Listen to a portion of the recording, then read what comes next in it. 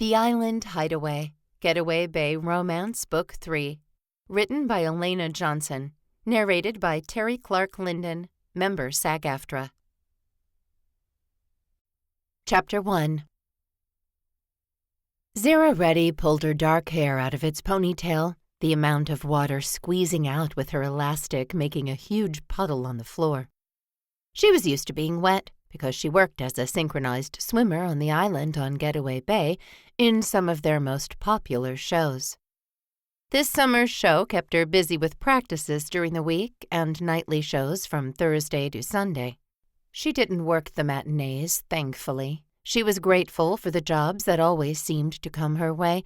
That way, she didn't have to go to work at her family's Indian restaurant in downtown Getaway Bay.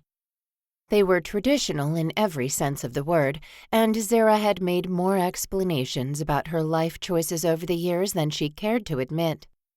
Her phone flashed violently with blue and green lights, and she checked her texts first as the other swimmers came into the locker room. "Are you coming with us to dinner?" Susie asked, taking Zara's attention from her device. "Oh, I don't think so," she said, lifting her phone. "I think I just got that house-sitting job." Susie wrung out her hair and started changing. "That's great, see? Up on the bluffs?" "Yeah, first time." She was an experienced house-sitter, and she'd completed a dozen or so jobs now. It was easy work, and she got to stay in some of the nicest houses on the island.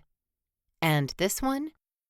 This one was the crown jewel of the mansions up on the bluff.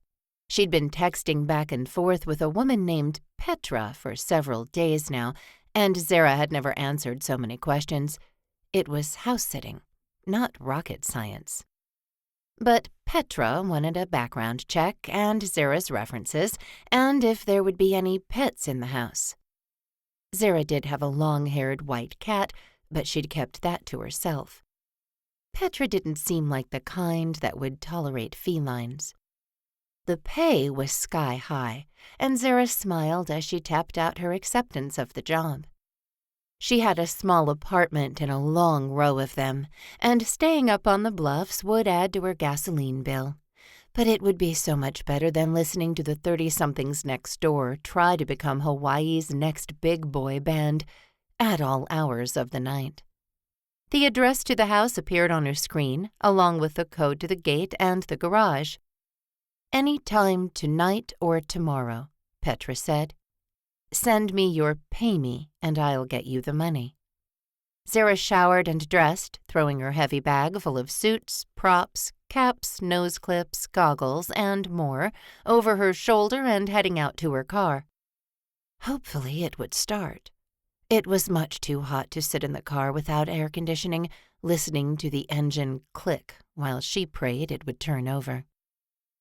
"With this new job," she muttered to herself as she crossed the parking lot, "you can maybe afford to buy a new car. One that actually started the first time." Sighing, she got behind the wheel and stuck in the key. Miraculously, the car started with the first turn, and she fiddled with the dials on the air conditioner to make it blow harder. Her phone rang, and she answered the call from one of her best friends, Ash Fox. "Hey, Ash." Zara put the car in reverse, trying not to let any of the jealousy she'd been experiencing when it came to Ash infuse her voice. See, Ash had been Zara's go-to friend when everyone else had a boyfriend. Ash never did. Ash sat behind her sewing machine almost all the time. Zara could always count on Ash.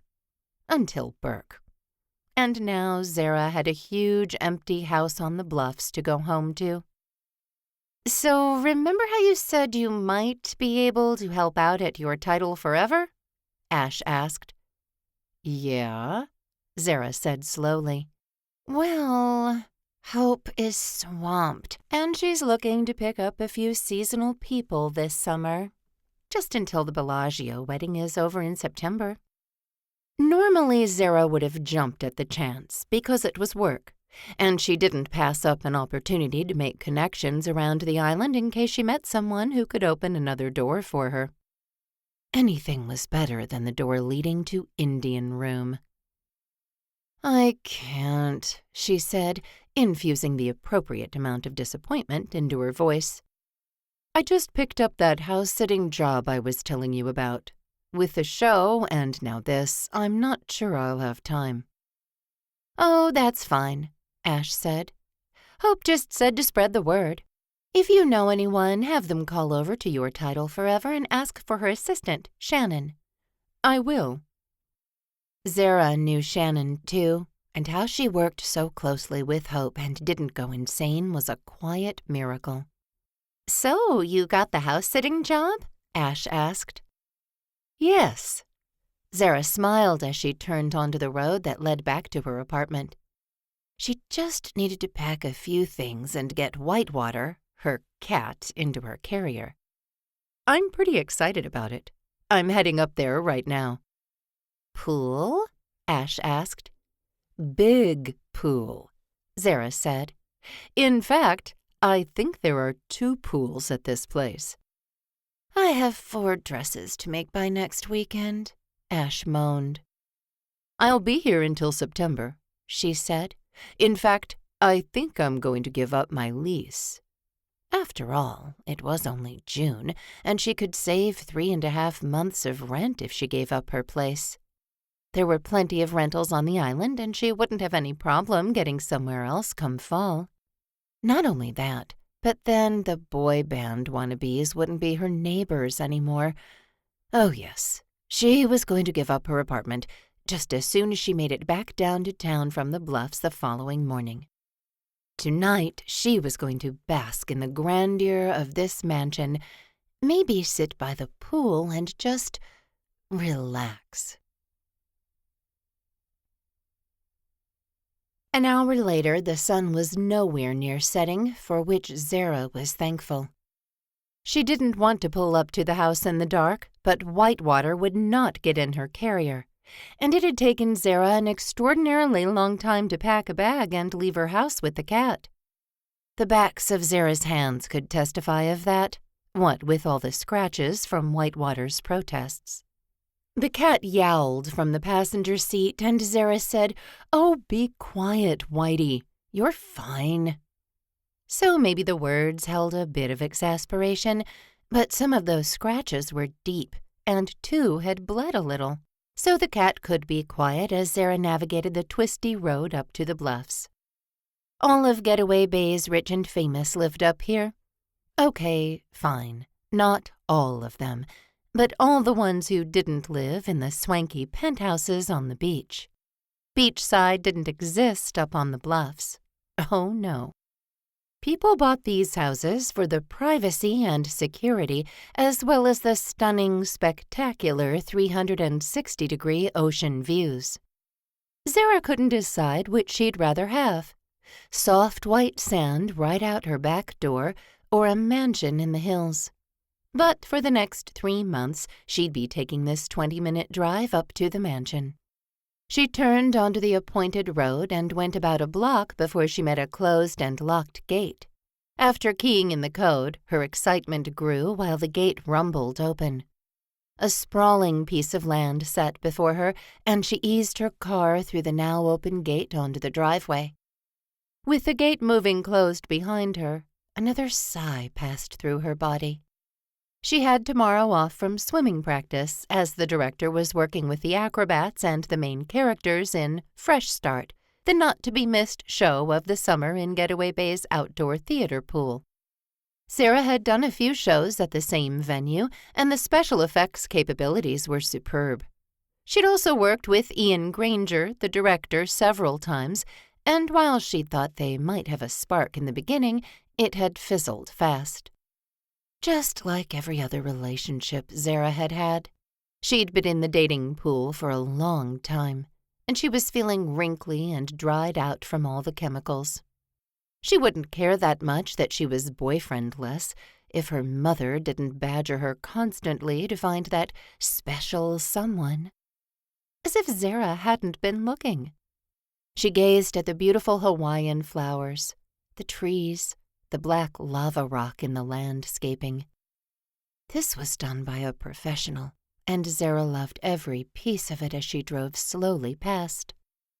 The house sat down a little hill, and it too spread out and up, boasting tall white pillars on the front porch which faced the ocean. Of course, 3 sides of this house faced the ocean, and Zara hoped the room where she'd be staying had a walkout balcony, or a patio, something where she could step from inside to out and breathe in the fresh air and hear the waves crashing on the rocks far below. She pulled up to the front door and peered through the windshield. "All right, Whitey," she said to the cat. "Let's go see where we're going to be living for a few months." Petra never had to know about the cat. The woman said she and her family would be overseas for the summer, thus the need for a house-sitter. So Zara killed the engine, walked around the car, and shouldered her overnight bag before picking up the cat carrier. At the front door, she keyed in the code and the lock disengaged. The alarm sounded once, and she stepped over to the keypad to disarm it. She hadn't gotten a separate code for it, so she put in the same numbers she'd used to unlock the front door. But that only made the alarm beep at her. The steady, every 2-second beeps made her want to stab something in her ears. She tried the code again, very aware of Whitewater's increased yowling. It was as if the cat was trying to harmonize with the incessant beeping. "Come on," she muttered when she put in the wrong digit and had to go back. She became aware of another sound amidst the chaos: growling. She turned to see a big black dog standing about 10 feet away, his teeth bared. "Oh!" Sarah exhaled most of the word as Whitewater started hissing inside the carrier. The dog barked, huge, booming sounds that filled the 2-story high foyer. With the beeping and the hissing and the barking, it was a miracle that Zara heard someone say, "Boomer, be quiet," just before a man came through the doorway and stood behind the dog. He paused when he caught sight of Zara, his eyes widening. He lifted the spatula he held like he'd use it to defend himself if necessary. "What are you doing here?" he yelled over the barking, the hissing, and the beeping. "House-sitting," she yelled back. "Who are you?" He looked like he could be a fashion magazine model, what with that dark hair all swept back into a man bun on the back of his skull. He opened his mouth, presumably to yell something else, and then rolled his eyes before striding forward. "I changed the code," he said, practically pushing her aside to punch in the numbers. The beeping stopped. He turned back to the dog. "Boomer, quiet." The dog stopped barking, and Zara tried not to be impressed. Tried and failed.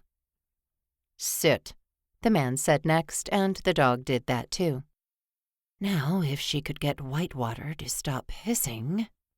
Their eyes met, and dang if Zara didn't have to jump back at the shock she received.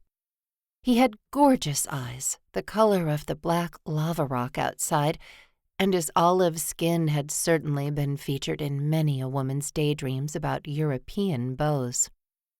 "Who are you again?" she asked, realizing he'd never said. "I'm Noah Wales," he said. "And I don't need a house-sitter." Chapter 2. Noah Wales would not be swayed by a beautiful pair of eyes, or all that dark skin, or the curves this woman possessed. Oh no, he would not. Wasn't that the whole reason he'd come to the island house in the first place? To get away from women like the one standing in front of him? Yes, it was. He blinked and backed up a step, though this was his house.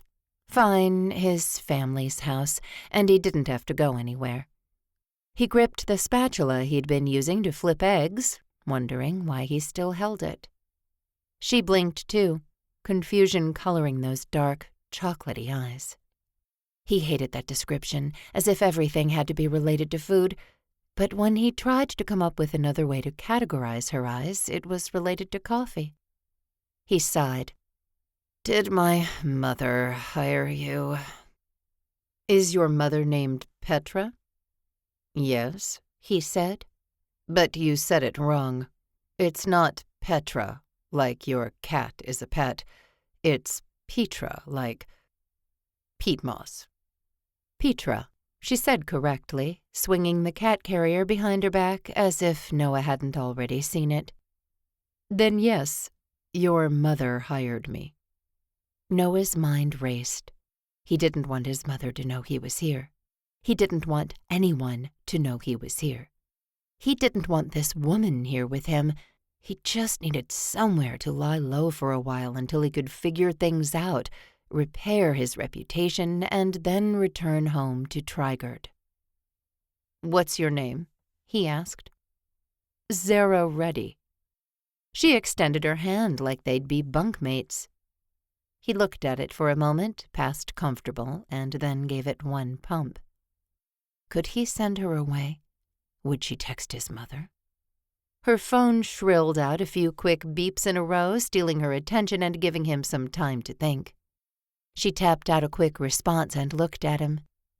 "So, what are we going to do?" "Well, I really don't need a house sitter," he said. Boomer's claws clicked against the tile as he came closer. "As you can see, I have a guard dog, so I'll be fine." "I need this job," Zara said, her phone chiming in rapid succession again. "I've already sent your mom my payment info." Noah nodded. "That's fine. She doesn't need to know." So maybe he spoke the last sentence with a little too much feigned nonchalance, because Zara's perfectly sculpted eyebrows went up. "She doesn't?" She cocked her hip and put the hand holding her phone on it. "Does she even know you're here?" "This is my house," he said. He didn't have to defend himself to her. An inward sigh practically had him giving up. The truth was he had to defend himself and his actions to everyone. He had since the moment he was born into the royal family, the Wales of Trigard. "Your mother hired me this afternoon," Zara said, a definite measure of desperation in her words. "I'll bet she said no pets." He cocked an eyebrow at the cat carrier where a definite low meow still emanated. "You have a dog," she said, "and he's huge, and he's definitely the shedding type." "This is my house," he repeated, wondering if she'd even heard him the first time. Her phone rang this time, and she sighed like he was the most annoying man on the planet and said, "Excuse me a moment, would you?" She lifted her phone to her ear without waiting for him to say anything. "Hey." She turned her back on him and wandered a few steps further into the house. Noah needed to get rid of her. If any reporter saw her come through the gate, there'd be a dozen cameras watching the place. Where had she parked? Probably right out in the open, and he groaned as he turned to look out the tall, skinny windows that flanked the front door. Yep, her beat-up sedan sat right there, out in the open for anyone to see. "Sorry," she said, and he turned back to her. "There's this huge celebrity wedding on the island this fall, and the owner of the wedding planning place needs extra hands all summer." She shook her head as if she was saying something crazy, but Noah seized onto the information. "Is she paying, or is it volunteer work?" If he could get some volunteer credit, maybe he could start to repair some of the damage he'd caused in Venice. "I think she's paying." Zara squinted at him. "Why?" "Why what?" "Nothing." "You have a look in your eye." "What look?" He scoffed.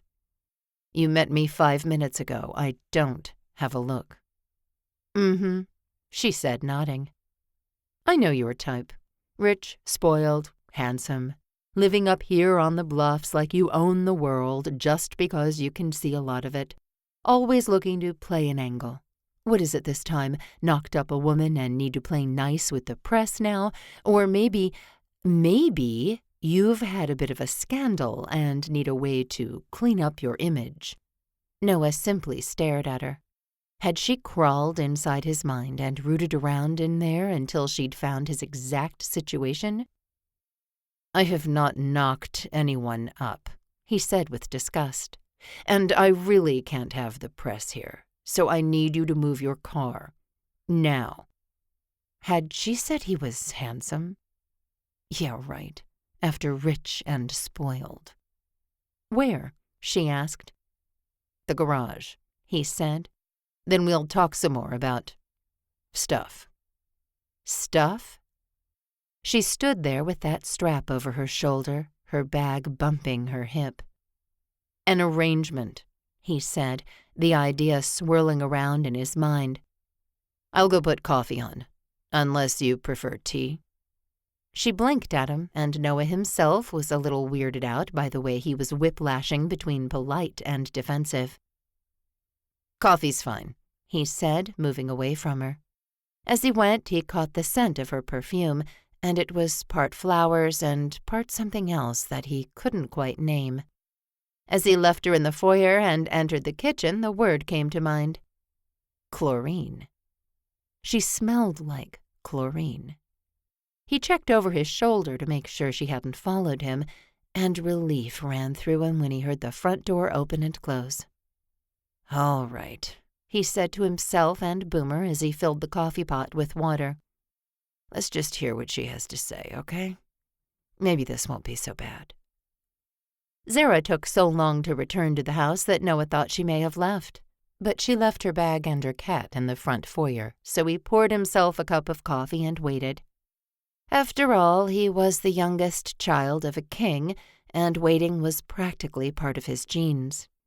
When she finally did come in, it wasn't through the front door, but the one that led into the garage. This place is huge, she said. Did you know there are 4 doors leading out of the garage? I thought I'd never find my way inside. Noah smiled at her, enjoying the exuberance in her expression. Well, you found the right one at last. He indicated the coffee pot and the ruby-red mug he'd gotten down for her. Coffee? She eyed him as she moved closer and poured her own cup of coffee. After putting in a spoonful of sugar and quite a lot of cream, she stirred and faced him again. So, Noah, you sounded like you had a plan. Sort of, he said, his mind still tripping on some of the finer details. Where did my mother say you'd be sleeping? Sarah set her coffee mug on the counter and pulled out her phone. Let's see. She said I could have any of the guest rooms to the right of the main staircase, or I could stay on the main level in any of the 3 rooms on the west side. She looked at him. I thought you didn't need a house sitter. I don't. Then what? I need the privacy of this place, he said carefully. I know my parents won't be back for months. I need to lie low for a while. No one can know I'm here. He didn't know Zara at all, but she seemed like a smart woman. Her quick wit, while they'd traded jabs in the foyer, told him she might be able to pick up what he was laying down without him having to spell it all out. So you want me to house sit? She made air quotes around the last 2 words. To keep people away, so they think no one's here? Bingo, he said. And you can stay here, get paid for sitting the house. Lie by the pool, bring up groceries, whatever you were planning on doing. Bring up groceries, she said. You mean your groceries. I might make a few requests, he said, as if that were a perfectly reasonable thing for him to do. Then he wouldn't have to go into town. The idea really was coming together. Everyone will think the house is empty. The paparazzi and cameras won't need to stay or try to find me here. Whoa, paparazzi? They're relentless, he said, and they know I left Venice. He hoped they didn't know where he'd gone yet. He really just needed some time. Oh, of course, Zara said with sarcasm dripping from the words. Venice. Noah regarded her coolly. So she was beautiful, smart. But she had a cat, and he generally disliked felines. Boomer didn't seem to mind, as he'd followed Noah back into the kitchen and now lay panting near the fridge. "So here's my deal," he said. "You can stay here as you'd planned. Pick any of the rooms on my mother's list, but I am staying on the second floor to the right of the staircase. Use the pools, all of that." He took a step toward her, surprised and even more attracted to her when she didn't back away from him. "But no one can come up here, so no pool parties or anything like that. You'll get the groceries and other things I might need so I don't have to leave the house. You'll still get your summer here. You'll get paid. And you? What do you get from this?" She folded her arms. "Because I'm not one of those women." Her dark eyes flashed dangerously. Noah laughed. "Trust me, Zara. I'm not one of those men either. I just got out of a really bad relationship. I'm not looking for another one." "Or a summer fling," she said. "I don't do flings." "Great. Makes two of us." Just because she made his stomach flip didn't mean he was going to act on the attraction. "You still haven't said what you're getting from all of this," she said, "except me buying your groceries and running your errands and taking care of your house." Perhaps she had heard him when he'd said this place was his. "I get the time I need," he said, "the anonymity I've never had, and the chance to volunteer on that celebrity wedding." Her eyebrows went up again, and he wondered if she practiced such a flawless motion in the mirror. "Why would you want to do that?" she asked. "I have my reasons," he said. He'd been raised to serve others, and volunteer work was the best way to repair bad public perception. Now, if Noah hadn't been the bad boy of Trigard, he definitely wouldn't have logged over 10,000 volunteer hours over the past 31 years of his life. "So, what do you think?" he asked, calmly taking another sip of his coffee, the way he'd seen his father do many times. Zara studied him for several long moments, clearly working through something in her mind. Probably a lot of somethings. Finally, she said, "I think I'm crazy. I can't believe I'm going to say yes to this." Noah grinned at her and plucked his own phone out of his shorts pocket. "Great. I'm just going to need the number of that wedding planning place." Chapter 3. Zara stood in the doorway of bedroom number 3, deciding it was the best one. It sat way down at the end of the hall, past the other 2 rooms. It had its own attached bathroom, and it had a set of double doors directly ahead where the evening sunlight still shone through. She groaned as she stepped across the threshold, her overnight bag holding hardly anything but weighing so much on her shoulder. Probably because she'd been carrying it for the past 20 minutes as she figured stuff out with Noah. "You must be insane," she muttered to herself as she closed the door behind her. The knob had a lock, which she pressed, and then she could truly relax. Not that she thought Noah would come barging into her bedroom. For some reason, she got the vibe that he'd stay up on the second floor this summer. Even the pool was too out in the open for him, something she'd gathered as the panic from having her car parked by the front door instead of in the garage had rolled across his face. And yes, there were 4 doors leading out of the garage, but Zara wasn't an idiot. She just needed some time to do a little Google-foo online. Noah Wales was a prince. A freaking prince, she said to the fake flower arrangement on the dresser. It was dust-free, and she wondered if she'd be the maid this summer or if Petra had someone coming in. Because if she did, Zara wanted to be around when Noah met the maid. She actually smiled thinking about it. With her bag on the bed, she rolled her aching shoulders and stepped over to the double doors. The gauzy curtains billowed as if a bit of a breeze had come in, but Zara knew this house was locked down tight. She flipped several switches until she found the one that controlled the ceiling fan, and then the curtains really went swish, swish, swish. She pulled them apart and unlocked the door, pushing it open in the next moment. The warmth from the sun felt glorious on her bare arms, and she drew in another deep breath. This was definitely the best bedroom choice, as it had a small patio with a table built for two and a waist-high railing with a gate in it that led to the pool.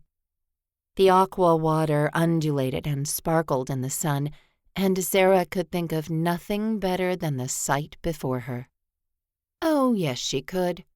She could imagine a situation where she lived in this beautiful mansion alone for the summer, making a battle plan for her dating game in the fall. Nice view, isn't it? Horror struck her right between the ribs at the sound of Noah's voice. She shaded her eyes as she glanced around, finally finding him on the second-floor balcony to her right. "I'm surprised you came outside," she called back. "What if a reporter has a camera on a drone?" His eyes flew to the skies, and she giggled as he ducked back under the eaves of the house, moving all the way out of sight a moment later. She heard him say, "You think you're so funny," before a door closed. Zara did think she was funny, and now she knew how to get Noah out of her hair should he ever annoy her. Ever annoy her? He'd annoyed her from the moment they'd met. "Playboy," she said to the pool. A playboy prince. Which was exactly the last thing Zara needed in her life, even if he did have gorgeous hair and eyes, and a smile that had probably cost the king several $1,000s. And he wasn't going to stop her from having the summer of her life. She owned no less than 10 swimming suits, and she went back into her bedroom and changed into one she didn't use for work. Pairing that with a billowy white cover-up, she padded down the hall and around the corner and down another hall into the kitchen to see what Prince Noah had to drink in the fridge. She'd definitely be getting her steps in just by traveling from her room to the kitchen for meals. The fridge was easily 10 feet wide, with huge double doors that swung all the way open.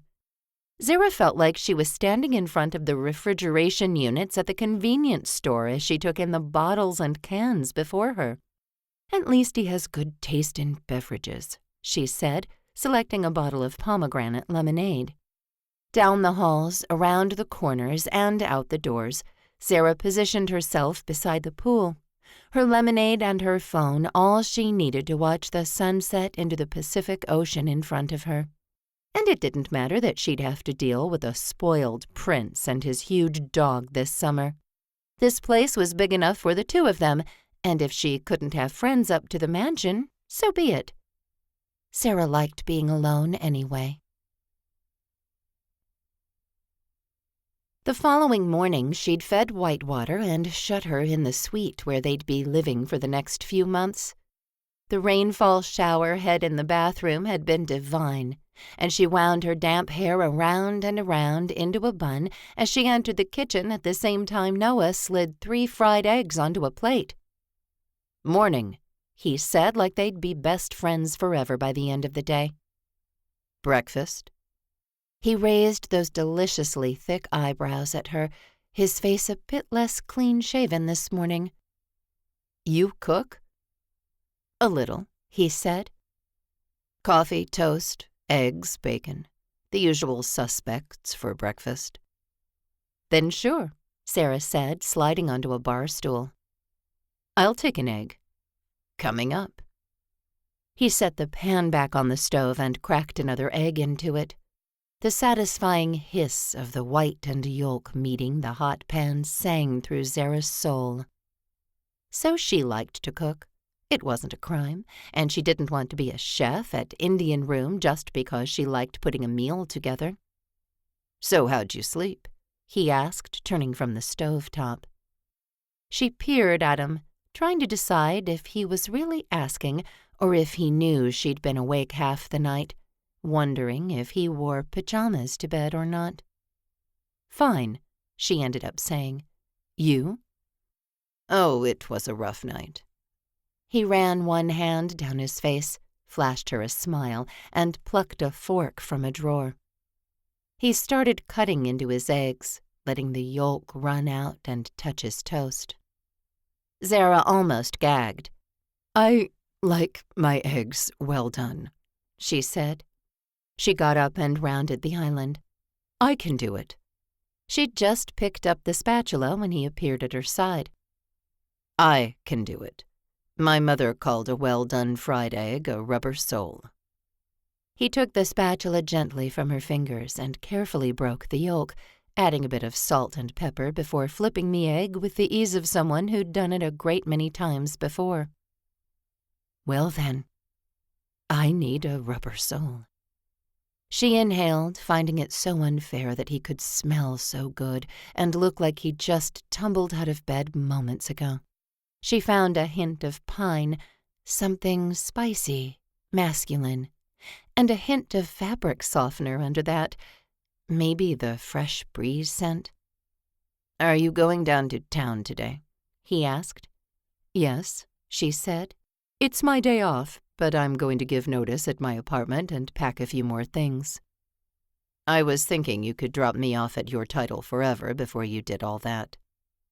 Zara backed up a few steps, finally realizing how close they stood together. In the next moment, he turned from the stove too, the pan in his hand.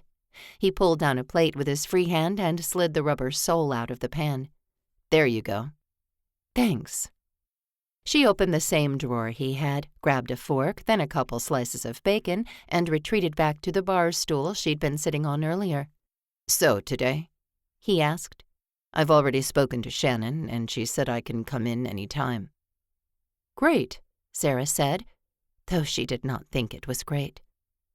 "We can go any time then, unless of course you were planning to shower before leaving the house." His eyebrows puckered for a moment, and then he dropped his gaze to his food so she couldn't read it. "Maybe I should get your number," he said, ignoring her jab about showering. "Then I can let you know when I'm ready to go." "I'm not a car service." She bit off the end of a piece of bacon, imagining it to be his head. "Fine," he said, his dark eyes flashing dangerously. "Then when do you want to go?" "You tell me." "But you just said you weren't a car service." "Because you made it sound like you'd just text me when you were ready, and I should come running out, keys ready." Zara had plenty of her own fire inside, too. She tossed the half-eaten piece of bacon on her plate and stood up. "I'm going to go eat in my bedroom." She'd taken 4 steps, nowhere near enough to get out of the kitchen, when he said, "Wait." He sounded a bit contrite, so Zara paused and turned back to him. "I'd still like your number, and yes, I need to shower. Maybe we could go in about an hour." Ah, so the prince could be nice. Zara smiled, hoping it came off as sweet. "Sure, I'll meet you in the car in an hour." She turned and started walking away again. She'd never be able to storm out to make a point the next time they argued. This house was too freaking big. "What about your number?" he called after her. "Yeah, I'm still deciding on if you need that or not." She finally reached the hallway and turned left as he started to chuckle, a sound that wormed its way under Zara's skin and into her bloodstream, no matter how much she wished it wouldn't. An hour later on the dot, she opened the door from the kitchen to the garage to find Noah already there, the huge double doors already open and letting in tons of sunlight. "So how are we going to do this?" he asked, peering down through her back door windows. "Do what?" He straightened and faced her, and Zara's heart did a little jig in her chest. So he was extremely good-looking, handsome, some might even say gorgeous. Drop-dead gorgeous, Zara thought, her own mind betraying her. No wonder he needed to do some volunteer work to repair his image. He probably had women throwing undergarments at him, and he probably hadn't resisted all that much. She shook her head, trying to clear the thoughts. She didn't know him, and it wasn't right of her to make such assumptions about him just because she'd read a paragraph off the internet about him and his royal status. "I can't be seen coming and going from here," he said. "People have to think you're house-sitting." "Oh, right." Zara glanced around the garage, but it was like the prince and his family didn't really live here. "Do you have any blankets or anything? We could pile those on top of you." Inside the house, his dog barked, and Noah looked over her shoulder. "He has to be quiet, too. If someone gets too close to the house and hears him, they'll know I'm here, too." "Are you guys like a package deal?" she asked. "Wherever you go, Lassie does, too?" Annoyance flashed across his face, but Zara didn't mind all that much. "His name's Boomer," he said icily. "And yes, he goes everywhere I do. And the paparazzi know it." "Maybe you should have named him something like Whisper," Zara said. Noah rolled his eyes and said, "I'll go get some blankets." She stepped out of his way, enjoying herself a little too much. As soon as he'd gone, a knot of guilt struck her in the gut. She should be nice to him. He was obviously concerned about the media finding him, and something he'd said last night flowed through her mind. "The anonymity I've never had." Zara's guilt doubled and then tripled, and she sighed under the weight of it. When Noah returned, she said, "Sorry for how I've been acting. I was expecting to be here alone this summer." Noah blinked at her over the pile of blankets in his arms. "You've been acting badly?" The urge to roll her eyes was so strong, she almost couldn't stop herself. Luckily she did, and she stepped forward to take some of the blankets. "I have been. I'm sorry. I'm sure we'll get used to our living arrangements." Noah put that charming smile on his face, and Zara could definitely see how he'd gotten himself into some trouble with that. "All right. Well, thank you for apologizing. Now, let's see how this works." Chapter 4.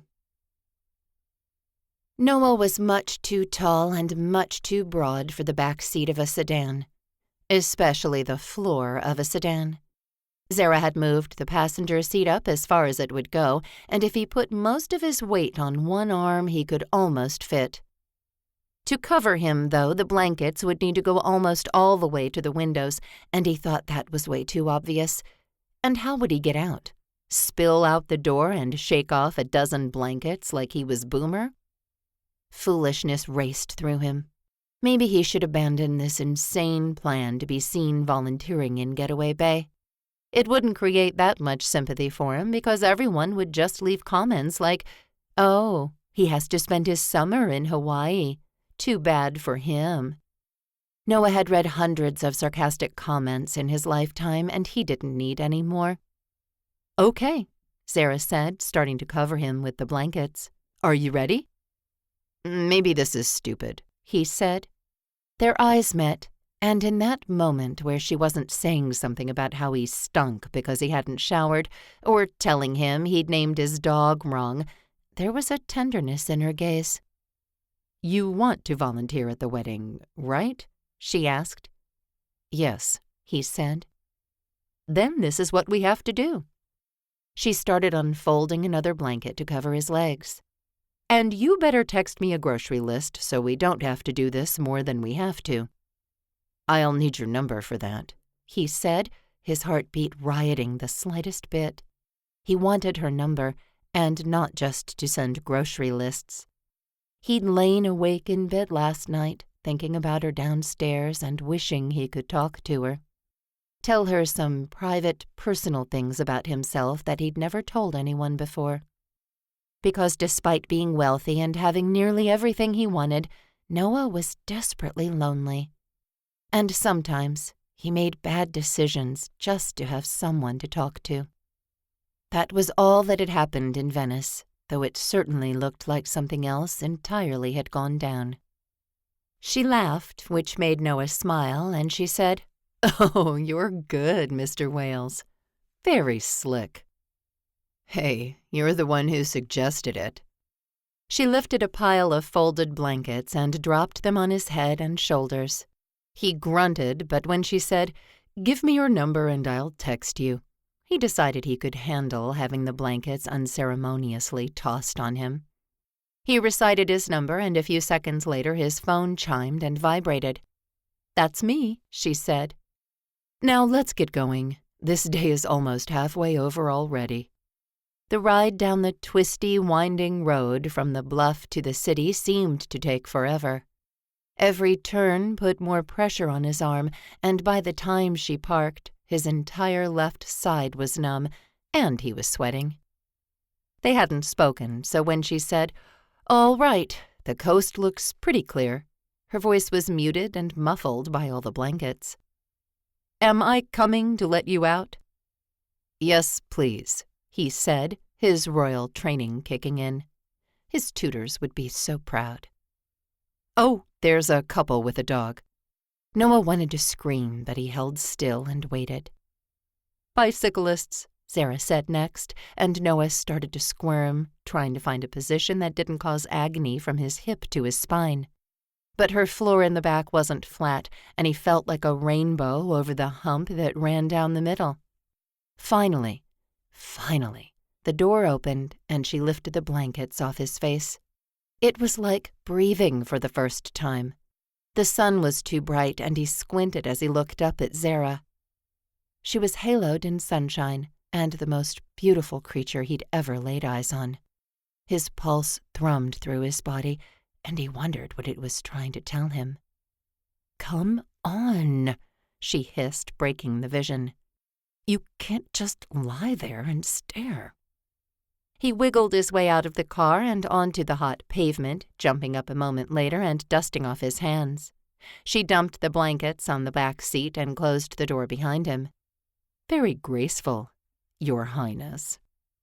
Noah froze, his heart racing around his chest for a completely different reason now. "So you know." "I have a smartphone," she said.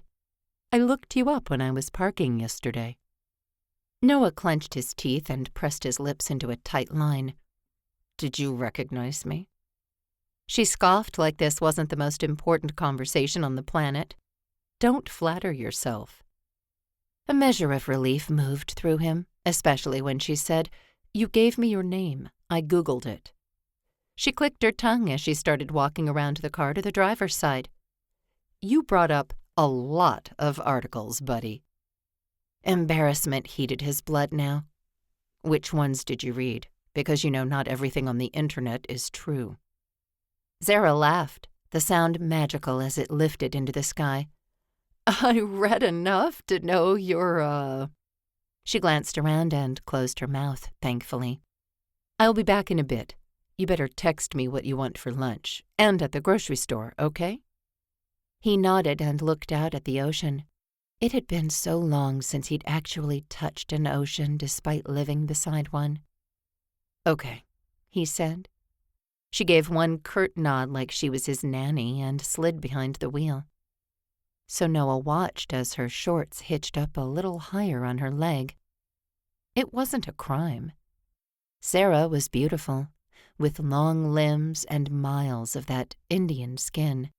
Noah looked away and walked toward the boardwalk that would lead him down the beach a bit to the offices of Your Title Forever, hoping that by the time he called his mother that night, he had an action plan in place.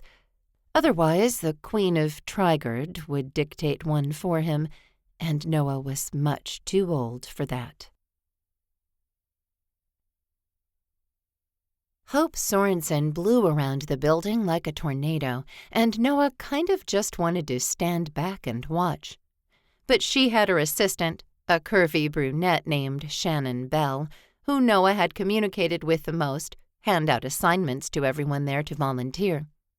Shannon put him to work on the invitation committee, which turned out to be the absolute worst place for him. He didn't care what font was used on the announcements. Then he realized they hadn't even been talking about the actual announcement, but something called the Save the Date card that needed to be out in the next 3 days. Apparently, if it wasn't, the world would end, or something. The 4 women at the table with him kept looking at him, as if he had something to say. So he threw out things like, "I think the cerulean is nice there," and, "Honestly, I don't think the seal matters." They took his advice on the blue, though he had no idea why, but one woman actually gasped when he said the bit about the seal. It was a sticker, for crying out loud. But Noah had never been married, so clearly he didn't understand the importance of pictures and colors and stickers. Oops, seals. His mother would be all over this, and Noah found himself thinking of her a lot during the 2-hour meeting. Then he got put on something he could actually get behind: addressing envelopes. It was boring, tedious work. Every time he messed up and had to reposition a sticker, he felt a bit bad at wasting the paper. But at least he could see something getting done. In Noah's opinion, there was absolutely nothing worse than a meeting. He was convinced the good Lord had invented them just to torture men like him. Now, his father adored a good meeting, which summed up exactly how different Noah was from his father, the king of Trigard. About the only thing they had in common was the fact that they both wanted the queen to be happy. And there was that thought of his mother again. Noah would call her as soon as he got back to the privacy of the house. With the thought of the mansion, his thoughts turned to Zara. An exasperated sigh slipped from his lips, and he hadn't even seen her for hours. He just wanted some time to himself, time to figure out why he still didn't know what to do with his life after 31 years. But her being the house-sitter would testify that the house was indeed empty, and the mansion was huge. Noah could probably go days without having to see her, and he just might. "Those look great," Hope said when she buzzed into the room. 4 long tables had been set up, and no less than 10 people worked to type in addresses, print them on labels in a font that had taken 15 minutes to choose. "You went with desire?" Hope asked, picking up one of the ivory envelopes. "And are these from our scented line?" She brought the paper to her nose. Ah, yes. Vanilla creme.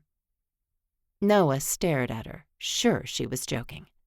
But the small smile on her face wasn't of the kidding kind. He tuned out the redhead who explained how the decision to use the font had transpired, and instead focused on getting that return address label exactly squared away in the corner of the vanilla creme envelopes. This wedding was actually the union of 2 celebrities, one of whom lived right here on the island. Apparently, Colin Marsh was a huge action star, and he was marrying a woman from one of those reality TV shows. So the island would be crawling with reporters. Thankfully, those who wanted pictures of a prince from a tiny island in the Greek Isles didn't usually run in the same circles as those capturing Hollywood stars. He thought he'd be okay. He hoped. He'd actually prayed for it while he was underneath those blankets, coming down off the bluffs in the back of Zara's sedan. With only 200 envelopes left to stuff and label, his phone buzzed against his hip. He pulled it out and checked around the room like he was doing something wrong. But he was a volunteer. Hope couldn't fire him. Still, all he'd ever done in his life was volunteer. Serve. He'd never had a real job to speak of, and his mother had always taught him to live in the moment, be present. Put your phone away. But it was Zara, and she was asking him how much longer he thought he'd be. He glanced around at this pop-up post office and texted back, 30 minutes. I'll be straight out from the front doors on the beach. Noah acknowledged that he'd come find her when he got done, and promptly slid his phone back in his pocket, glad he'd made it through a 4-line conversation without wanting to say something sarcastic to Zara. Baby steps, then. 45 minutes later, he'd agreed to come back on Thursday to help with the construction of something. All he knew was that Hope had asked him to be there for something requiring hammers, saws, and a nail gun. He was all over that, as the castle at Trigard had a crew of 6 gardeners and 4 maintenance men, and the closest he ever got to building something was when he tried to fix some stupid misunderstanding between him and the rest of the world. He left your title forever in favor of the hot afternoon sun. It actually soothed him as his dark skin drank it up, and he sighed. He found Zara on the beach all right, wearing a black swimming suit that showed the entire length of her toned, tanned legs. She carried a beat-up surfboard under one arm as she laughed with another man. Something hot and spiked roared through Noah, and he paused, still back on the loose sand. Who was that guy? Did Zara have a boyfriend? Why Noah hadn't thought a woman as beautiful as Zara wouldn't, he wasn't sure. But the thought had never crossed his mind. It was crossing it now, and Noah didn't like it. Not one little bit. So he was jealous. Didn't mean he wanted a new relationship with the gorgeous Zara Reddy. It just meant he was a male and had happened to notice that Zara was an attractive female. After all, they didn't get along, and her having a boyfriend would actually be a good thing. Maybe then she'd leave him alone in the mansion. Maybe then he could stop thinking about her.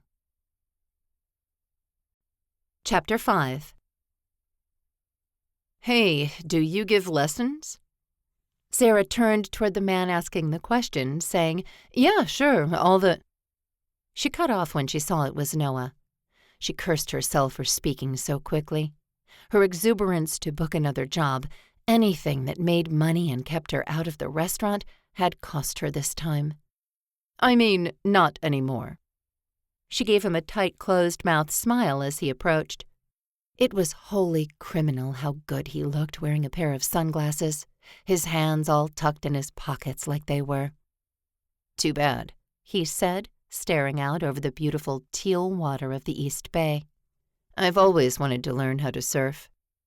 You grew up on an island and don't know how to surf? Zara stared at him, disbelief racing through her. That's just wrong. The water's not exactly the same, he said, glancing in her direction. She couldn't see his eyes, but she was sure he was glaring. The heat of his look seared her, so her assumption had to be right. He seemed to be focused on Burke, and Zara startled before stepping between him and Ash's new husband. Should we go? Burke edged closer, though, his smile wide as he said, Hey, I'm Burke Lawson. Holden Montego, Noah said, shaking Burke's hand. And the name sounded so true. It had flawlessly slipped out of his mouth as if he'd said it thousands of times before, and Zara wondered if Noah Wales was even his real name. Probably not, she told herself. Are you two together? Noah asked, and Zara almost choked. No.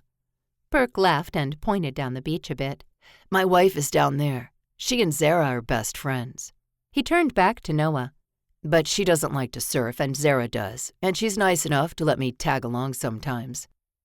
So nice, Noah said with a hugely false smile in place. Okay, Zara said. Time to go. If he wants to surf, we could rent a board, Burke said, making things infinitely worse. Oh, no, Zara said, shaking her head. No, he's not even wearing swimming trunks, and we need to get... She didn't know how to finish the sentence. She couldn't say home, because then Burke would be suspicious about their living situation. Heat flared in Zara's body, especially when Noah just stood there, mute. If he could make up pseudonyms on the spot, couldn't he come up with a reason they needed to leave the beach? Of course he could. Get where? Burke asked, glancing between the two of them. He took a couple of steps closer to Zara and asked in a near whisper, Are you two dating? What? Zara's laughter was probably too loud. She didn't care. No! She scoffed and shook her head, looking at Noah just standing there. No, we are not dating. I'm just giving him a ride somewhere, she said, seizing onto the perfect excuse. You know how I do that my car, your destination thing sometimes. A sour look crossed Burke's face.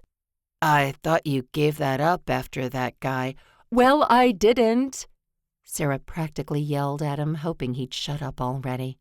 The last thing she needed was Noah finding out about the incident that had ended with Zara sitting in the police station, giving statements until 3 o'clock in the morning.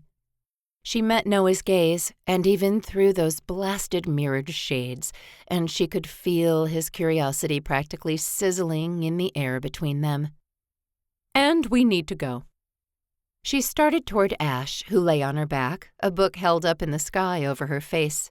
She reached her friend and said, "I'll call you later, okay?" "Okay," Ash said, totally unconcerned. Zara shoved her clothes in her bag and wadded up her towel under her other arm. She marched up the beach away from her friends without checking to see if Noah was behind her. He was. He had no other way back to the house, and he couldn't stay down in town out in the open. Sure enough, she'd pulled on a t-shirt and tossed her beach stuff in the back seat when he joined her. "They seem nice," he said. "So nice," she echoed back to him in a sarcastic voice, the way he had to Burke down on the beach. She set to work tying her board to the top of the sedan, surprised when Noah helped by securing the lines on his side. Zara snuck glances at him across the top of the car, finally finishing and saying, "Thank you." She didn't mean to sound so begrudging about it, but she couldn't suck the words back in and try again. So she got behind the wheel of her car and then jumped back out. "Oh, the blankets." Noah groaned as he opened the back door, and by the time she made it around to the passenger side in the back, he was in position. "I'm sorry," she said. "Maybe you could sit in the front and just lay your seat down."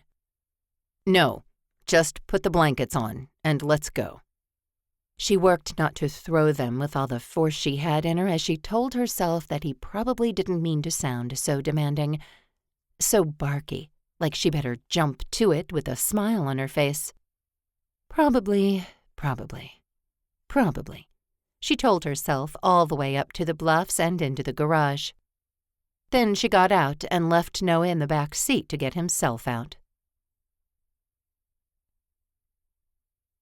The scent of freshly baked bread and cinnamon urged her awake the following morning. Zara rolled over and breathed in deep, comfortable and warm and still woozy. She'd been having the best dream about lying by the swimming pool at the mansion, a smoothie from the straw on the ground beside her chaise. The sun was glorious, the view even better. And then Noah had come out, bringing pizza and chocolate chip cookies for her. He'd put them on the table nearby and taken off his shirt. Zara's eyes snapped open. No, she had not just had a summer fantasy about Noah. The man was absolutely maddening, even if he knew his way around a kitchen. She sat up and pushed the comforter off her legs. She wasn't even that hungry. Her stomach chose that moment to protest loudly about how long ago her last meal had been, and she reached for her phone to see how late she was. "Only 7:30?" she asked, as if she couldn't believe the numbers on the home screen of her phone.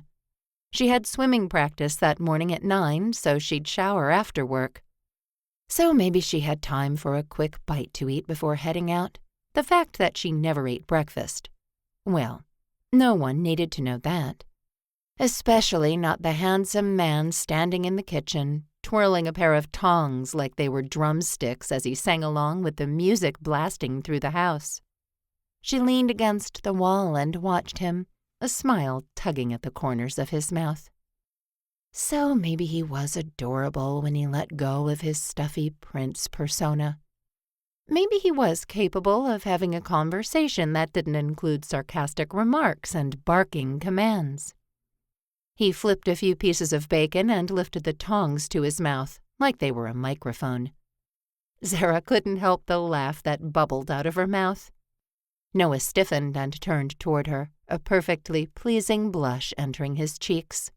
"Oh, go on," she said with a sweeping motion of her arm. "I have a feeling we were just getting to the good part."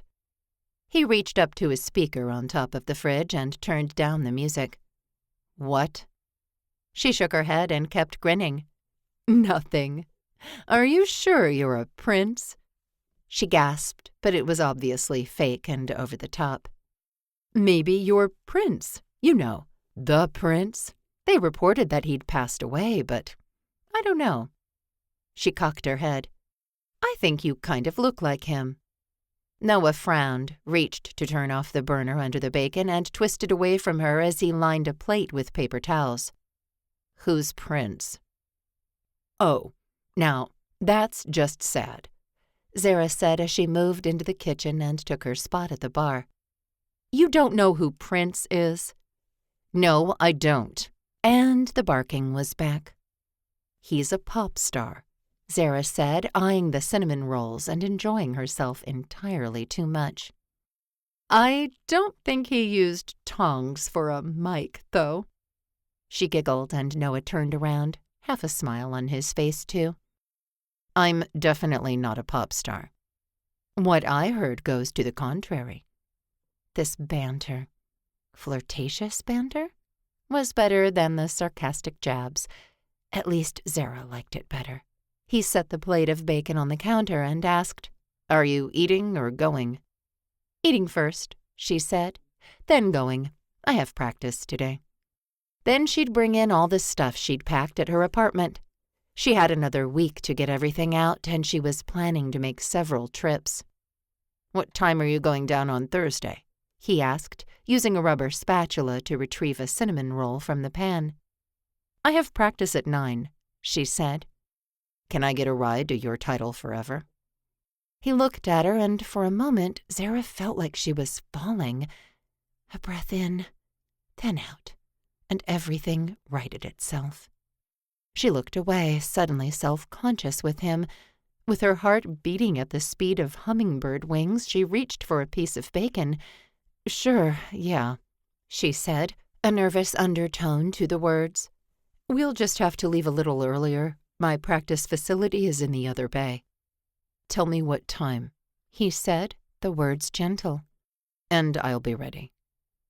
Zara nodded and busied herself with bacon and frosted buns, this new energy between them completely different than before. Had he felt it too? Had she just never looked him fully in the eyes before? She wasn't sure how she even felt, and her stomach turned over and over as she cleaned up her dishes, gathered her swim gear, and drove down to town. As she pulled into the parking lot at the amphitheater, where they'd be practicing that morning, Zara realized she'd been attracted to Noah. Physically and emotionally attracted to him. Not happening, she muttered to herself as she heaved her heavy bag onto her shoulder and joined a couple of other women heading into the locker room. So not happening. After all, he was a prince in a country several oceans over, and she was a synchronized swimmer with a very traditional Indian family. The very idea of bringing Noah home to meet her parents was laughable, and caused a healthy dose of fear to tumble through her. Her mother would eat Noah for breakfast. No, she'd house sit for the summer, keep the paparazzi away from Noah. She'd get to lie by the pool and drink her fruity smoothies and perform in her shows at night. Noah would do whatever Noah was doing in Getaway Bay, and then Zara's life would go back to normal. She took a deep breath, getting quite the lungful of chlorine, satisfied with this new plan no matter how much her heart wailed at her to please give Noah a chance. "Do you want to get broken?" She asked it as she changed into her dark blue practice suit and made sure she had her goggles and nose clips. "Because that's what'll happen. Men like Noah, they break hearts." Her pulse finally settled after that, and she could focus on what she needed to do that day. Master the 360 leg kick while wearing heels in the swimming pool. She definitely didn't have room for Noah Wales in her brain, too. Chapter 6. Noah checked all the internet gossip headlines, and he only found one talking about him and Katya. Nothing he hadn't seen or read before, even if none of it was true. Truth didn't matter on the internet, nor to the journalists that reported on celebrity news. This particular one had been on his tail for a decade, and Noah was honestly surprised he'd been able to sneak out of Venice without the guy knowing or following him. Tomas seemed to know where Noah was before Noah himself had a plan. He stood at the sliding glass doors in his suite, looking out at the ocean. He had always wanted to learn to surf, and he'd been doubly excited to learn if Zara would be the teacher. "And that makes no sense," he murmured to his faint reflection in the window. He couldn't even step out onto the balcony and breathe in the Hawaiian air. No, he hadn't seen any drones out. No one sniffing around the house. Nothing. Of course he hadn't left the house for more than the few hours he'd gone down to Your Title Forever. And then a few minutes on the beach. No one had recognized him. Of course, all the people at the wedding planning business had been so focused on the tasks they were doing for the Marsh wedding, and people at the beach didn't care who else was there. Noah had the strangest urge to leave this house. He'd never had a problem being confined to a castle before. He'd done it many times. He'd been late to a few interviews because he was working with the Grandparents' Patrol in Trigard. The reporters had been rude, and Noah may have snapped back at them. It was something no one else in his family would have done. They would have smiled and apologized, answered all the questions, and kept the family's public image through the roof. Noah was obviously the black sheep, the bad boy. He shook his head. After that incident and the multiple articles that had been printed about his short fuse, he'd started to work at the library with underprivileged children in the country, as well as keep his hours with the elderly. That had gone well, and he'd managed to build back up most of his image. He didn't mind the work, but he felt like he wasn't really doing anything with his life. Damien, his older brother, would take over the kingdom, and he was practically perfect in every way. But he didn't spend hours and hours volunteering the way Noah did. His sister Louisa dealt with a lot of the same pressures as Noah, but she was prim and proper and actually liked it. She had a serious boyfriend she'd been dating for 5 years, and the wedding plans had been in the works for a solid 18 months. Noah hadn't received a save the date for his own sister's wedding, which meant it was still months away. He had no doubt Louisa would tie the knot with Eric Newman because they were a smart match, and they loved each other. Noah had wondered many times over the years if he'd ever find someone he could love. He'd considered leaving the island country where generations of whales had been born and raised and going to America, finding a job and living a more normal life. No one would recognize him, and he'd find someone to live the rest of his life with, the way they did in those romance movies his mom loved so much. He sighed and turned away from the window. Boomer barked and Noah rolled his eyes. "Come on, then," he said, and opened the bedroom door. Boomer scampered through the door, his claws clicking on the tile in the hall. He ran downstairs, and Noah supposed his bathroom needs were quite urgent. Following, he paused just before the door and opened it a crack. Boomer nosed his way out, and Noah stayed out of sight. If there was someone around and they saw his dog, though, they might as well have seen him. He could probably go outside just for a few minutes while his dog took care of business. He did, his bare feet touching the grass, and found it hot. Of course it would be hot. It was June in Getaway Bay in the middle of the day, and everything was hot. He tipped his head back and looked into the sky, taking a deep breath of the stale, heated air. It wasn't that much better out here than inside, but he somehow didn't feel as caged. Inside, a door slammed. Boomer barked and headed back in, and Noah turned that way too. "It's just Zara," he said to the dog, but Boomer barked a couple more times, and then Zara started giggling. The sound wormed its way right under his skin, heating his blood and making his pulse accelerate.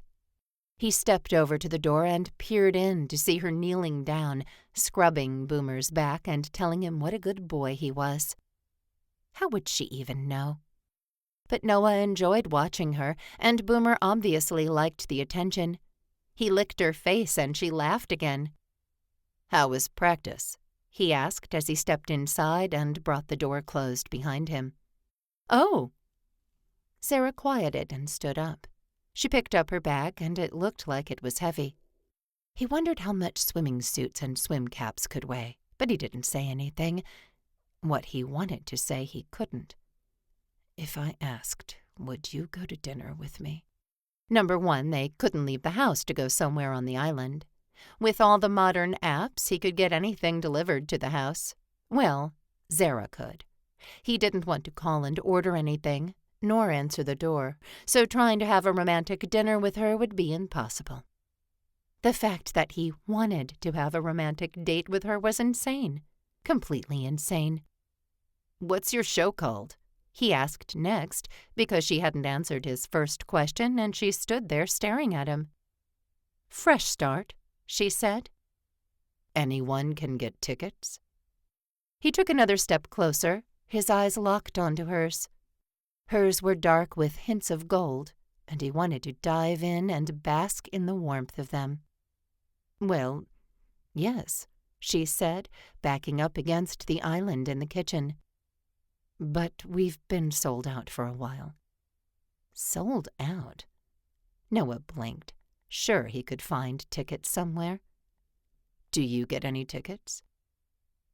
"Yes," she said slowly, still looking at him. "But my family is using them." "Of course," he said, backing up and giving her a little space. "You wouldn't be able to come anyway," she said, tracking his movement as he edged away from her. "I wouldn't." "Am I going to smuggle you down?" She blinked at him. "You don't leave the house." "I'm thinking I might be okay," he said. "It's been 3 days. I've actually been here for 5 days. Noah didn't know why he was arguing this point with her. "And I've worked at your title forever. No one even looked at me." He'd been just another body, like always. No one wanted Noah Wales front and center. He was the throwaway, the leftover, the one the C-list reporters wanted interviews with, hoping to catapult themselves up to the king or queen. "So you think you can start socializing in town?" Zara gaped at him. Foolishness raced through him, and he wanted to end this conversation. He'd walked away from a few conversations in his life, but he didn't think he could just turn his back on Zara. She had enough fire to come after him, shouting to be heard if she had to. "I don't know what I think," he said. "Forget I said anything." He tossed her a look over his shoulder as he left the kitchen. "Come on, Boomer." At least the dog came with him, still knowing where his loyalty should be. Noah went back upstairs, but there was absolutely nothing for him there. Problem was, Zara was downstairs, and that meant there was definitely nothing for him down there either. Except a ride back down to Your Title Forever in the morning. He could survive until morning. He could. Couldn't he? When he walked into Your Title Forever, he nearly got knocked back out of the door by the sheer amount of estrogen hanging in the air. He paused, wondering why he'd come here today. Riley, a cute red-headed woman, stood from her desk in the lobby. "Hello, Holden. We've got the construction crew meeting across the boardwalk at the rehearsal hall." She flashed him a professional smile, her heels clicking as she moved toward him. She stepped past him and pushed open the door. "See? Right there." Noah could see it. "Great, thanks." He flashed her a smile and she cocked her head. "Do I know you?" Noah kept his royal smile in place. "I don't think so. I'm new in town." "And you're volunteering here?" "Yes." He looked over her shoulder. "I'll head over there now. Thanks." He worked hard not to punch his way through the glass door in his haste to get away from Riley. Thankfully, she let him go, and Noah kept his back straight and his strides even as he walked down the sidewalk. He wanted to bolt as fast as his feet would go, but he also wanted to see what it took to build an altar and a trellis and a custom buffet. Thankfully, the first thing someone did when he entered the event hall was hand him a pair of goggles. He slipped them on, glad for the extra layer of anonymity. A man who was clearly in charge came over. He glanced at his clipboard. "Holden?" "That's right," Noah said. "I'm Cal." He glanced over his shoulder. "This says you don't have experience with power tools." "Nope," Noah confirmed. "Then I'll have you on supplies. This way." Cal wove through the other men working with saws and nail guns, and Noah wished he'd told a little fib. It didn't look that hard to hold a nail gun in place and push a button. Pop went the nail gun, and the man turned the 2 pieces of wood he was holding. "I'm going to pair you with Ed. He's building the lattices, and he'll need a runner." He pointed to a huge pile of thin strips of wood. "Ed's the big guy with the yellow shirt on. His last name's Lemon, and I've never seen him without the color yellow somewhere." With that, Cal left Noah to find Ed and figure out how often he'd be running back and forth between this pile and the man in the yellow shirt. Ed was just inside the door, and Noah stepped over to him and introduced himself with his false name. "Ed Lemon." He held a staple gun that looked like a toy in his huge hands. "We're making 16 trellises." He gestured behind him to where something leaned against the wall. The thin pieces of wood had been stapled to the frame in a lattice pattern, and Noah was actually surprised he knew such a thing. 16 of these, and then we'll be painting them." Noah stepped over to the completed trellis and saw all the 90-degree angles. Might it be easier to paint them before stapling them together? He could only imagine how the paint would pool in the creases, and it would definitely be easier to swish color on up and down before nailing them all together. "I suggested that too," Ed said, "but apparently the bride doesn't want the staples to show." He stapled another thin strip to the one underneath it. "I showed hope that these staples disappear, but I was vetoed." He nodded to the corner. "We've got spray paint, so it shouldn't be terribly hard." He stapled again and then again. "So you'll bring me the wood pieces, move the trellises, and once we've got a good system going, you can paint too." Noah wasn't sure about the painting, but he nodded as if he'd been a construction manager his whole life. "Great. Looks like what? 15 across, 20 down?" 25 down, he said, stapling. "The frame is thicker." Noah hadn't seen any thicker wood. Ed nodded his chin toward a stack of wood Noah hadn't seen. "That's there." Noah felt like he knew what he needed to do, and now he just had to hop to it. It looked like Ed had all the wood he needed to finish the trellis on the table, and Noah headed outside to start bringing in the 40 lengths of wood Ed would need for trellis number 3. Noah worked up a sweat walking back and forth, and Ed had the trellis built before Noah had all the wood in. He took the trellis and leaned it against the first one. Ed moved with the speed of a Tasmanian devil, and he had the thicker frame put together while Noah had only one more load of wood to bring in. "What do you do for a living?" he asked Ed. "Oh, I'm a surgeon," he said, glancing away from his work for a moment. "You?" Noah had no idea what to say. He had a fake name, but he hadn't thought much farther ahead than that. Ed stapled and picked up another board, positioning it right along the marks he'd made with a pencil. "I'm a director," Noah said. "Sounds made up." Ed gave him a smile that said he knew Noah had just lied to him. "Why are you here stapling a trellis together if you're a surgeon?" Noah asked. "The hospital here requires us to donate a certain number of hours to the community," Ed said. "Most doctors do pro bono care, but I do reconstructive surgery. So," he shrugged. "Plus, this gets me out doing something I don't normally do." Noah left and brought in another load of wood. "You seem pretty handy." "I've built a few things," Ed said. "A gazebo in my backyard, a treehouse for my nephew, that kind of stuff." Noah could spend time with people, reading with kids, or playing chess with someone's grandfather. But he didn't really have any employable skills. Maybe he should spend his time learning how to build things instead of something like surfing. But then you can't get Zara to help you. He shook the thought away, but it didn't go far. And by the time all 16 trellises were finished, he'd decided to see if she'd at least be willing to drive him down to town for a lesson with someone else. Chapter 7. Zara squared her shoulders as she pulled into the parking lot at Indian House. She'd had a long day of practice, and Noah had filled her whole car with the scent of sweat and sawdust, and she was having a very hard time keeping him out of her mind. He'd asked her to teach him to surf again, and Zara had said she had to get down to talk to her father at the restaurant, and she'd bolted back to the garage. So now, here she sat, outside the restaurant her parents owned, wondering if she could handle going inside. She hadn't seen her mother in about a week, which meant Zara would need to be ready to defend her single status.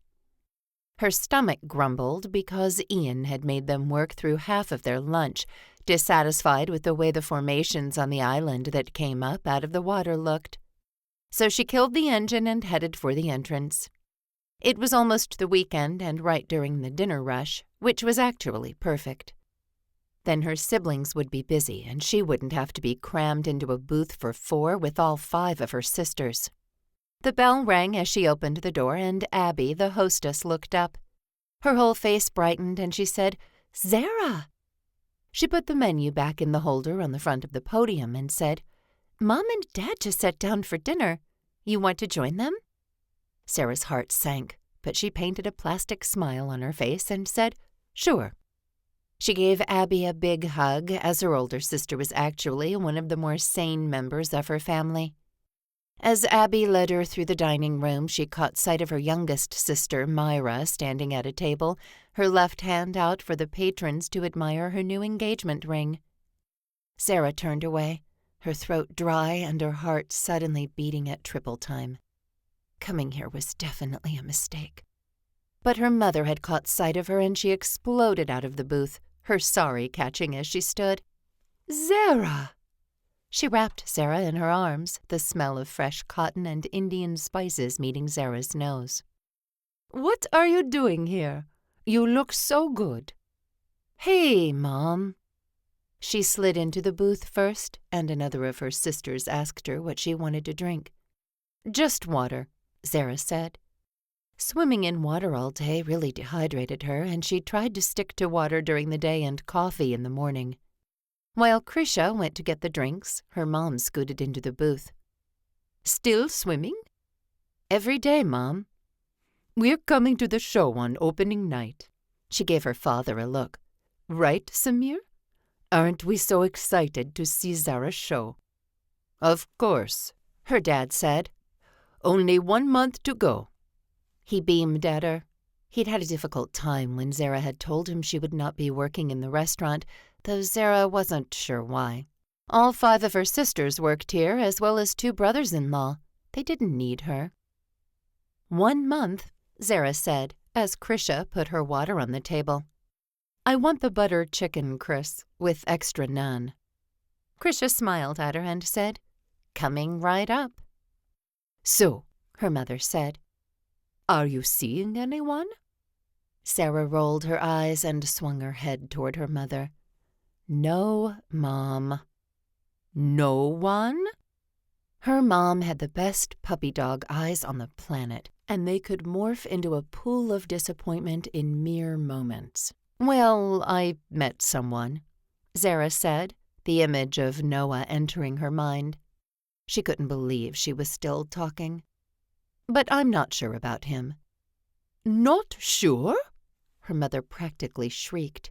"What are you not sure about?" "So many things."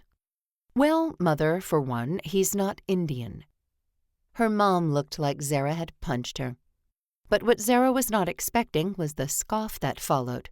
"Oh, Sarah, I gave up on you finding a nice Indian man about 5 years ago." "Really?" "Really. You just need someone." It was Zara's turn to scoff, and she had never been happier to see Krisha approaching with her parents' food. Because now she knew her mom would probably marry her to anyone. After all, it didn't matter if he was a nice man or employed or anything. She just needed someone. Disgust filled her. But thankfully the butter chicken came next, and Zara decided she could deal with Noah, and if he even qualified as someone, after she ate. When she entered the mansion, the scent of butter chicken came with her. She put the to-go container on the counter, noting that there was no dog running to see her and barely any lights on. Had Noah gone to bed already? It was barely 8 o'clock. Perhaps he'd worked hard at your title forever today. Zara moved down the hall and into her suite to feed Whitewater. The cat wouldn't even come out from her hiding place, but somehow the food disappeared every day. Back in the kitchen, indecision raging through her. She wanted to see Noah because he was handsome and someone to talk to. Then she wouldn't have to be alone. She didn't want to see Noah because they'd probably end up arguing anyway. In the end, she ended up sending him a simple text. Brought you some butter chicken from Indian House. If you want it. She'd barely taken a breath when he responded with, "Be right down." In the next moment, she heard Boomer bark, and the dog made it down to the kitchen a full minute before his owner. And when Noah walked in, his hair was damp and he wore a pair of gym shorts and a t-shirt that was obviously 2 sizes too small. He grinned at her and smoothed his hair back while Zara stared at him. "Is this it?" He indicated the container on the counter, picking it up before she could answer. Smells heavenly." "Well, Bill is the best Indian chef on the island." Zara took the end bar stool where she'd been sitting whenever she ate in the kitchen. Noah pulled open a drawer and selected a fork before coming around and joining her. He left one stool in between them, but they still sat plenty close together. "Is Bill a brother?" he asked, opening the container. "Brother-in-law," she said. "A very nice Indian man." She wasn't sure if she succeeded in saying it normally or not. She'd been making sarcastic remarks about how her mother wanted her to find a nice Indian man for years now. She turned when she felt Noah's stare on the side of her face. "We don't like Bill." He popped a bite of chicken and rice into his mouth. Zara looked away. "I like Bill fine." I detected some sarcasm there. "My mother's been badgering me to find a nice Indian man for a while now," she admitted. Noah started nodding while he finished chewing. "Oh, I get that." "Do you?" "Are you kidding? I'm the bad boy prince. My mother's been after me to find someone normal and nice for years." He chuckled, though it sounded strained around the edges. "No one I date will be good enough for her." "Do you date a lot?" Zara asked, wondering where the question had come from. "A little," he said, his voice full of hedging. "Oh, come on," she teased. "A tall, strapping prince like you? Surely more than a little." He choked on his food and reached for a napkin. "Strapping?" he pushed out of his mouth. "How many hours a day do you work out?" she challenged. "I work out enough," he said, dodging the question. She laughed, glad they weren't arguing. "I'm sure you do." She stood up, hoping to leave while they were still on good speaking terms. "Well, I'm tired." "Hey," he said before she'd taken one step. "I signed up for some surfing lessons at the yacht club. Could you drop me off in the morning before your practice?" Zara's veins filled with ice and she turned back to Noah. "Surfing lessons at the yacht club?" Oh no, that would not do. She knew who did those lessons, and Mike Wadsworth wouldn't be able to get someone like Noah to stand up on a board. Ever. Someone with his height needed a custom board and individualized lessons. "Yeah," he said easily, forking up more food. "I can hang around until you're done with your work." "Hang around where?" "Wherever." He waved his utensil like there were dozens of people he could go visit. "You're not worried about being seen?" A flash of worry crossed his face, but he shrugged. "A little bit," he admitted. Zara retraced her steps and leaned against the counter. "I can teach you to surf." Noah's dark eyes glinted like stars in a midnight sky. "You can?" "The yacht club is inferior," she said. "I don't want you to think we here in Getaway Bay don't know how to surf." The fact that she'd mentally labeled herself as part of the local crowd and him as a newcomer to the island didn't escape her. "You're being stupid," she told herself while she waited for him to say something. Even if she taught him to surf, he didn't live here. He was only on the island until whatever storm he'd created for himself blew out. And then he'd be gone, disappearing as easily as the sun sank into the ocean each evening. Chapter 8. Noah couldn't stop eating the butter chicken. Problem was, Zara was standing there, all curvy and delicious, and being so nice, and she was waiting for an answer. "This is great food," he said. She cocked her hip and folded her arms. So he would not be telling her he'd found a pair of tickets to her show on opening night, at least not tonight. "Fine," he finally said. "I can cancel at the yacht club. But when do you think you'll have time to teach me how to surf?" He lifted his eyebrows. "You work a lot, you know." "Some of us have bills to pay," she shot back. "And the best time to surf is as the sun comes up." She started toward the hallway again, and Noah wanted to call her back. "So be ready at 5:30, okay?"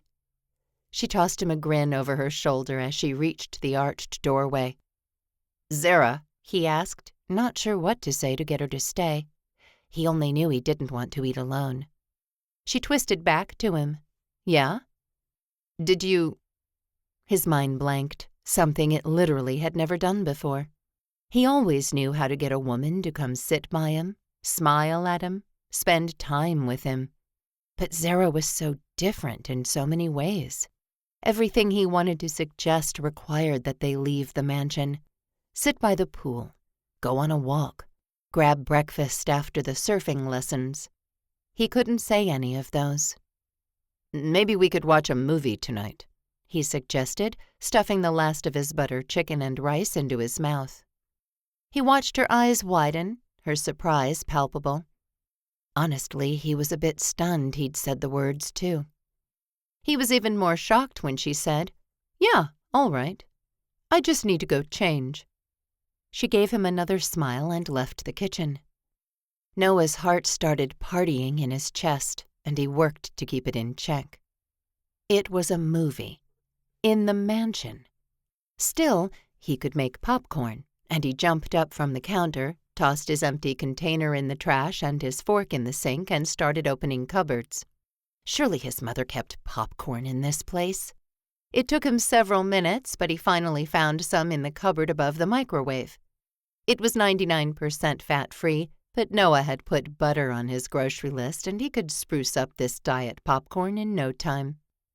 10 minutes later, with his sweet and salty popcorn in tow, he stepped out of the kitchen and almost ran Zara right over. "Oh, hey," he said, stepping back. "I have popcorn, and there's a mini fridge outside the theater room.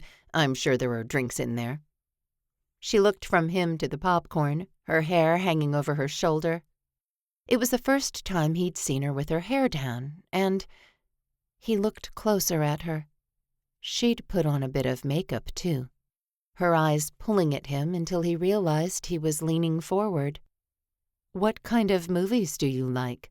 she asked as he got himself moving toward the steps that went down into the basement. "I'm flexible," he said, which caused her to laugh. "Is that so?" she asked from behind him. "Because I've seen you sandwich yourself in my back seat, and I gotta say, I don't think you are." "Ha ha," he said, elated that this conversation was going so well.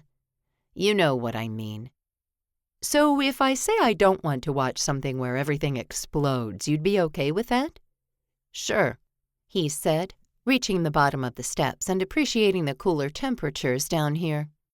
He hadn't realized he was so dang hot. Had to be the popcorn, and he shifted the warm bowl from one hand to the other. He glanced around. "Let's see. Movies over there. Fridge here." He stepped over to it, praying with everything in him that there would be something delicious to drink inside, and pulled open the door. Jackpot. "Yep, there's flavored lemonades in here. And a couple of sodas. Bottled water. I'll take water, she said. No lemonade. He tossed her a look out of the corner of his eye to find her examining the shelves holding the movies. Their eyes met, and Noah felt like he'd been caught in an alien tractor beam. There's peach and strawberry, he said, his voice almost robotic. Raspberry, mango. She grinned, her white teeth distracting him. Fine, I'll take the mango. She looked back at the movies, breaking the connection between them. Noah felt like he was on a roller coaster, and he wondered if she had any inkling of the same. He knew he was attractive, but did she find him attractive? Could she possibly like him? He slammed the fridge closed and turned away from her, the same way he wished he could turn away from his thoughts. He wasn't a permanent resident of Getaway Bay, and he had no plans to become one. She lived here year-round. He was a royal, albeit from a small island. Her family had strong cultural values he had no idea about. There was no way they could be together. And yet, Noah wanted to try. It was the strangest thing, because Noah didn't have to try to do a whole lot of anything, especially when it came to women. I can't pick, she said, sidling up beside him. He startled, getting a nose full of her unique smell. Almost like being at the swimming pool, but with a definite hint of something like a Hawaiian floral lei. So let's play a game, he said, turning away from her before he could do something stupid like kiss her. We close our eyes and pick. We each get a turn, and we have to pick one of them. Her eyes danced, and Noah felt that sparking attraction in every cell in his body. His hand moved toward hers, and he brushed his fingers against hers. Deal? She settled her weight on her back leg, effectively putting more distance between them. Deal. He set down the popcorn and drinks and clapped his hands together. All right, then. Let's see what we've got here. He moved over in front of the shelves of movies. Knowing his mother, she'd probably had the maid organize them alphabetically. No peeking, Zara said, jumping in front of him. She was tall, but not quite to the height of Noah. She grinned up at him and shook her head, her wavy hair swinging with the movement. Like you didn't just stand over here and look through them all, he said. Close your eyes and pick, she said. Noah snapped his eyes shut and lifted his hand, almost hoping Zara wouldn't move out of the way. But he didn't touch her, but the hard cases of the movies. He let his fingers trail along them, then moved them down, finally grabbing onto one slim case and gripping it. This one. She snatched it from him and said, All right, my turn. Wait, what did I get? He tried to see it, but she hid it behind her back. Her grin could easily be classified as flirtatious and playful, and Noah basked in the warmth of it. You'll see. Now step aside. He complied, and she closed her eyes and plucked a case from the shelves, too. She held both films in her hands and said, Okay, we've got 6 Sense or Sweet Home Alabama. She looked up at him, and Noah honestly didn't care what they watched. He didn't think he'd even be able to pay attention. I'm not feeling very much like Scary, he said, thinking she'd like the romantic comedy better. Sweet Home Alabama it is, she said, stuffing the other one back into a spot where it didn't belong. He grinned at it, wondering if his mother would notice next time she visited this house. Probably. Zara took the movie, grabbed her bottle of lemonade, and headed into the theater room. Noah followed, the popcorn and his drink back in his hands. He waited for her to choose one of the recliners right in the middle of the theater, and then he sat right beside her. This is sweet and salty popcorn, he said. It has sugar and salt, and it's delicious. He offered her the bowl, and she laughed lightly as she took a few pieces and popped them into her mouth. A flicker of surprise flashed in her eyes, and she said, Wow, this is really good. She reached over and took another handful and handed him the movie. I don't know how to put this in." "I got it." Noah busied himself with getting the movie going, and then he took his spot next to her again. The bowl of popcorn rested on the arms between them, and Noah really wanted to reach for a snack at the same time she did, but he didn't. Finally, he gave up, quit eating, and moved the popcorn bowl because Zara had stopped snacking too. His pulse thundered in the vein in his neck, and he reminded himself that he'd held a woman's hand before. Not this woman, he thought, but he employed all the bravery he could and slipped his hand over the armrests and delicately took hers. She looked at him, but he steadfastly kept his eyes on the huge screen in front of them. "Noah," she said, but he squeezed her fingers and said, "Shh, this is my favorite part." She giggled, squeezed his fingers back, and adjusted herself so he didn't have to reach quite so far to hold her hand. Noah grinned, this level of happiness something he'd never truly experienced before. Chapter 9. Zara woke the next morning with the ghost of Noah's fingers between hers. When he'd reached over and held her hand, Zara had no idea what to think. She'd wanted to talk about it, but he'd playfully avoided her. And in the end, she didn't need to discuss everything to death. He obviously felt the same current between them that she did, and he'd acted on it. Did that need to be hashed out? After that, though, Zara had barely been able to concentrate on the movie. Her nerves marched through her body like they were on a parade route, and one of her favorite movies had passed quickly. His hands had been full as they'd gone back upstairs, and she'd lingered in the doorway of the kitchen while he threw bottles in the trash can and rinsed out the bowl. "See you in the morning," she'd said, taking a few steps backward. He'd grinned and said, "Night," letting her go. She'd been glad for that, as the thought of kissing him both terrified and excited her at the same time. She finally rolled over when her alarm went off, silencing it and getting out of bed.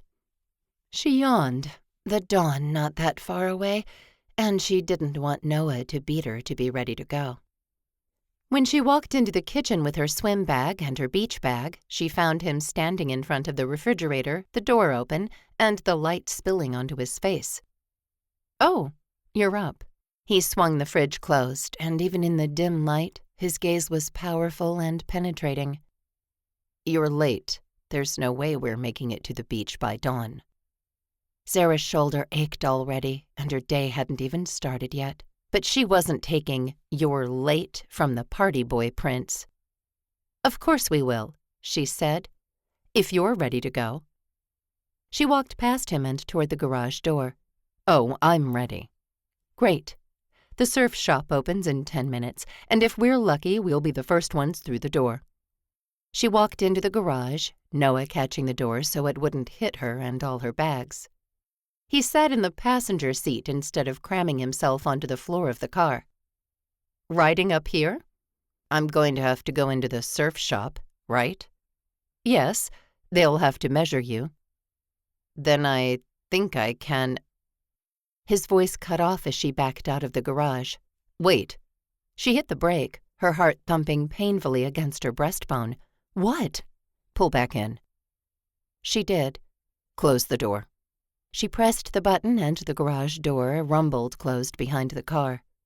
"We're really going to be late now." Noah didn't answer except to open the door and get in the back seat. "Cover me up."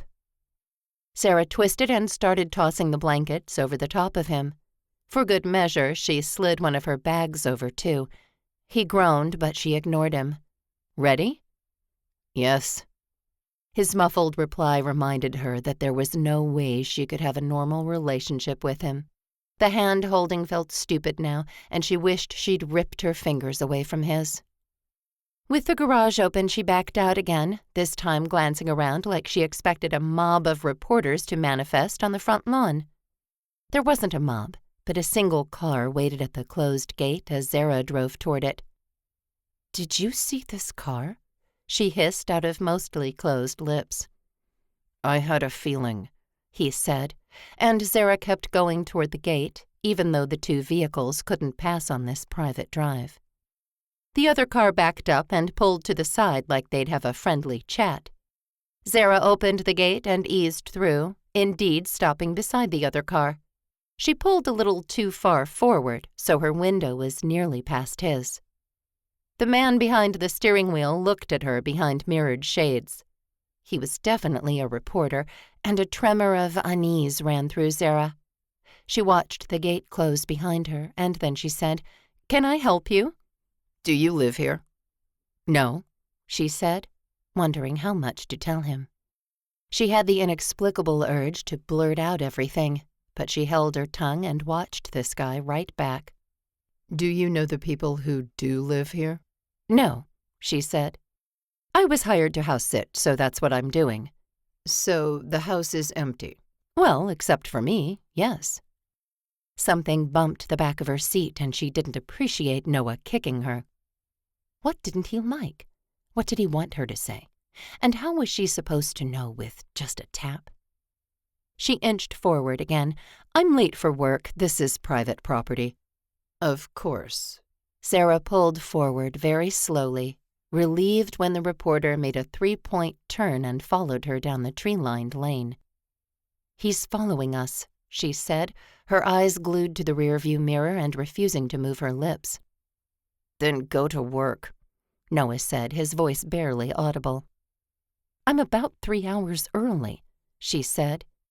Zara wasn't even sure she'd be able to get in the pool. An idea formed in her mind, and she seized onto it. "I'll go to the community pool, pretend like I have to do an early morning workout before my practice today." Her stomach buzzed with nervous energy, and she didn't like it. Noah couldn't just stay in the car. It was warm already, even though the sun was barely starting to rise. No way he could lay under all those blankets for very long. "Do you think he'll follow me around all day?" she asked. "What did he look like?" Zara described the dark-haired man, how combed back and slick his hair was, the neatly trimmed goatee, and the dark olive skin, like Noah's. "That's not Tomas," he said, and Zara didn't know if that was good or bad. "What's he driving?" "Sleek black luxury car." "Any flags?" "Flags?" She checked the rearview mirror. "No." He didn't ask another question, and Zara wound down to the stop sign at the bottom of the bluff. She looked both ways and turned left, looking behind her more than in front. He turned the other way. She'd never felt such relief in her life, and she almost drove right off the road. "Where can we go to talk?"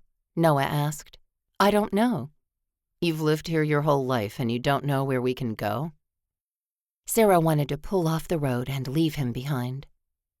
Her life was so much simpler when she just had to manage her practice schedule and lay by the pool. Everything had become so complicated the moment she'd entered that mansion and heard Boomer barking at her. Or maybe the complications had begun when she'd started thinking she and Noah could have a relationship. When had that happened exactly? "Zara?" he asked, and she had the distinct impression it wasn't the first time. "Let me drive for a minute," she clipped out between her clenched teeth, her fingers clutching the steering wheel. She headed out on the highway that led to the cattle ranch, leaving behind the pool and the best surfing spot on the island. But at least that black car wasn't following her anymore. She finally pulled off the road and into a tiny parking lot covered in sand. Her feet slipped on the loose particles as she rounded the car and opened the back door for Noah. She tossed her bag off and pushed the blankets back. He tumbled out onto the asphalt, his breath puffing out of his mouth. He stood and brushed his palms down his chest and thighs. "I can't breathe back there." He ran his hands through his hair, exhaled again, and paced away from her. "The beach down there is private," she said, following him. Down a set of steps, her feet met the beach, and when she glanced behind her, she couldn't see the car. So anyone driving by wouldn't be able to see her or Noah, but they would be able to see the car. She pushed the thought out of her head. She was allowed to come to the beach, and Noah could take off running as if he were a jogger. Just to be sure, she mentioned her idea to Noah, and he nodded a couple of times. Zara paused next to him, both of them facing the ocean as the sun rose higher into the sky. She really hadn't thought this would be their morning on the beach. In her mind, it had been much more romantic, with him shirtless, and both of them getting pushed and pulled by the warm waves. Laughter and sunshine, and she could admit she'd thought about kissing him before driving him back up to the mansion and then heading to work. "Do you think that was a reporter?" she asked, deciding she could be as bold and forward as he'd been. She laced her hand through his elbow and leaned her head into his bicep. "Yes," he said. "Is a relationship between us possible?" But Zara wasn't that bold and forward, and she just let the breeze whisper between them as the minutes ticked by. A couple of hours later, Zara pushed into the locker room, her shoulders just as tired as they'd been earlier that day. She and Noah had just stood on the beach for a few minutes, and then he said he'd try to figure out who it was so she'd know what to watch out for. She wasn't sure why they needed a private place to have that kind of talk, but Zara couldn't figure out a lot about Noah. Pushing him out of her mind, she opened her locker and started changing. "Hey," Susie said, spinning the dial on her own lock. "Another day in the pool?" She sighed, and Zara felt like it was a heavy sigh kind of day. "And Ian seems to be on a rampage this week." "Right?" Susie opened her locker and tossed her bag into it with a metallic clunk. "We need a fun night away from everything." "I'd be in on that," Zara said. "Aren't you up at that house on the bluffs?" Before Zara could answer, Jill appeared on her other side. "I'm so late." She pulled her bleached hair up into a ponytail and whipped an elastic around it. "Has Ian said anything yet?" "You're not late," Zara said. "We still have 15 minutes. "Really?" She looked at her watch, her dark eyes searching for clarity. "Really," Susie said. "And we're planning a girls' night for tonight. Z has a fancy pool up at this mansion on the bluffs." Zara froze, her own hair still falling over her shoulders. "What?" "I'll bring pizza," Jill said. "Can I invite my roommate? She just broke up with her boyfriend and she needs to get out." "Sure," Susie said as if she owned the place. "Guys," Zara said, "I don't know if we can go up to the house." "Why not?" Susie asked, already in her swimming suit, her hair ready for the cap. Zara avoided her eye and started combing her own hair back into a ponytail. "I'm just not sure the owner would like it." "How long are you house-sitting?" Jill asked. Until the beginning of September." Jill paused, though she'd been sure she was running late only a minute ago. "And we can't come sit by the pool? The owner won't even know." No, they wouldn't. And this wouldn't be the first time Zara had invited her friends to one of the fancy places she babysat, while their rich owners visited their other high-end houses. Zara had no idea what to say. Could she agree now and cancel later? "I can't tonight," she said, securing her hair. "I have something at the restaurant."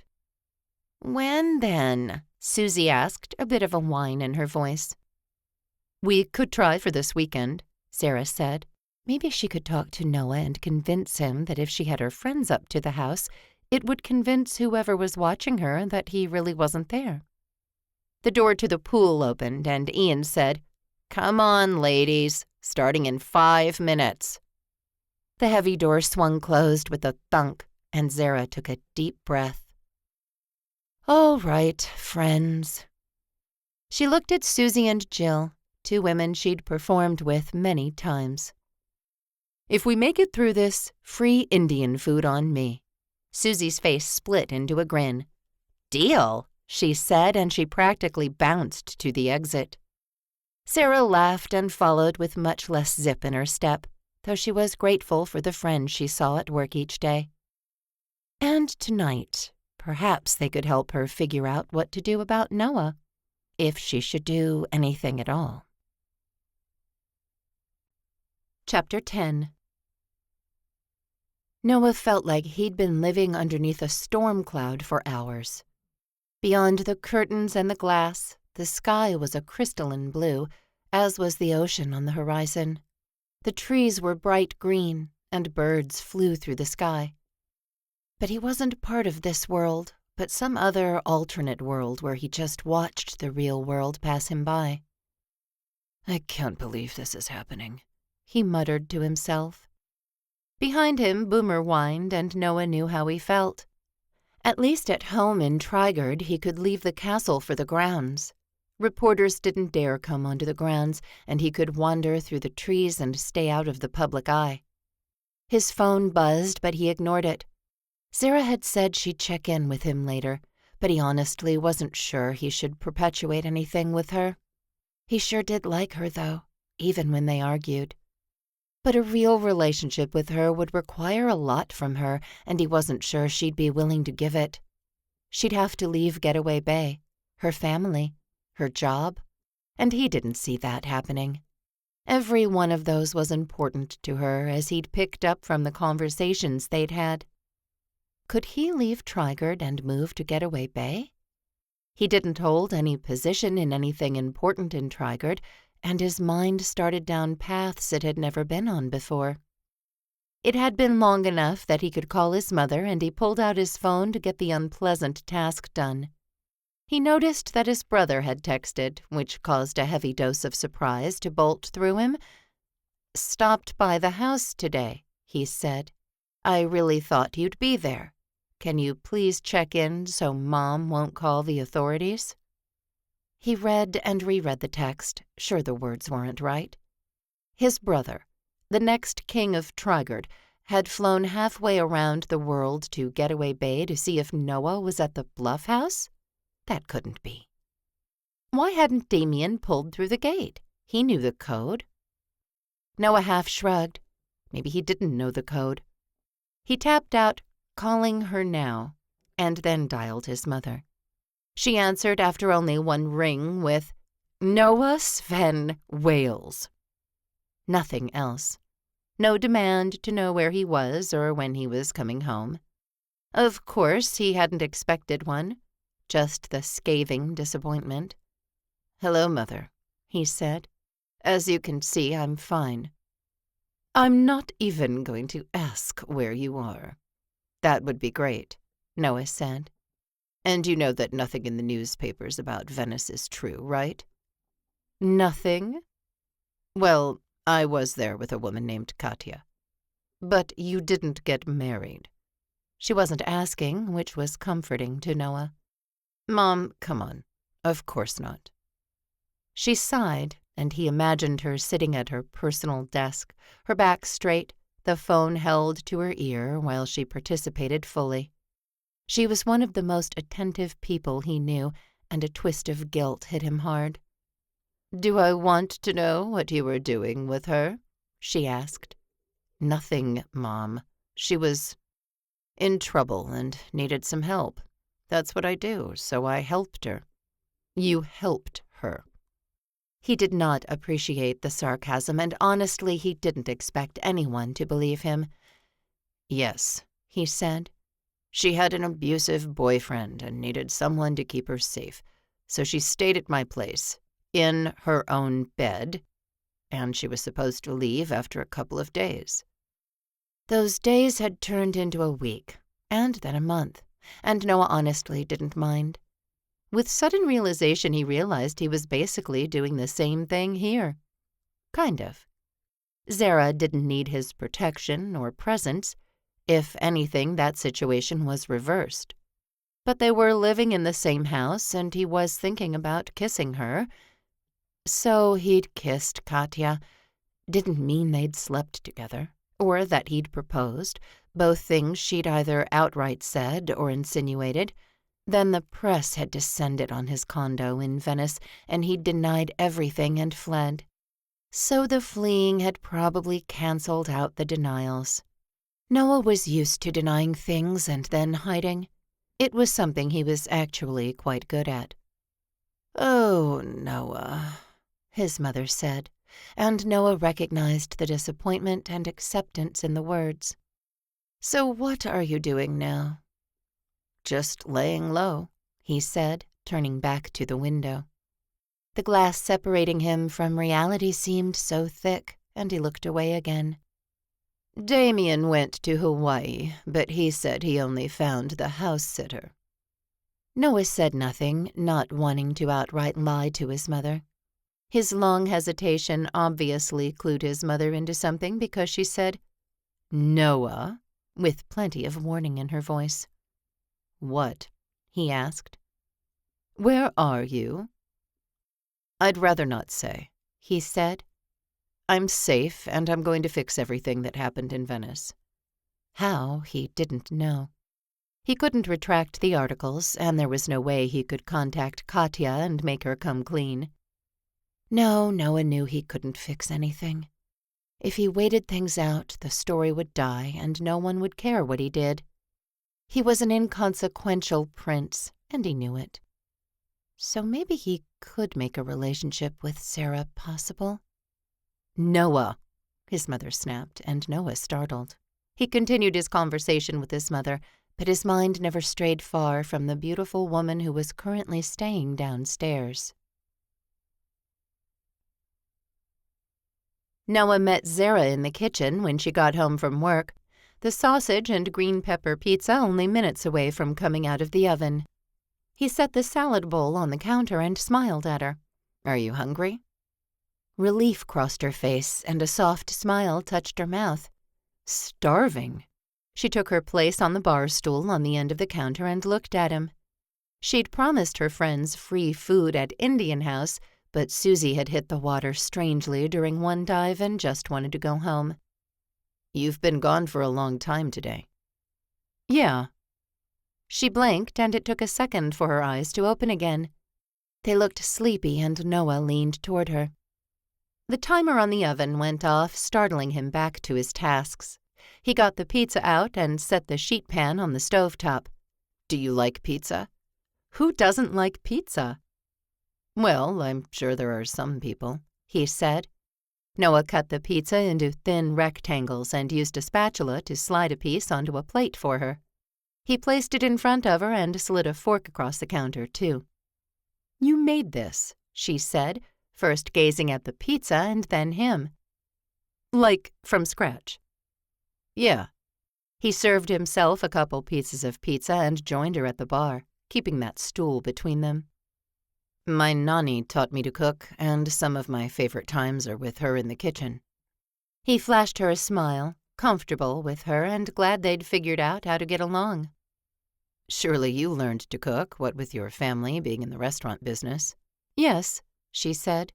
"Plenty of lessons in the kitchen." "And you didn't like them?" "I did, sure," she said. "I like cooking, sometimes." "Just don't want it to be your career." "Exactly." Noah nodded like he understood, and on some level he did.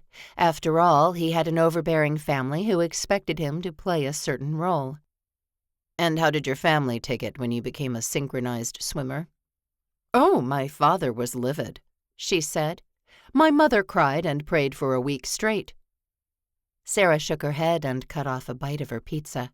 "Then she spent the next few years trying to match me up with nice Indian men, hoping I'd see the error of my ways." She put the pizza in her mouth and moaned. This is delicious." "Well, it's not butter chicken."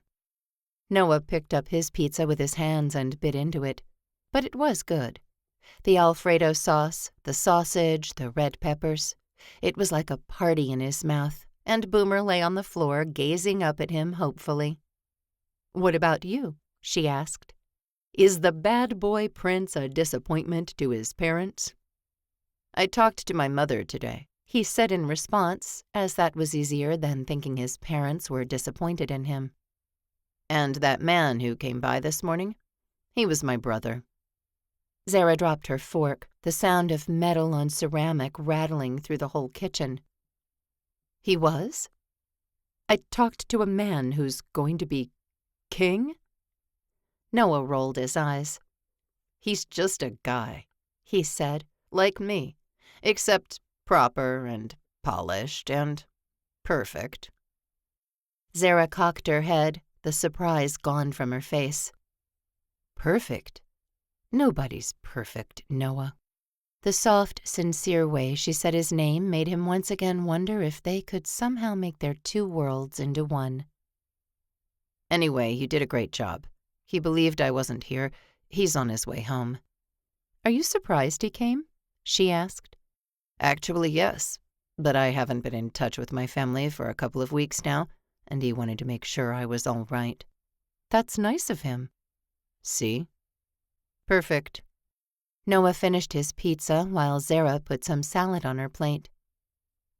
"When we were growing up, Damien was always better at everything. Sports, school, etiquette, all of it. Except cooking. That's the one thing I was better at." "And what about your sister?" "Louisa is the best with the press. She works with Damien to make sure he says all the right things, and she's got her finger on the pulse of the country." "Oh, so we like her," she said. "I love both of my siblings," he said. "But Louisa more than Damien." He looked at her, wondering how she knew. "Do you have sisters you like more than others?" "Of course," she said easily. "Krisha is my favorite. She's the oldest, and she never acts like I'm the black sheep of the family. And Abby, I like her too. She's the one who told me if I wanted to be a swimmer, I could be a swimmer." Noah really wanted to see Zara swim, and it had nothing to do with the swimming suit. "That's great. And you have 5 sisters?" 5 sisters, she confirmed, going back to her salad. "Our house was crazy growing up. Huge family celebrations, and so much food you'd think my mom and grandmother were cooking for the whole island." She giggled and shook her head. "Our neighbors hated us, I'm pretty sure." "Oh, yeah? Loud music?" "So loud. So much dancing." "I'd like to see that," he said, and Zara's eyes darted to his. "Yeah?" "Dancing? Definitely." He toyed with the idea of telling her about the tickets he'd been able to procure. But he held on to it, his little secret for now. They were getting along so well, and he didn't want to scare her away. "They have luau's at the cattle ranch and the pineapple plantation," she said. "We should go sometime." "That's not Indian dancing," he said. "No, but it's fun. Food's good, too." "I'll look into it," he said. She finished her salad and took a deep breath. "I'm exhausted. So I guess no more early morning surfing lessons." Noah watched her stand and take her dishes to the sink. Having her on that side of the island while he sat over here was a new experience. And he liked it. "We can go surfing," she said. "You think so?" "You just said that guy this morning was your brother, not a reporter, so if you were willing to try this morning, we can go tomorrow." "You don't mind?" Zara regarded him, something running through her expression that he couldn't read. "I don't mind." Noah's temperature lifted several degrees, and he grinned at her. 5:30 then." She groaned, but it was playful. 5:30.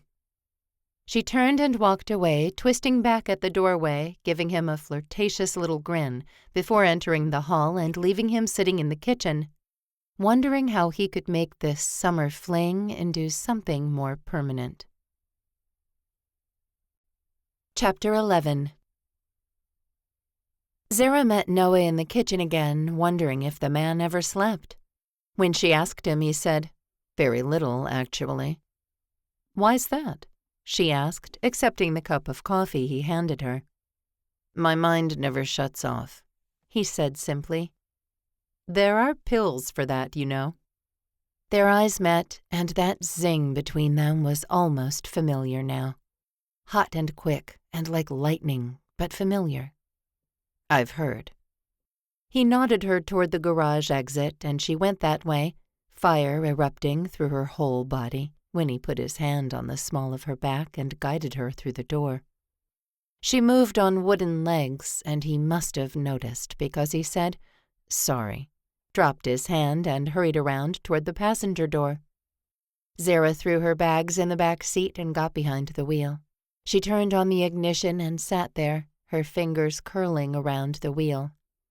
"Noah?" she asked. "Yeah?" She stared through the windshield at the immaculate door leading into the house. "Are we just playing a game here?" She couldn't believe she'd asked him, but the question had been rotating through her mind for hours and hours. He reached over and took one of her tense hands from the wheel, lacing his fingers through hers. Instant comfort spread through her, and she relaxed into the seat. "I'll be honest, I like you, and we'll probably need to take things one step at a time to make something long-lasting work." "How many steps do you think it'll take?" "A lot," he said honestly. She looked at him, and his dark eyes drank her right up. She couldn't quite get a decent breath, and she had the strangest desire to tell him things she hadn't told anyone else. "Have you looked up anything about me?" he asked. "Not much," she said. "Should I?" He shook his head. "I'd rather you not." He drew in a deep breath and swallowed. "So, before I came here, I was living in Venice. I met a woman on my way home from dinner one night. She was crying and her hair was a mess." He squeezed her hand, and Zara liked this soft, vulnerable version of the bad boy prince. "So I took her back to my condo, and she told me this big story about her boyfriend. We agreed that she'd stay with me for a couple of days, long enough to get him off her back."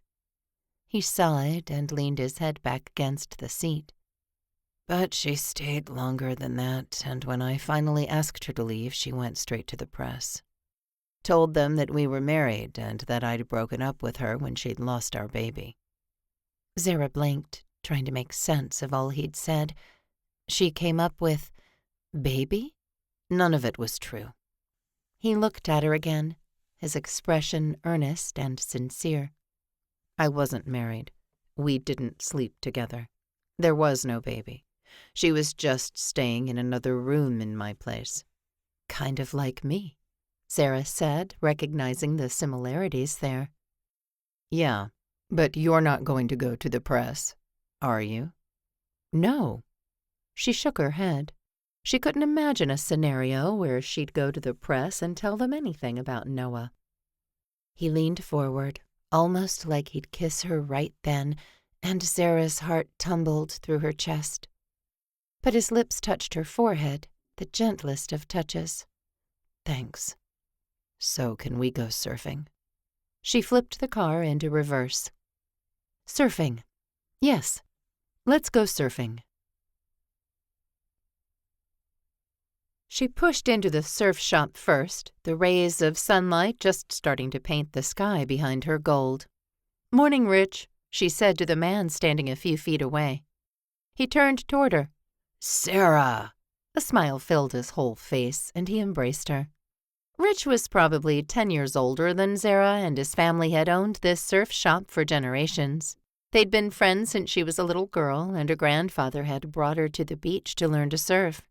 Her mother, of course, had not approved, but Zara had persisted in her pleadings to her grandfather, and they'd both won the argument. "I haven't seen you in a while," he said, stepping back. His gaze flickered to Noah, who entered the shop behind her. "Well, my show starts in less than a month," she said. "The rehearsals are so long." She hooked her thumb at Noah, mentally trying to come up with a way to introduce him. "This is Holden, a friend I'm teaching to surf while he's here this summer." The words tasted bitter in her mouth, but she kept her smile in place. A friend. She wanted to be a lot more than friends. Holden. Not even his real name. While he's here this summer. What would happen then? The defenses around Zara's heart needed strengthening because she did not want to wander the beach, looking for the broken pieces once Noah left Getaway Bay. And he was the prince of another country. There was no way he could stay. Still, a nagging part of her brain wondered if he could. That maybe they just needed to talk about it and make a plan, and everything would be fine. Fine. Another word that bounced around Zara's brain as Rich and Noah shook hands. Nothing in her life had ever worked out to be just fine. She clawed and practiced for what she had, and sometimes she wished her life had been more like Noah's. "So he needs a board," Zara said. "It'll probably have to be custom-made for his height and all that, but I'm wondering if you have something we can start with this morning." "Sure," Rich said easily, the way he did everything. If he'd ever been upset or worried about something, she'd never seen it. "I've got something he can use until we get his made." "Who makes the boards?" Noah asked, and Rich smiled at him. "I do. Step over here, man, and let's get you measured." Rich worked around Noah, taking notes of his height, his arm span, his weight, all of it. About 20 minutes later, Noah had paid for a custom board that would be ready in 7 to 10 days, and he had a rental leaned up against his shoulder. Sarah's nerves pranced around inside her body, urging her to get down to the water and get this lesson over with. Then she could go to work, where the mental and physical requirements of her job would push any fantasies of Noah out of her mind. They left the surf shop and faced the ocean. A handful of others were already in the water, and Zara set her sunglasses in place. "Let's go down this way a bit," she said, stepping to her right. Noah came with her, saying, "That was great. He was nice." "Yeah, Rich is great." "He reminds me of a friend I have in Trigard." "Trigard?" she asked. "Is that the name of your country?" "Yeah," he said. "Marco is easygoing, too. Always brings me my favorite candy on my birthday. Doesn't seem to care that I'm a royal and he's a mailman." Zara smiled at the nostalgia in Noah's voice. "When's the last time you saw him?" "Last year, before I went to Venice." "What's your favorite candy?" Probably something foreign she wouldn't be able to get. "Peanut butter cups." She almost tripped over her own feet, the loose sand half warm and half cold against her skin. "Really?" He chuckled. "You thought it was going to be something weird, like Turkish delight." His eyes held that flirty, playful glint that had Zara's pulse in a tizzy. "Yeah, sort of," she admitted, letting a smile touch her lips as her eyes dropped to his mouth. "I mean, peanut butter cups are so normal."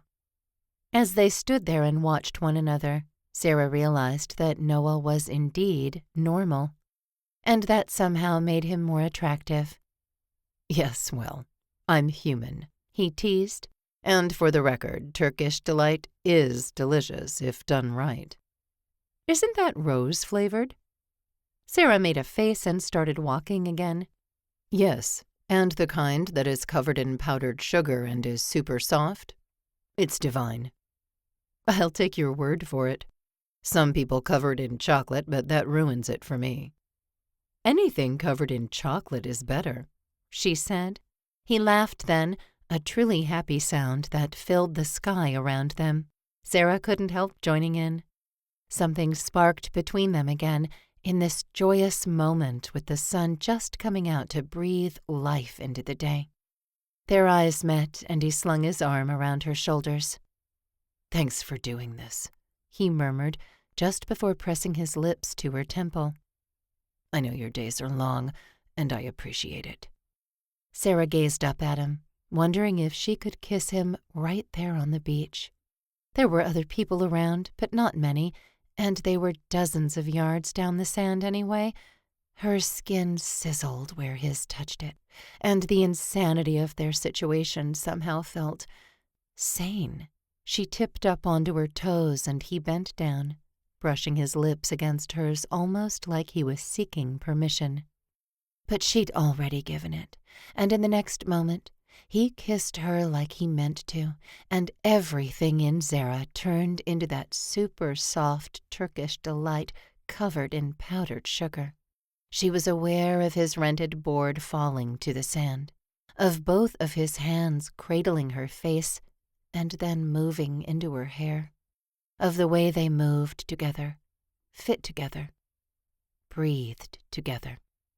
Zara hadn't kissed anyone in a while, but wow. This was the best kiss she'd experienced in her life, and she felt as if Noah had just ruined her for any other kiss. He pulled away first, and Zara drew in a deep breath. He kept his face in the hollow of her neck, his breath washing over her bare shoulder and making her shiver. "So, I guess we should probably figure out what steps we need to take," he whispered. "Probably," Zara said, not wanting to complicate things with steps and talking and plans. She just wanted to exist in this moment with Noah for a while longer. He kept her within the safety and comfort of his arms for a few more seconds, and when he inhaled as if to speak, she said, "But let's surf first, okay?" She took a micro step back and met his eye. He searched her face and finally nodded. "Okay." Facing the water, the waves she loved, she said again, "Okay." That night, after her practice, Zara texted Noah to see if he needed anything from town. "Just you," came his response, and it filled her with warmth from head to toe. "Ooh, who's Noah?" Susie asked, splashing ice water on Zara's memories. She flipped her phone over and said, "No one, just some guy I'm working with." "And he wants you." Susie sat on the tiny bench and pulled on her running shoes. "So I guess you're not coming jogging with us?" "No." She glanced up at Jill, who snapped a headband around her forehead. "So how are you getting your exercise in this week?" she asked. "Ian will be livid if you say you've laid by the pool for 7 straight days."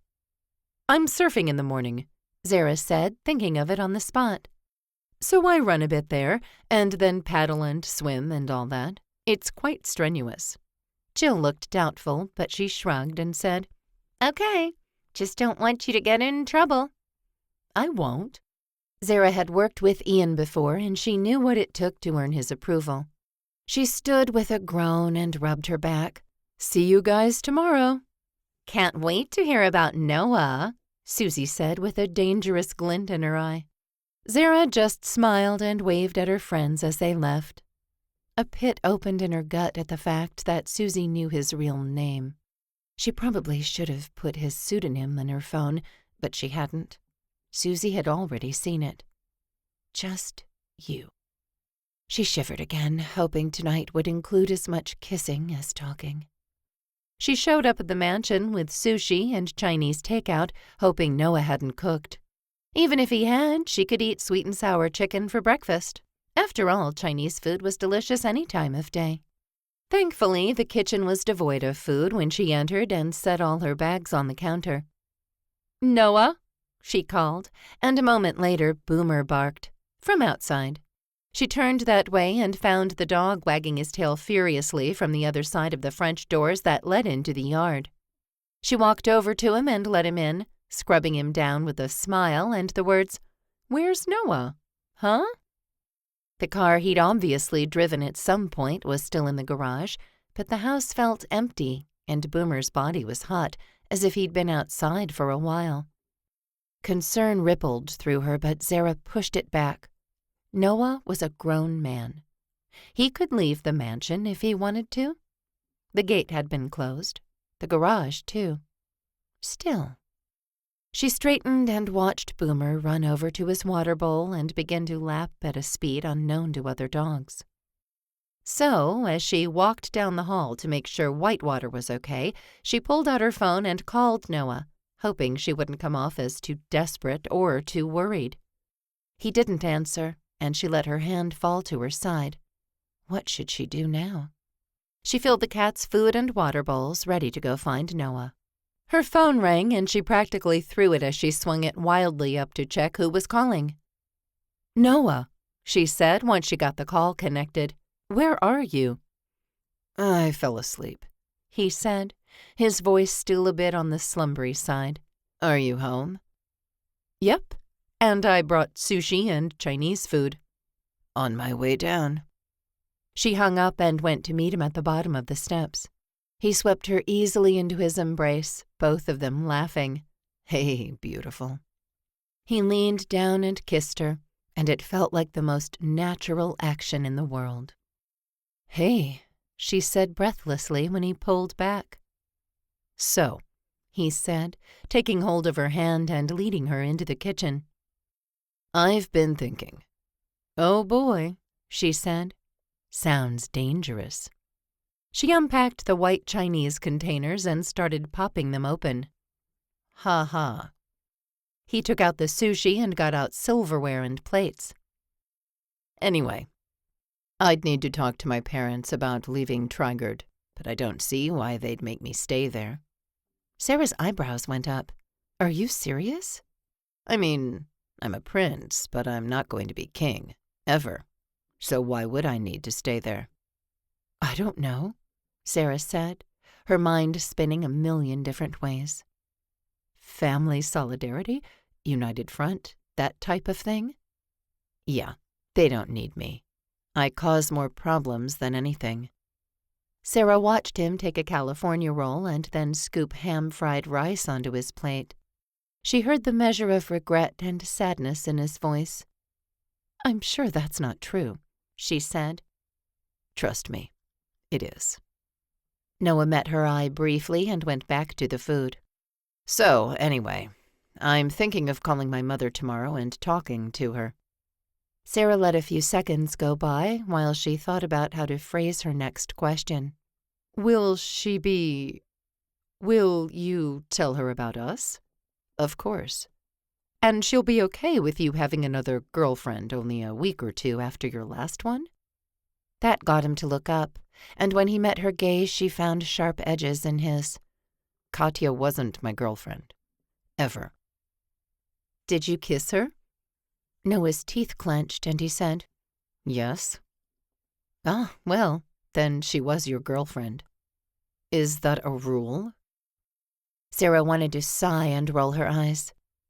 "I realize different people have different benchmarks for such things," she said. "But to be clear, when I'm kissing a man, he's my boyfriend." The fire in Noah's eyes changed from angry to something more like passionate. "Noted." Sarah took her food to her spot at the bar, thrilled when Noah sat right next to her instead of leaving an empty bar stool there. "So you think you can move to Getaway Bay permanently?" "I do." And that was a huge step in the right direction, one that filled Zara with all kinds of emotions she didn't know how to sort through. Happiness, but also a bit of trepidation. Because if he moved here permanently, she didn't have an excuse for why they couldn't be together. Chapter 12. Noah paced in his bedroom, the door closed and locked, though Zara had gone to work an hour ago. He decided to start with Louisa, as his sister could tell him how their mother would react with near exactness.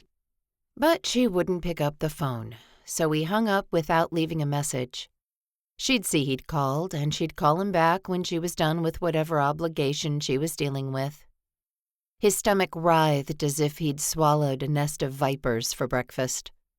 As it was, he'd sipped a cup of coffee, while Zara slathered peanut butter and Nutella on 2 slices of bread, grabbed a banana and tucked a protein bar into her purse. She'd flashed him a smile, kissed him quickly, and left through the garage door. He'd been sealed inside the mansion, but it didn't smother him as much as it had in the past. His phone rang, and he jumped like he'd been caught on camera doing something naughty. "Hey, sis," he said when he answered. He sounded cool and confident, the way he'd been taught. "Noah," she said, a brightness to her voice that felt genuine. "What's going on? You called 3 times." "Did I?" "In the span of 5 minutes. I was dealing with a member of Parliament, and I couldn't even get a text off." Dealing with a member of Parliament. Noah didn't have to do that either. His mother actually warned him away from politics, citing his short fuse as the reason why. And he didn't even have that short of a fuse. But compared to her, Damien and Louisa, Noah's temper was downright explosive. "Sorry," he said. "I guess I'm a little anxious this morning." "Why?" She drew the word out as if she were preparing herself for terrible news. "So I'm at the mansion house in Getaway Bay," he said. "I've been here for a week or so." Had it really only been that long? And he'd already kissed Zara. A hint of embarrassment made his blood run hotter through his veins. "And?" Louisa prompted, and he could just picture her all prim and proper as she chatted with him.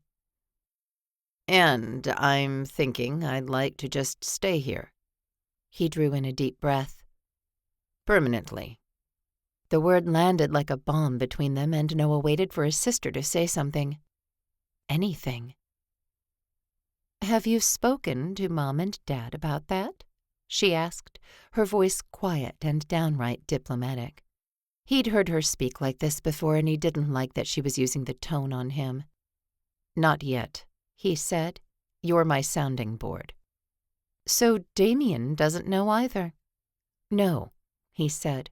"Just you, and I'm just thinking out loud." He'd been doing more than that. In fact, his dreams and daydreams all featured him and Zara in the early morning waves, surfing. Then doing something around the house. Or building a new children's wing in the library here on the island. Or chartering a jet and island hopping for a few days. Or weeks. Whatever. He didn't have a job, and he didn't need one. His inheritance was more than enough to buy a place and live on this Hawaiian island for a good long while. His whole life. Zara wouldn't have to work either unless she wanted to. He couldn't wait to see her swim, and he focused on the conversation. If he wanted a future with Zara, he needed to work some things out first. "I don't know, Noah," his sister was saying. "No one in the royal family has ever left the island permanently." "Is that true?" Noah asked. "What about that crazy uncle no one will talk about?" "There's a reason no one talks about him," Louisa said. "Well, maybe I'll be him," Noah said, though the thought of not being included in family texts and the royal events of the country stung him in a way he hadn't anticipated. "Noah," Louisa said with plenty of reprimand in the name, "why would you want to stay in Getaway Bay? To my recollection, you've never liked it all that much." "That's because we never visit in the summer," he said, turning back to the window. "You should see this place right now. It's beautiful." And he didn't remember not liking Getaway Bay. "And?" Louisa prompted. She really was the smartest of the siblings, and Noah should have anticipated that he'd have to tell her about Zara.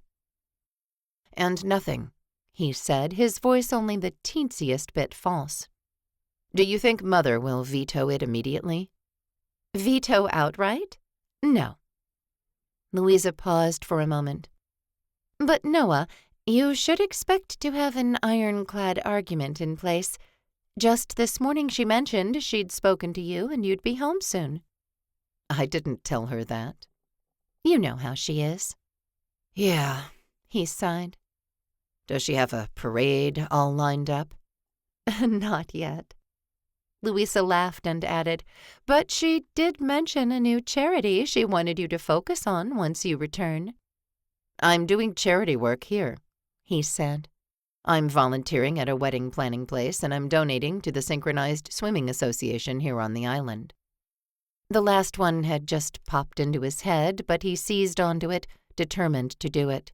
No one had to know. His family had made plenty of anonymous donations.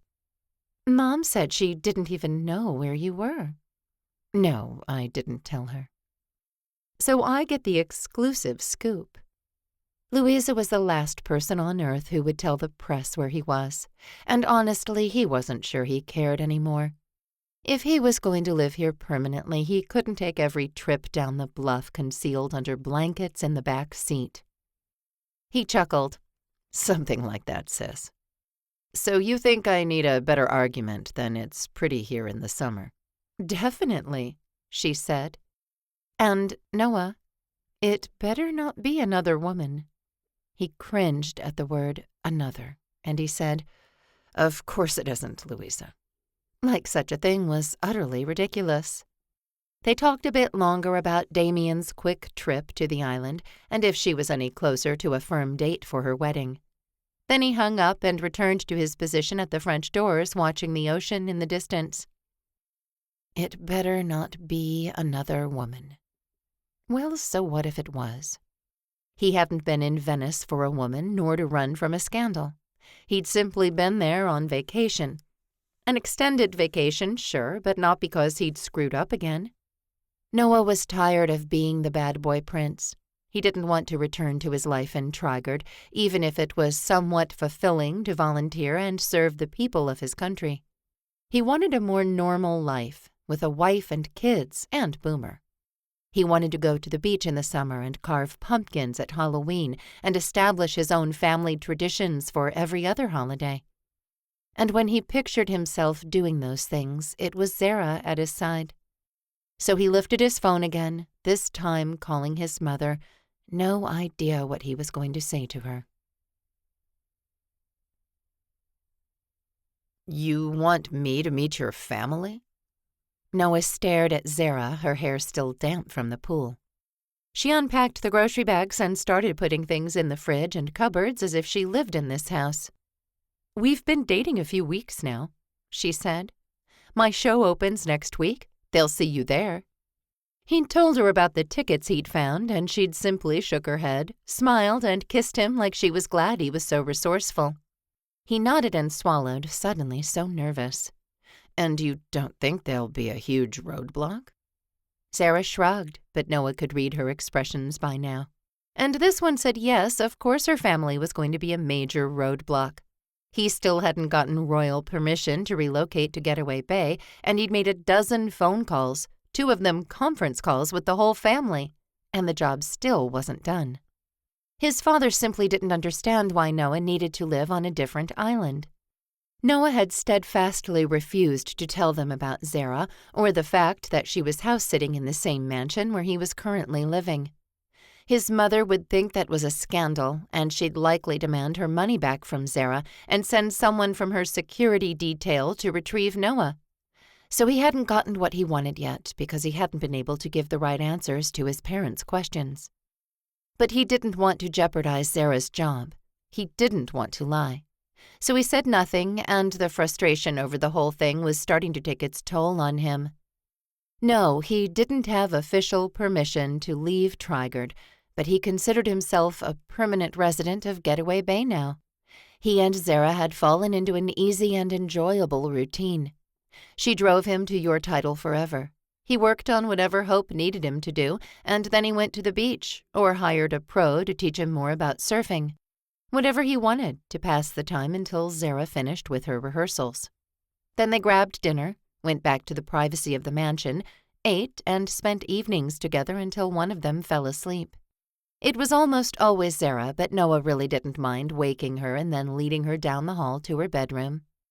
He'd kiss her and leave her in the doorway before retreating to his own room on the 2nd floor. Nothing scandalous, no matter what his mother, or the press, might think should they ever find out how Noah and Zara spent their time. They'd eaten at a different restaurant every night for the past few weeks, but never her families. So maybe we should stop by Indian House this week, he said casually, feeling anything but calm about the prospect. Zara shook her head as she put crackers on a shelf. Nope, that's not how it works. Meeting a boyfriend is a huge family affair. My mother will need at least a week's notice, and she'll do an entire Indian festival meal at the house. Noah almost scoffed, but caught himself in time. What? We've probably waited too long at this point, she said. Schedules have to be rearranged so all my sisters can come, my aunts and uncles, grandparents. She sighed as she cleared away the last of the recyclable bags and tucked them in a drawer in the island. Maybe we should just show up at Indian House. Noah got up and walked around the island, taking her easily into his arms. "I understand the formality of family things," he said, bending down to touch his forehead to hers. If there was anyone who understood the details that didn't matter, it was him. "So you tell me what you want me to do. If you want the big meet-the-boyfriend affair, call your mom and set it up. If you don't, let's go to Indian House tomorrow night." There was no reason they couldn't go tonight, other than the fact that Noah needed a little more time to gather his wits about him. He couldn't even imagine introducing her to his parents, and a slip of fear ran through him. He'd have to do that eventually, and he had no idea how it would go. After all, he couldn't even tell them she was the reason he wanted to relocate. That's because of her job, he told himself. He knew she needed this job, and his mother would probably hop on her private jet and come to Getaway Bay to get her money back from Zara if she found out. "Let me call her tonight," she said. "Maybe everyone can meet us for dinner tomorrow." "I don't want you to think your family can't do their traditions," he said. "I don't think that." She looked up at him, those honey-brown eyes smoldering at him. "Good." He gave her a quick kiss and said, "Then let's go get tacos and watch the sunset at Lightning Point. Sound good?" "Sounds amazing. But you have to bring way more blankets than last time. I got cold." "I don't even know how that's possible, but okay." "The wind was wicked," she said. "You were cold too, you just won't admit it." No, Noah would not admit it. He simply shook his head and went to get another blanket out of the closet in the hall. He really liked spending time with Zara, and while they'd talked a lot over the past few weeks and gotten to know each other, they'd really only taken one step toward a lasting relationship, getting to know each other. Him moving to the island was a huge step, though, if he could get that to go through. And so was meeting her parents. He hoped it wouldn't take as much effort as getting permission to move here, but something told him he better be prepared for anything when it came to Zara's family. Chapter 13. Zara cuddled into Noah's side as the sun sank lower and lower into the ocean. The wind really whipped out here, and she was glad she'd grabbed a hoodie from her bedroom before they'd left. At least her hair wasn't flying out of control this time. She decided to start with a text to Krisha, just to see what the family's plans were in the near future. That had turned into quite the texting marathon, and finally Zara shoved her phone in her pocket. Krisha knows something's afoot. Noah burst out laughing, the sound joyful and his chest vibrating with the strength of it. "Afoot?" He snorted as he started laughing again, and that got Zara laughing too. He needed her closer, and she thought back over the past few weeks in the mansion with him. She'd been terrified that Petra, his mother, would ask for her money back. But she'd never asked if Noah had met the house-sitter or not. She'd never asked if Zara had run into Noah. Of course, he hadn't told them about her yet. Every time she thought about that, her chest pinched a little. But he'd explained why, and she didn't want him to be dragged halfway around the world by royal security, or give back her house-sitting fee. He'd made every phone call in private, either while she was at work or behind his closed bedroom door. But she believed everything he reported to her. Apparently, it was a much bigger deal for him to leave the country than either of them had thought. The longer the drama dragged on, the more remote the possibility seemed that Noah would be able to move here. He'd said he'd start looking for a place of his own on the island, as his parents still visited Getaway Bay a couple of times a year. He thought that might sway them to allow him to relocate permanently. To her knowledge, he had not looked for a place of his own, but she didn't care. If she thought the house was huge with him and Boomer there, she couldn't imagine how it would feel if they weren't. "What else did she say?" Noah asked, bringing Zara back to this moment on the beach. This sunset. This breath. Zara spent so much time thinking about tomorrow, her next show, her next paycheck, her next boyfriend. As she'd gotten to know Noah over the past month, she'd realized that she wasn't living right now, and she wanted to change that. She said she thinks everyone will be at the restaurant tomorrow. As far as she knows, all the sisters are scheduled to work, and Mom and Dad eat there 99% of the time. So we can go. Zara drew in a deep breath, admiring the pink and purple among the gold and navy in the sky. Yes, she said. We can go tomorrow. She just wished she didn't feel like she was marching Noah up the side of a volcano and sacrificing him to the gods. It's not that bad, she told herself. Her sisters would be nice at least. Yes, some were more traditional than others, but they generally supported one another. Noah ran his thumb up and down her arm, and she tuned in to the fact that he had some nervous energy of his own. Are you worried about meeting them? She asked. 5 sisters and your parents in one go? Grandparents, aunts, uncles, the whole shebang? He chuckled and added, No, should be easy. Nothing to it. You're such a liar, she said, giggling. And look who's using outlandish words now. Shebang? Noah chuckled, too, and Zara melted into the sound of his voice. Several moments passed, and then he said, Of course I'm nervous about it, Zara. His voice soft and sober now. She pushed away from his chest and looked at him. Really? Why? I don't know. He watched the horizon line, and Zara couldn't read the emotion in his eyes. You're a prince, she said.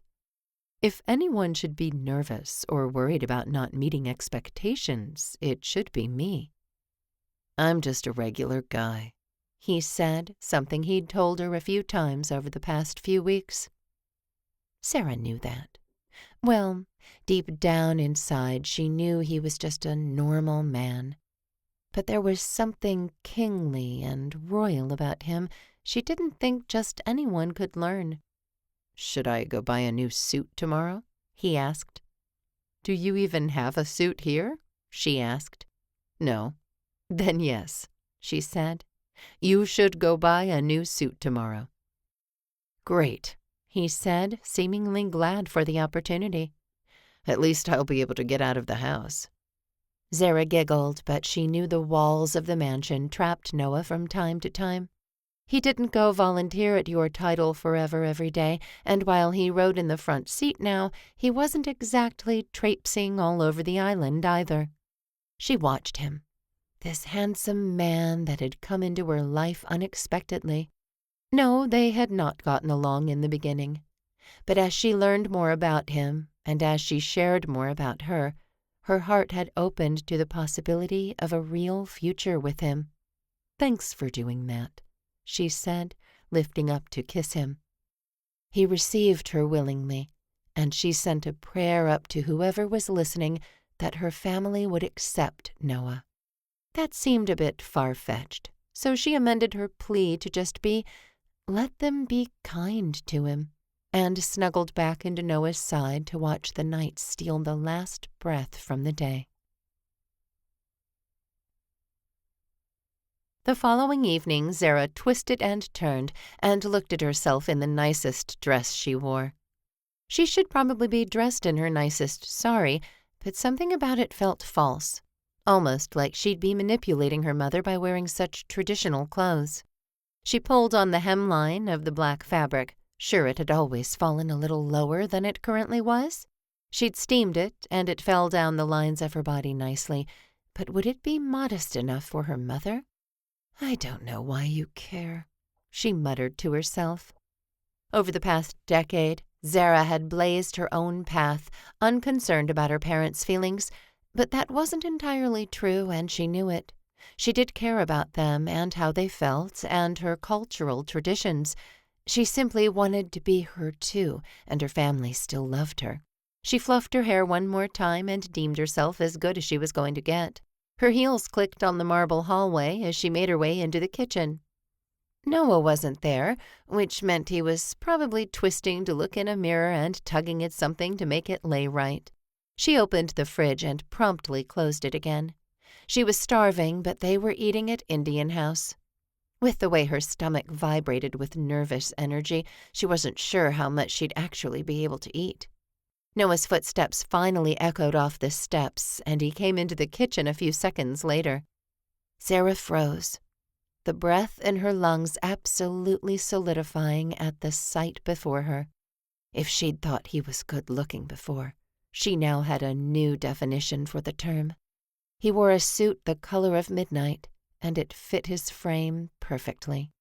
His shirt held the color of a pale winter sky, and his tie had pink, blue, and yellow checks among the black. "How do I look?" he asked, as if he didn't know he was the best-looking man on the planet.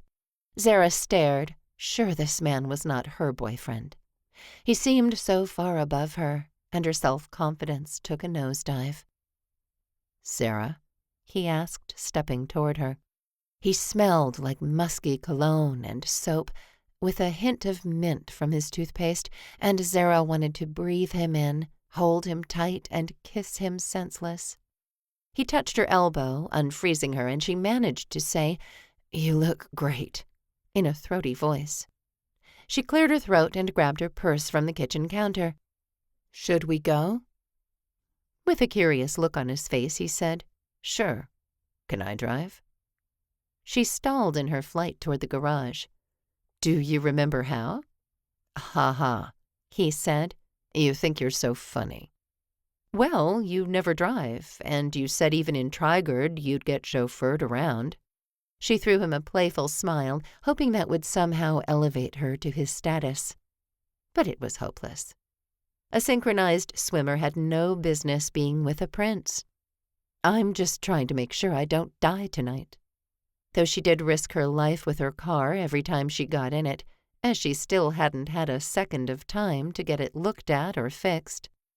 It kept starting, though, so that was something. "You won't die."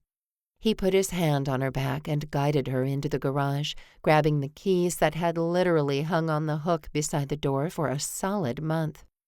She sank into his sports car, a rental he seemed to need to take up space in the garage, and adjusted her skirt while he settled behind the wheel. She buckled her seatbelt and cut him a quick look out of the corner of her eye.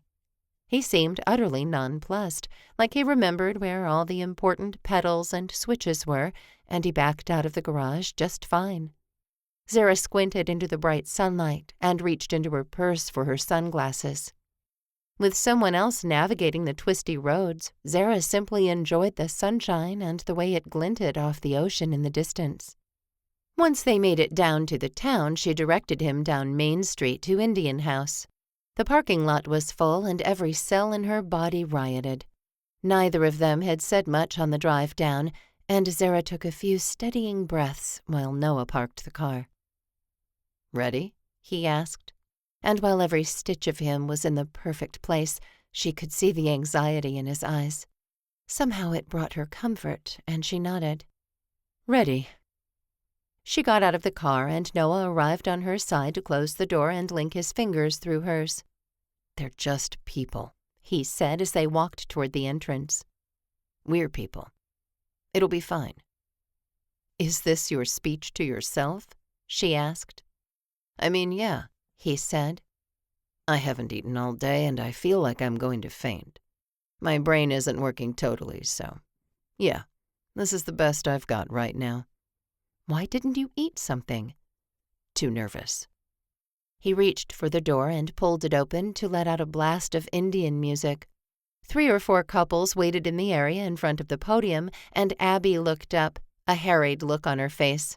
When she saw Zara, her smile erased the stress. "Zara!" she said, as if Zara could cure the crazy currently happening inside the restaurant. But it looked like a tour bus of Japanese travelers had arrived for dinner, and the whole place was packed. Abby's eyes flickered to Noah. "Let me tell Mom and Dad you're here. They haven't taken dinner yet." "Busy," Zara said, and Abby ran off. She turned back to Noah. Maybe we should go try another night when things aren't so hectic here." She looked up at him, but he surveyed the restaurant, his dark eyes sharp and taking in every detail. "Can't do it," he murmured, nodding toward something behind her. "Here come your parents now." Zara spun around, her heart thrashing inside her chest. Sure enough, her mother and father were navigating through the restaurant toward them. Noah's hand slipped into hers and squeezed, and Zara tried to swallow. Her throat stuck to itself, but she moved forward anyway. This was not the introduction she'd envisioned, and she hurried to press her hands together and say, "Namaste." Then she said, "Mother, we can reschedule." "Nonsense, nonsense," her mom said, her eyes drifting past Zara to Noah. It wasn't like Zara could conceal him. "You're terribly busy tonight," Zara said, tugging Noah to her side.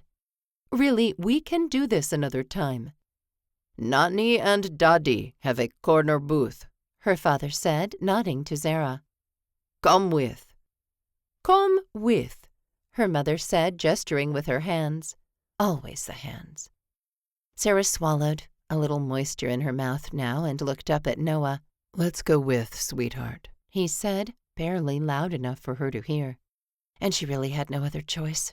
She went with. She bowed to her grandparents, who watched Noah like he was a fascinating film. He was much taller than anyone else, and she finally stepped back and said, "This is Noah Wales, His Royal Highness, Prince of Trigard." Her words hung in the air, and she could tell her family had not been expecting that. She'd asked Noah how he'd have been introduced in his country, and she'd written down the words and memorized them. "It's just Noah," he said with a smile, reaching to shake her father's hand. He pulled it back quickly and instead pressed his palms together, his fingertips at exactly chin level, and nodded. "Namaste. Nice to meet you, sir." Her father bowed too and said, "I'm Samir. Please sit down." Noah bowed to her mother first, and he looked so odd performing the Indian customs she'd grown up with. At the same time, he seemed perfectly natural doing them, and she felt herself falling a little bit farther toward being in love with him, which seemed impossible. She'd only known him for a month, and there was still so much to learn about him. But what she did know, she liked. "Sit," her mother said, and Zara slid into the booth, realizing that once her mother and father joined them, she and Noah would be sandwiched in the middle. No way out. She kept her smile in place and spoke to Daddy, her mother's father, about her upcoming show. "Your sisters can't join us tonight," her father said. "But we'll have a celebration at the house soon." Zara exchanged a glance with Noah. "Oh, we don't need to do that. We're not engaged, Dad." "Are you really a prince?" her father asked, and Zara's gaze whipped back to Noah's. "Yes, sir," he said. "Trigard is a tiny island off the coast of Italy. My father's king there, and my older brother Damien is set to rule one day." "So you will not rule?" her mother said. "No, ma'am," he said, taking Zara's hand on top of the table right in front of everyone. She was surprised her skin didn't incinerate with the way everyone looked at their joined fingers. "Barring an accident where every member of my family is killed, I won't rule. In fact, I'm probably going to move to Getaway Bay permanently." He lifted his arm around Zara's shoulders and smiled at her. Her mother's eyebrows went up, as did everyone else's at the table. "You can't move?" she asked. "Not without permission." He reached for the glass of water in front of him and drank from it properly. He'd had some serious training in entertaining or etiquette, and Zara had never seen this side of him before. He was charming and dashing, and absolutely everything he needed to be to satisfy her parents. Auntie Tanvi appeared and swept her eyes around the group. "Family tray?" she asked, her eyes landing and staying on Zara. Her father nodded and said, "Yes, Auntie," and Tanvi left. She wasn't really related to them, but she'd been a family friend for decades, and Zara had grown up calling her auntie. In most social situations, she'd expect her parents to ask Noah questions, but they just sat there looking at him. She couldn't tell if they were starstruck or just nervous. "So, the show is coming along well," she said to get the conversation started. "We open in 8 days. No one said anything, and Zara felt this evening slipping away from her, out of her control, and crashing fast. Her mind blanked, and she couldn't think of a single way to salvage this conversation, this meal, this relationship. Chapter 14. Noah had never been happier for his lessons about small talk, entertaining dignitaries, and appearing like he was having a grand old time when he really just wanted to go home. He carried the conversation almost single-handedly with Zara's parents, who couldn't seem to do much more than ask him a question and then wait for the answers. How old are you? How many siblings do you have? Do you have a job? Zara finally said, "Dad, stop grilling him." "I am not grilling him," her father said. "I am getting to know him. It's normal to ask questions." "So you have no job?" her mom asked, as if she didn't believe him the first time. "Well, I'm a prince," he said. "My job is to volunteer around the country and serve the people." With sudden realization, he realized why his father had been so resistant to letting Noah just slip away from Trigard. No, they didn't need Noah to volunteer in the country's libraries, but if he left, what would the headlines say?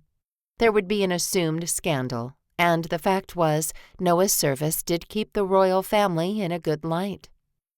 So maybe his part in Trigard wasn't completely useless. Every muscle in his body tensed, and he cut a glance in Zara's direction.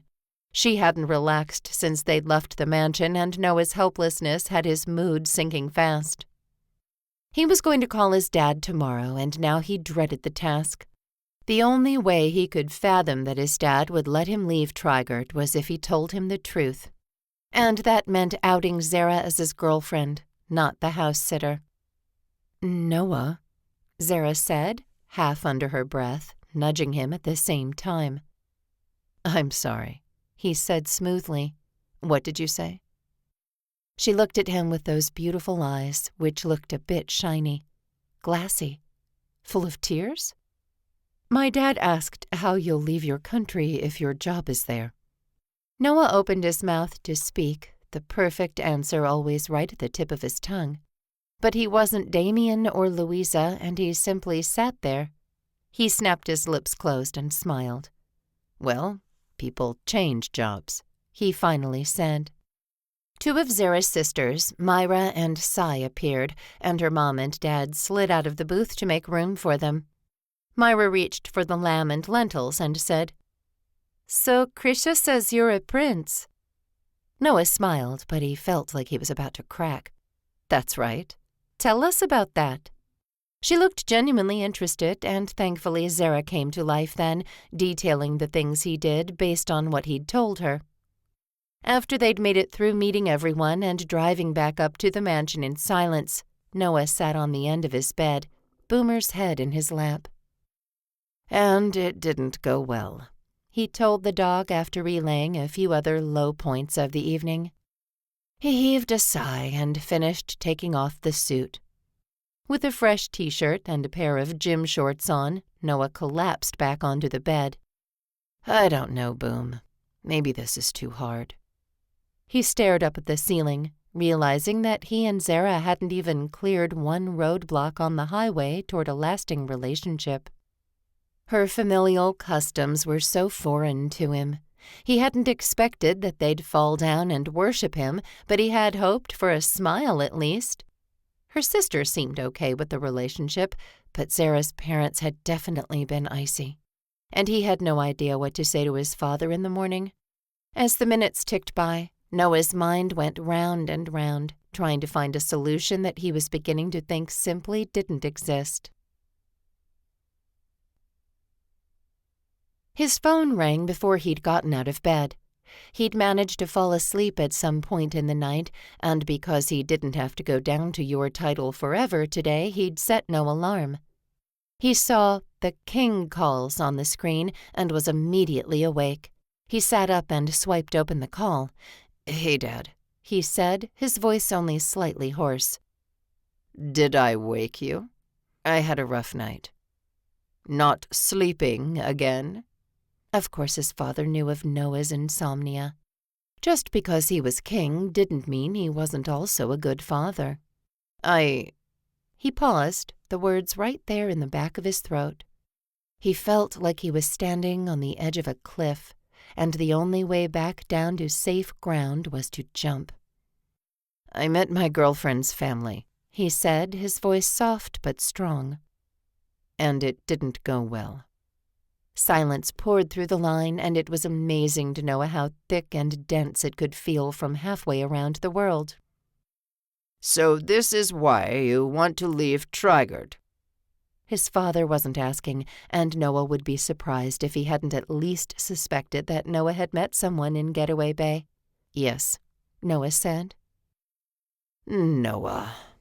He sounded tired, and Noah could just see his father rubbing his forehead the way he did when he was trying to find the right thing to say. He never did it in public, but Noah had the privilege of seeing the king behind closed doors. Noah said nothing. He had no defense for himself. His reputation as the bad boy prince didn't usually extend to women. Until Katya. And then the press hadn't been all that surprised. He supposed his father wasn't either, and Noah didn't know what to do with how deeply his dad's disappointment cut him. He'd once said, "I'm sorry I'm not Damien," to his father when they were arguing. His father had frozen, and all the fight had left his body. "I don't want you to be Damien," his dad had said. "But you better figure out who you are and be that person." Noah hadn't known what he meant at the time. He thought he knew who he was. "Well, are you going to say anything else?" his dad asked. "Who is she?" Noah pressed his eyes closed. He was not ashamed of Zara. He wasn't. But he also knew she was not the type of girl princes brought home. "Her name's Zara," he said. "She's a synchronized swimmer here on the island. She's nice. She's normal, Dad." He said, making that humming noise that drove Noah up the wall. "Why didn't meeting her parents go well?" "They're Indian," Noah said. "Very traditional. She's already broken ranks by not joining the family restaurant. It was just awkward." "But you still like her?" "Of course," Noah said. "And when can we meet Zara?" "Oh, it's too early for that," Noah said with a chuckle. "We've only been seeing each other a few weeks." "A few weeks?" The sharpness in his dad's voice sliced right through Noah's eardrums. "You only left Venice a few weeks ago." "So it's been less than that. I don't know." "I thought you were laying low." "I was. I am." Noah hated how he felt like a child who'd done something wrong. Again. This was why he just wanted a normal life. No titles, no castles, no security detail, no crowns. "Then how did you meet her?" Noah hesitated again. "Promise you won't be angry." "Noah, you're 31 years old. Even if I was angry, what can I do?" "Well, I thought Mom would send Yvonne or Vince over here to get me." "Oh, she's mentioned it." Horror struck Noah right between the ribs. "She's not going to do that, is she?" "I've managed to make that plan B or C," his dad said. "What's plan A?" "To treat you like you know what you're doing," his dad said, as if it was the most obvious plan of all. "Dad, I have no idea what I'm doing." Noah didn't want to admit it, but he felt freer after the words left his mouth. "Well, then it's time to figure it out. Damien took a while, too, but he's getting there. Your sister is days away from being engaged. Your mother wants you here for that, Noah, and I do agree with her on that." "Well, I can come for a party, sure," Noah said. "It's not like I'm never going to come to Trigard again. I just want anonymity, and Getaway Bay is perfect for that." Noah turned from the picturesque water beyond the glass in his bedroom. He paced over to the door and back. "Dad," he finally said. "Louisa's engagement is on Wednesday," he said. "Your mother and I expect you here. We can discuss Zara and everything else then." "Wednesday?" Noah echoed. "Dad, I don't know if I—" "It's either you book your own ticket and be here by 4 p.m., or Yvonne will come get you on Tuesday and escort you back." "Dad, Zara's opening show is on Friday. I can't miss it." "I don't see why you would." But Noah's nerves were vibrating. Even if he could fly out early on Thursday morning, he wouldn't get back to Getaway Bay until Friday morning, what with the time difference. And a discussion with his mother and father had never gone less than an hour, and that was about which type of china the family should order for their heritage meal. Something like Noah leaving the country and marrying a synchronized swimmer? That felt like an all-day session to him, and he'd most definitely miss Zara's show then. "Noah, I'm inclined to grant your request, but I need something from you. A couple of things, actually. I need you here for Louisa's engagement announcement, and I need to know how you and Zara met." Chapter 15. Zara pushed herself out of the pool, the sound of Ian's bark coming easily through the water streaming off of her and through her swim cap. Her muscles trembled, and she was starving. They'd been practicing for 10 hours, and she had a feeling no matter what happened, Ian would not be satisfied.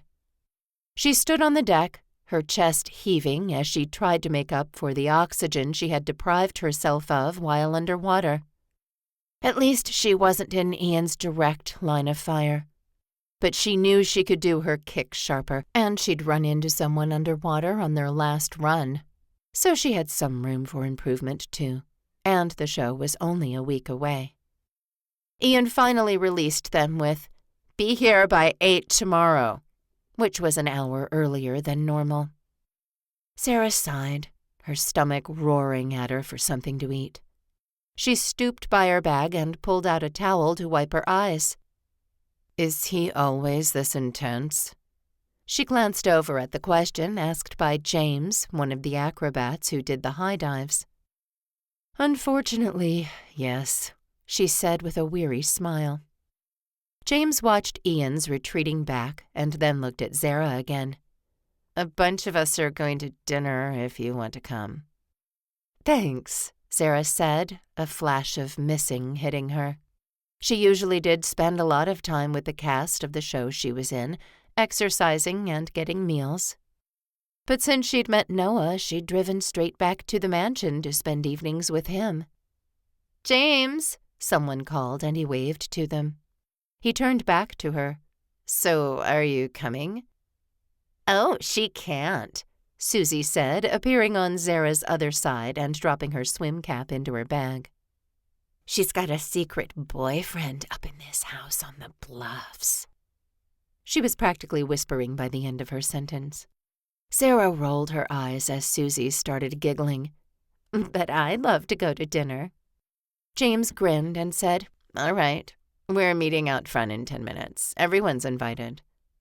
He walked away then, his broad shoulders rippling with muscles. Zara tossed her towel into her bag. "Thanks for that."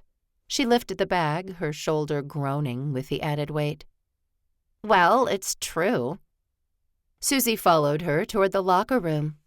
Zara wasn't sure if her friend was upset they hadn't hung out as much as they normally would have, or if she was just stating a fact. And Zara was too tired to try to figure it out. She'd eaten everything she'd brought from the mansion, and there was no way she was making it up the bluff without finding food first. She opened her locker and saw her phone flashing with both green and blue lights. She was instantly twice as exhausted as she had been previously, but she reached for her phone with her free hand while she dropped her heavy swim bag to the ground. She had texts from Noah as well as two of her sisters.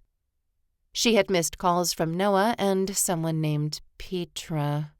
She frowned at that name, her slow, calorie-deprived mind taking a few extra moments to try to figure out who Petra was. All at once she remembered.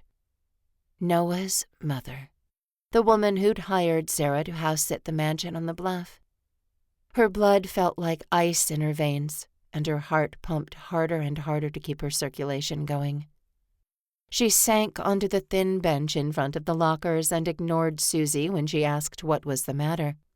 What was the matter? Zara was going to lose her job. That was what the matter was. Not only that, she'd probably have to pay Petra back. After all, the house-sitting gig was supposed to go through the beginning of September, and it was barely July. She tapped on Petra's texts first. Sure enough, her words felt like cannons firing through Zara's system.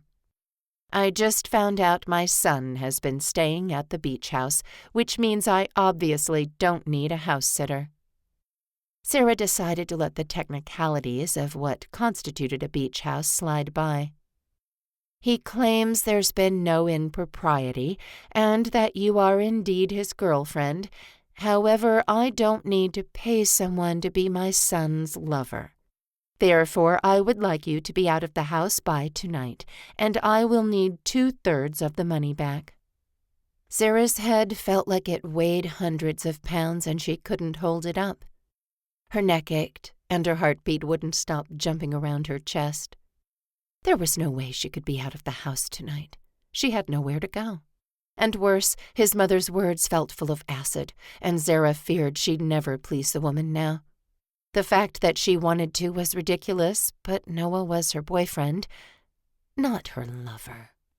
Zara's fight and determination flew back into her body. So what if this woman was a queen? Zara had a contract with her, and she had been doing the job she'd agreed to.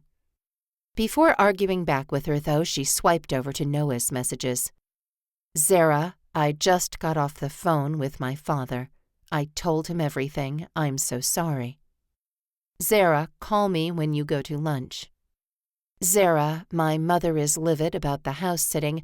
I'm trying to talk to her. Don't do anything yet. Zara, Zara, Zara. He'd called twice, too, and Zara's head hurt from all the drama. All the swimming.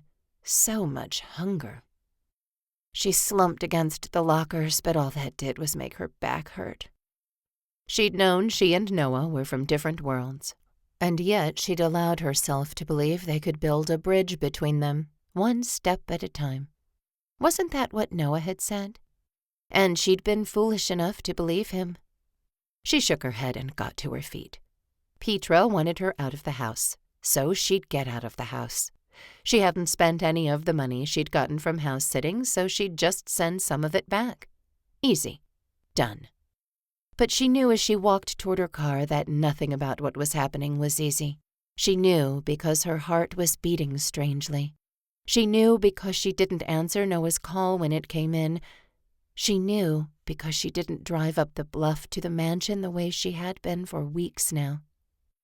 Instead, she drove over to the Sweet Breeze Resort and Spa and checked into a room. No, she couldn't really afford it, but all the performers in Ian's shows got half-price rooms at Sweet Breeze. So she splurged and ordered room service, showered while she waited, and wheeled the cart into her room wearing a fluffy white robe once she was ready. She ate, simply going through the motions her body needed to do to stay alive. Her mind whirred constantly, but she couldn't see a way out of the mess she and Noah had created. She shook her head at herself. What were you thinking? She pulled out her phone to text Petra an apology and that she was out of the house. She wasn't sure when she could go get her things, or Whitewater, but it didn't matter. She had her swim bag and her purse, and she could get her stuff out of storage as soon as she found a new apartment. Maybe Noah would feed Whitewater for her, but she didn't have the mental energy to ask him right now. Another text from Noah had come before she could text his mother, and she hadn't heard her phone chime. "Where are you?" Ian said practice ended over an hour ago. He'd called Ian? A spark of anger ignited in Zara's blood. Of course, Noah had endless resources at his disposal, and she'd used her credit card at Sweetbreeze, so it was only a matter of time before he showed up here. Instead of waiting for him to track her down, she sent him a text. Sweetbreeze Resort, room 1215. Half an hour later, a knock sounded on the door and Zara stared at it, trying to decide if she should open it and face Noah or ignore him. Since she wasn't in junior high anymore, she crossed the room and unlatched the door before twisting the knob and opening it. Sure enough, Noah stood there, his dark eyes blazing with all kinds of powerful emotions. "There you are. I've called you a bunch of times." 3 times, she said, as if the number really mattered. "Fine, 3 times. He stepped into her personal space and she fell back to allow him entrance into the room. "Did you listen to my messages?" "Nope." Zara let the heavy hotel door swing shut, the resulting crash so loud she cringed. "Have you texted or called my mother?" "No, sirree." Noah turned and glared at her. "Zara, this is serious." "I know this is serious," she snapped. "Why do you think I'm at this hotel I can't afford? Your mom told me to get out of the house by tonight, so I did.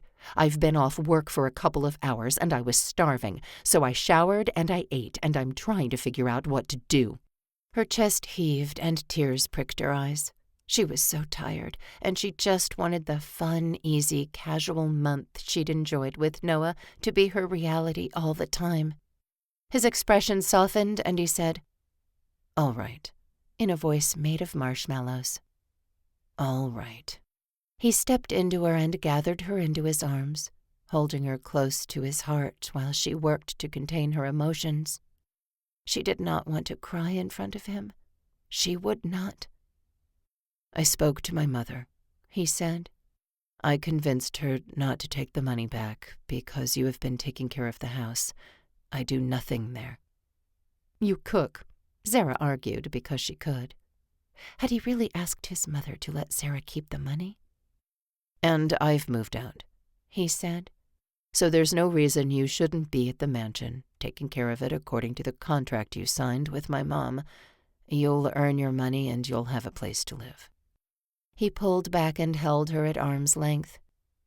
"Maybe now you could have your girlfriends up to the house for that pool party." The way he looked at her, all soft smiles and crinkly eyes, and Zara became more confused than ever. "You moved out?" The thought of staying in that huge house alone, which had once appealed to her greatly, now felt like a threat. "Yeah. Boomer and I found a little cabin on the beach. It's nice, and he likes the ocean." "You're such a liar." She could hear the fib in his voice. Boomer does like the water, so the cabin must not be nice. "So it's missing a few amenities. I'll be fine." "What kind of amenities?" Zara narrowed her eyes at him. "I'll hardly be there anyway," he said instead of answering. "I'm flying to Trigard on Monday."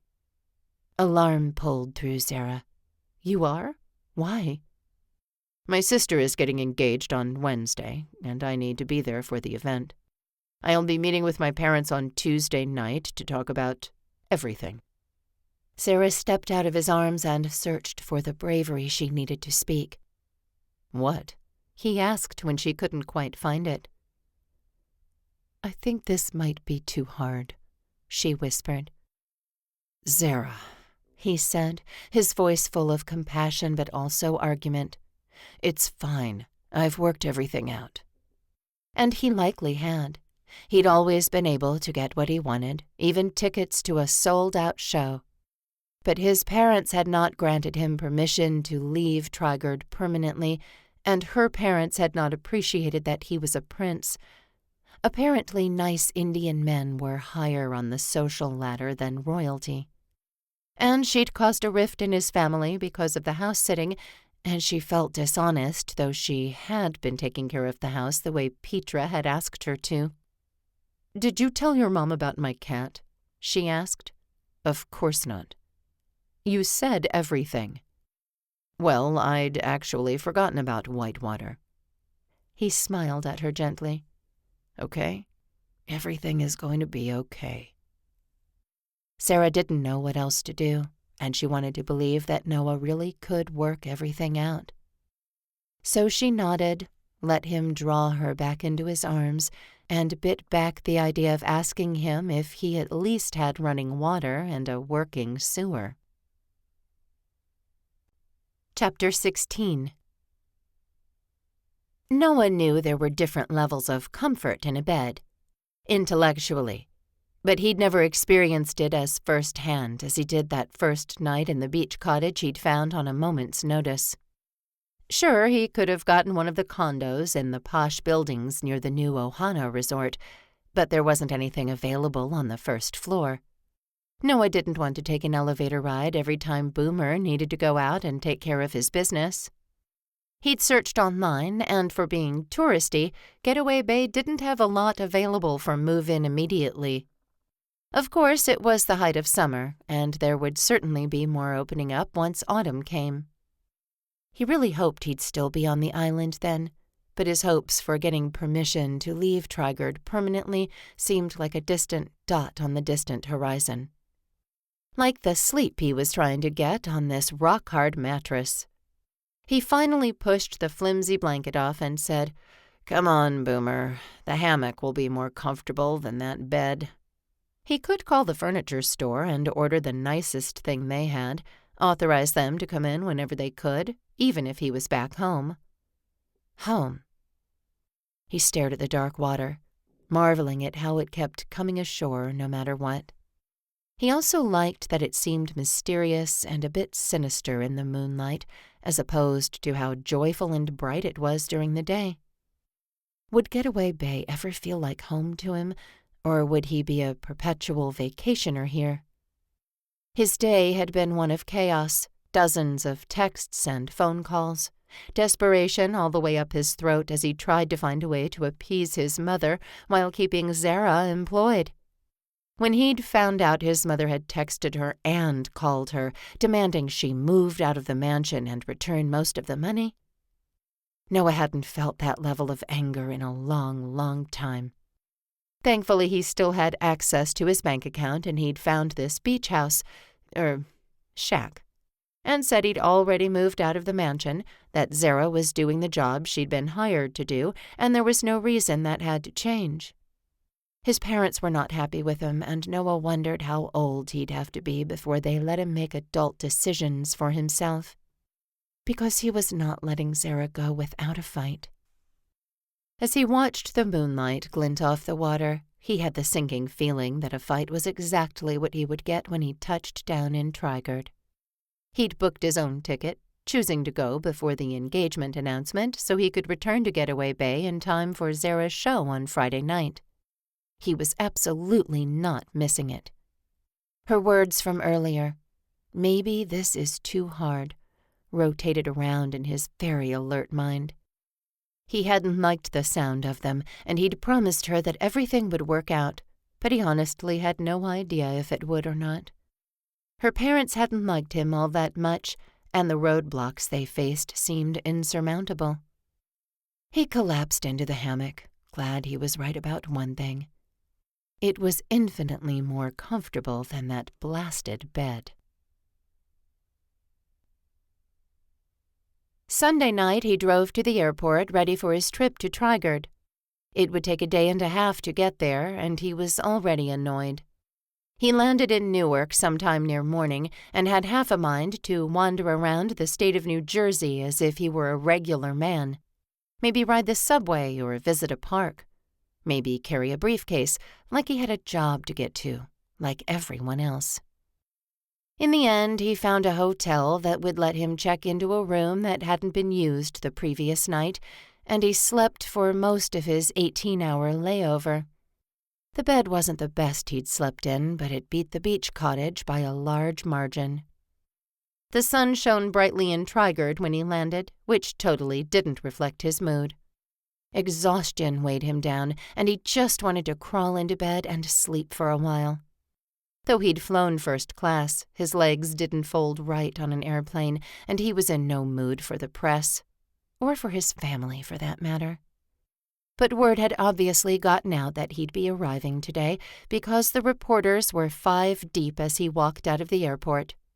His father had decreed they could not go inside, and there was a special roped-off area for them. Noah had never been happier for sunglasses, as he was sure if the photographers caught sight of his eyes, they'd have a dozen speculations as to why he looked so thrashed.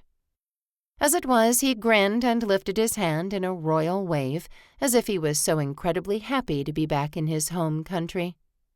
He took a deep breath. His grin stuck in place, and a strong pull of happiness did move through him at being home. After all, there was nothing like his mother's hug, and he was suddenly anxious to get on his way toward the castle. But he knew he had some major public relations work to do, so he signed whatever someone put in front of him, noticing that there were several children with books they wanted him to scrawl his name in. He took the most time with them, asking, "Have you read this one?" "Yes," the little boy said. Noah flipped it over and looked at the front cover. "Oh, I love this one." He grinned at the boy, who couldn't be older than 10. "The ending is a little sad, don't you think?" He nodded, his eyes wide. His mother kept a grip on his shoulder, like Noah might somehow infect him with some sort of bad boy disease if she let her son get too closer. Noah tousled the boy's hair and said, "Well, keep reading, bud. It's the best way to travel." He straightened and smiled at the mom, who grinned right back at him. He repeated this process until everyone had been satisfied. The press had taken hundreds of pictures, and once the last person had been taken care of, a reporter yelled, "Where have you been, Prince Noah?" Prince Noah. He hadn't been called that for a long time. "Overseas," he said. "Great for the psyche."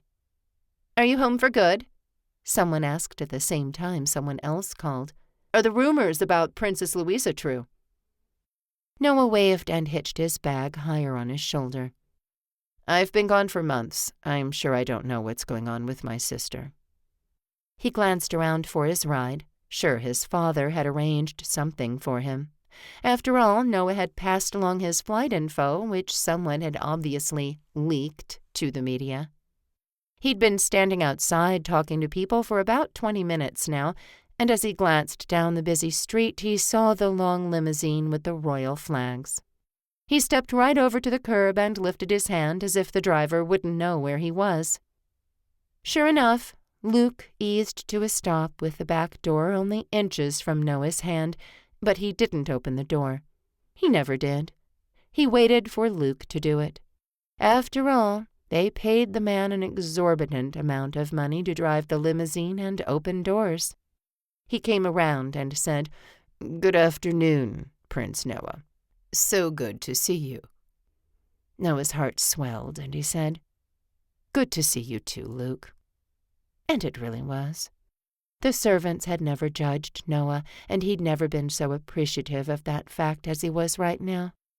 Luke reached for the door handle, and Noah edged to the side, almost desperate to get in the car, get behind those tinted windows, get some relief from this public appearance stuff he wasn't so good at. But Luke didn't allow him into the car.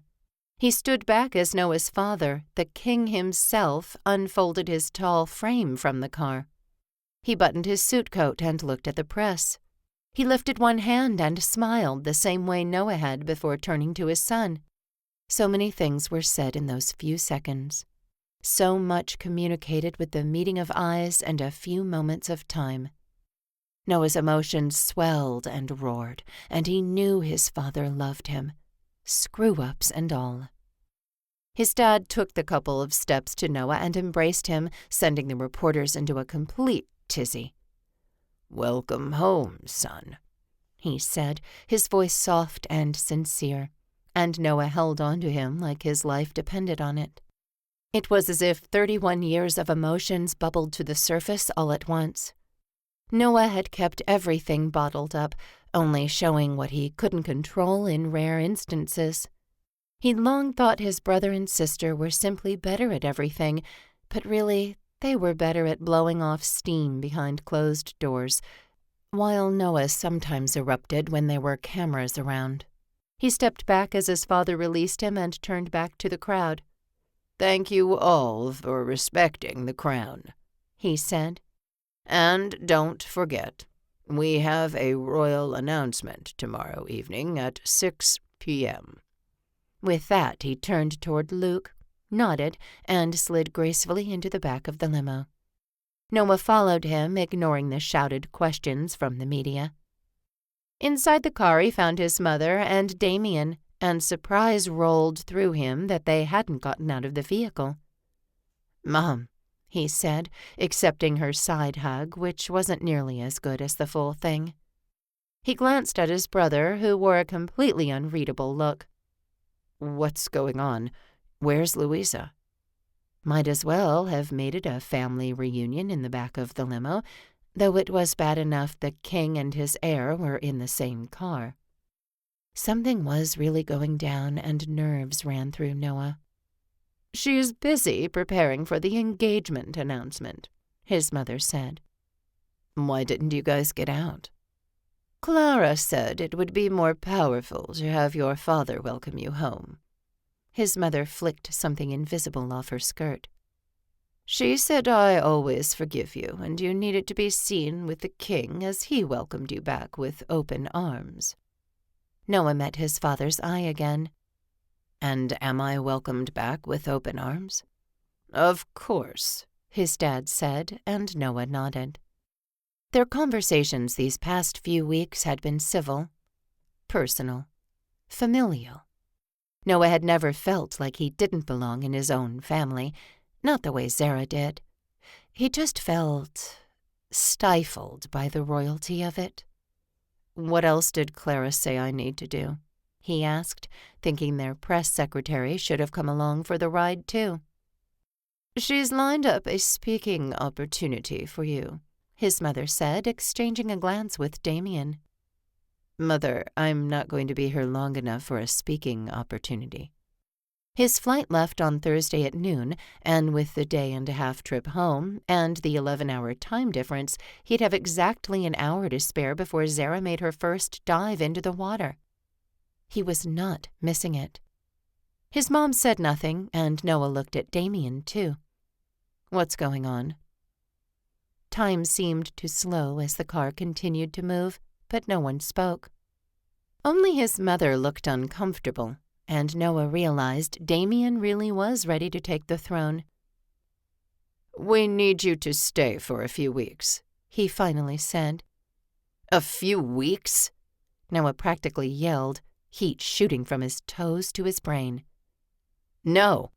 He shook his head now. "I can't do that. I can't." "We checked on Zara's show, dear," his mother said like he was being petulant on purpose. "It runs all summer. You can see it when you return." "No, I can't," he said. "It's sold out, and I had to beg, borrow, and practically turn over my inheritance to get the tickets I did." He couldn't miss opening night. It meant a lot to Zara, and he had to be there. "We're sorry," his mother said, and Noah wanted to rage at her. Sorry? In that moment, he didn't understand his parents or his brother. Couldn't they understand he wanted something different for his life?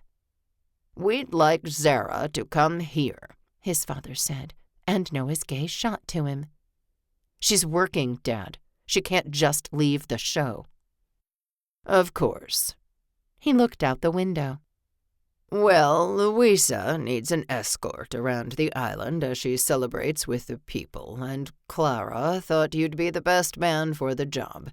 It'll repair your reputation and allow you the opportunity to leave Trigard as you wish." "Why can't Eric escort her?" "He'll be with you, yes," Damien said. "But it's improper for them to travel alone, and they need an entourage." Noah scoffed. Of course, Louisa and Eric wouldn't be traveling alone. They'd likely have 2 security guards each, with an additional 4 undercover following from a distance. "This is ridiculous," he said. He wondered what his parents would do if he snuck out of the castle and tried to board the plane on Thursday the way his original itinerary had planned for him to do. Desperation clogged his throat, and he wanted to text Zara right now and tell her how insane his family was being. But it was 2:00 in the morning there, and he didn't want her to know about any speed bumps. Then she'd say their relationship was too hard, and when he got back to Getaway Bay, if he ever did, she wouldn't be his to kiss anymore. "I have a plane ticket," he said. "We'll exchange it," Damien said easily, as if he himself knew how to do such things. "Louisa needs you, dear," his mom said, and Noah shook his head. "No, she doesn't." "No," his father said, "she doesn't. But, Noah, you have things to explain to us about Venice and a reputation with your countrymen to fix because of it. Then we want to know everything about Zara and how you two met and what's been happening between you. And then, if you behave while on this engagement tour, then I'll consider letting you leave Trigard." Noah heard the threat in his father's voice, definitely heard the emphasis on the word if, and absolutely saw the blazing fire in his dad's eyes. He leaned back against the seat, wishing with everything inside him that he'd never come home, because it felt like now that he was back on the tiny island where he'd been born and raised, he would never be leaving it again. Chapter 17. Zara shook out her hands, her performance swimming suit on, along with her cap and her goggles. Her nerves zipped through her with the crackling speed of electricity, and she hoped her parents hadn't had too hard of a time parking. They didn't like coming down to the beach, but the venue was partly outdoors and there wasn't a lot of parking. If they'd park over by Your Title Forever, there'd be a shuttle, but her dad complained about those too. Hopefully one of her grandparents had just dropped them off. Zara couldn't believe her thoughts were consumed with her parents and their parking woes. At least they were here. Noah had texted a few times and called once to say that he wouldn't be making it to the show. Her disappointment still tasted bitter on the back of her tongue, coated her throat as she tried to swallow. "You ready?" Susie asked, wearing the same swimming suit as Zara. "Yes," she said, pushing her parents and Noah and everything out of her mind. She needed to focus and put on the performance of her life. People had paid a lot of money to come see this show, and she'd rehearsed for hundreds, if not thousands of hours to give them something to talk about. "You're up," Susie said, and Zara pushed out of the locker room and made her way into the pool, securing her nose clips as she went. She dove down to the platform and grabbed onto the handle there. She held her breath and fluttered her feet slightly. The platform jerked and she went with it, her feet slamming into it as it moved up, up, up, and out of the water. It rose about 10 feet, and then a man named Benny joined her, his smile as wide as hers. Then the platform ascended again, the acrobats and swimmers around them climbing and flipping and creating beautiful three-dimensional art with their positions. The music crescendoed, and right at the height of it, she and Benny pushed off and leapt into the air. She flipped and twisted, straightening out about halfway toward the water. She entered the pool cleanly, a definite slap of water against her senses, but she could still hear the applause. Or maybe she was hallucinating. She wasn't sure. But when she pushed herself out of the pool and waved at the crowd, they definitely cheered louder for her. The female high diver that had started the show with a bang. She slipped back into the water and got in formation with the other girls, their synchronized movements so familiar and comforting that Zara forgot about the empty house she had to go home to, the lecture she'd probably get from her mother about the high cut of her swimming suit.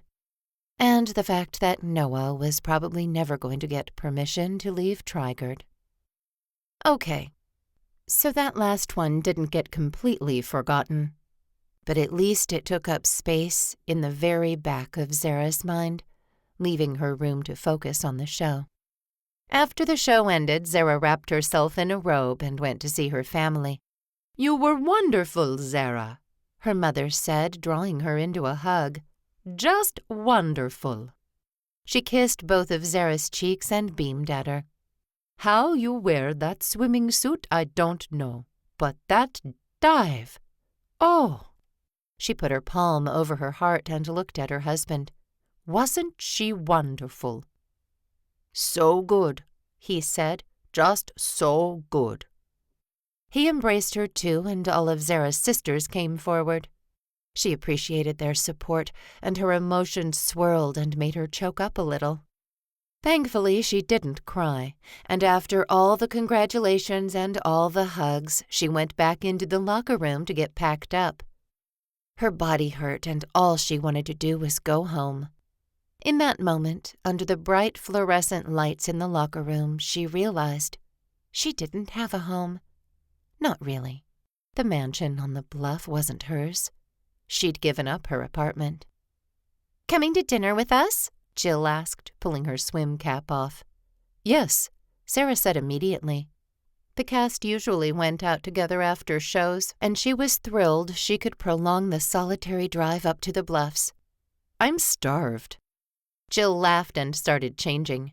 She and Susie accepted Zara right back into the group, as if she hadn't abandoned them for the past month while she and Noah dated. As she walked with them out to Susie's car, she couldn't help checking her phone. Noah knew what day it was, and she expected to see a text from him, a quick note of luck. Something. Her screen was blank. Trigard was 11 hours ahead of Getaway Bay, and surely he was out of bed by now. In fact, she'd never known him to sleep much past 5 o'clock in the morning, but he hadn't texted. And Zara's heart withered a little as she got in the back seat of Susie's sedan. She shoved her phone in her pocket when Susie said, "So, I'm seeing this guy named Ryan." Zara didn't hear from Noah in the morning, nor did he text or call on opening weekend at all. She was beginning to think he'd fallen off the face of the earth, or that he'd been a mirage on this island when she'd needed someone the most, or that he'd been lying to her this whole time about who he was. So Monday morning she sat down with her laptop at the kitchen counter where she'd eaten his cooking dozens of times. She pulled up a search window and put his name in. The results exploded down the screen, and he definitely existed. Relief sighed through her. Not only did he exist, but he was also a prince. Double sigh.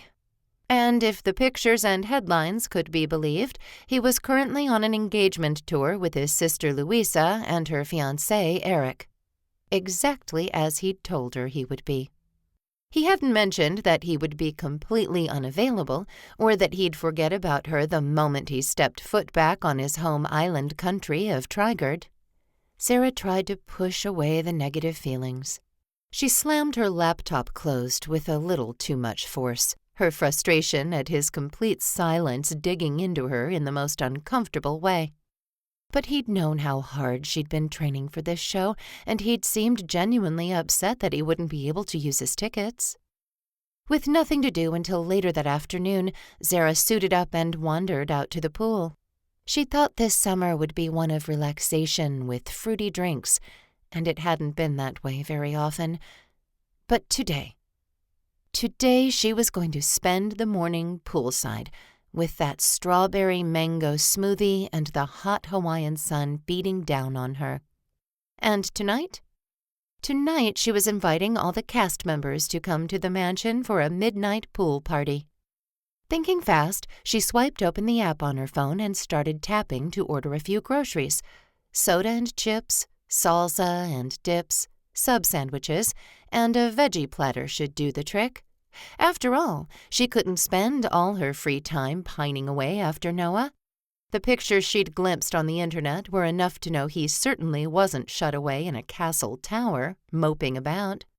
No, he'd been wearing expensive suits and waving to the crowd and signing autographs. She glanced at her phone. Maybe she could just call him. It would be evening in Trigard, and maybe he could talk for a few minutes. She went back inside and distracted herself by making the smoothie she wanted. But back by the pool, her phone taunted her. In the end, she sent off a quick text that said, "Opening weekend went great. Hope you're having fun on the tour." He didn't answer, and Zara smoothed sunscreen over her exposed skin, knowing the last thing she needed was a sunburn. An hour later, after she woke from her catnap, she texted Susie about the pool party that night, opened the door when the grocery delivery guy arrived, and checked her phone obsessively. Noah still had not answered, and her frustrations were starting to morph into worries. Maybe something had happened to him. Maybe he'd lost his phone. Maybe it had been damaged from a stampeding herd of women chasing after the handsome, eligible Prince Bachelor. Zara disliked the poisonous thoughts in her mind, but it sure seemed as if Noah had forgotten about her already. And as much as she wished that idea didn't sting her to the core, the fact was that it did. As she went through her swim bag one last time to make sure she had everything for that night's performance, her phone finally chimed.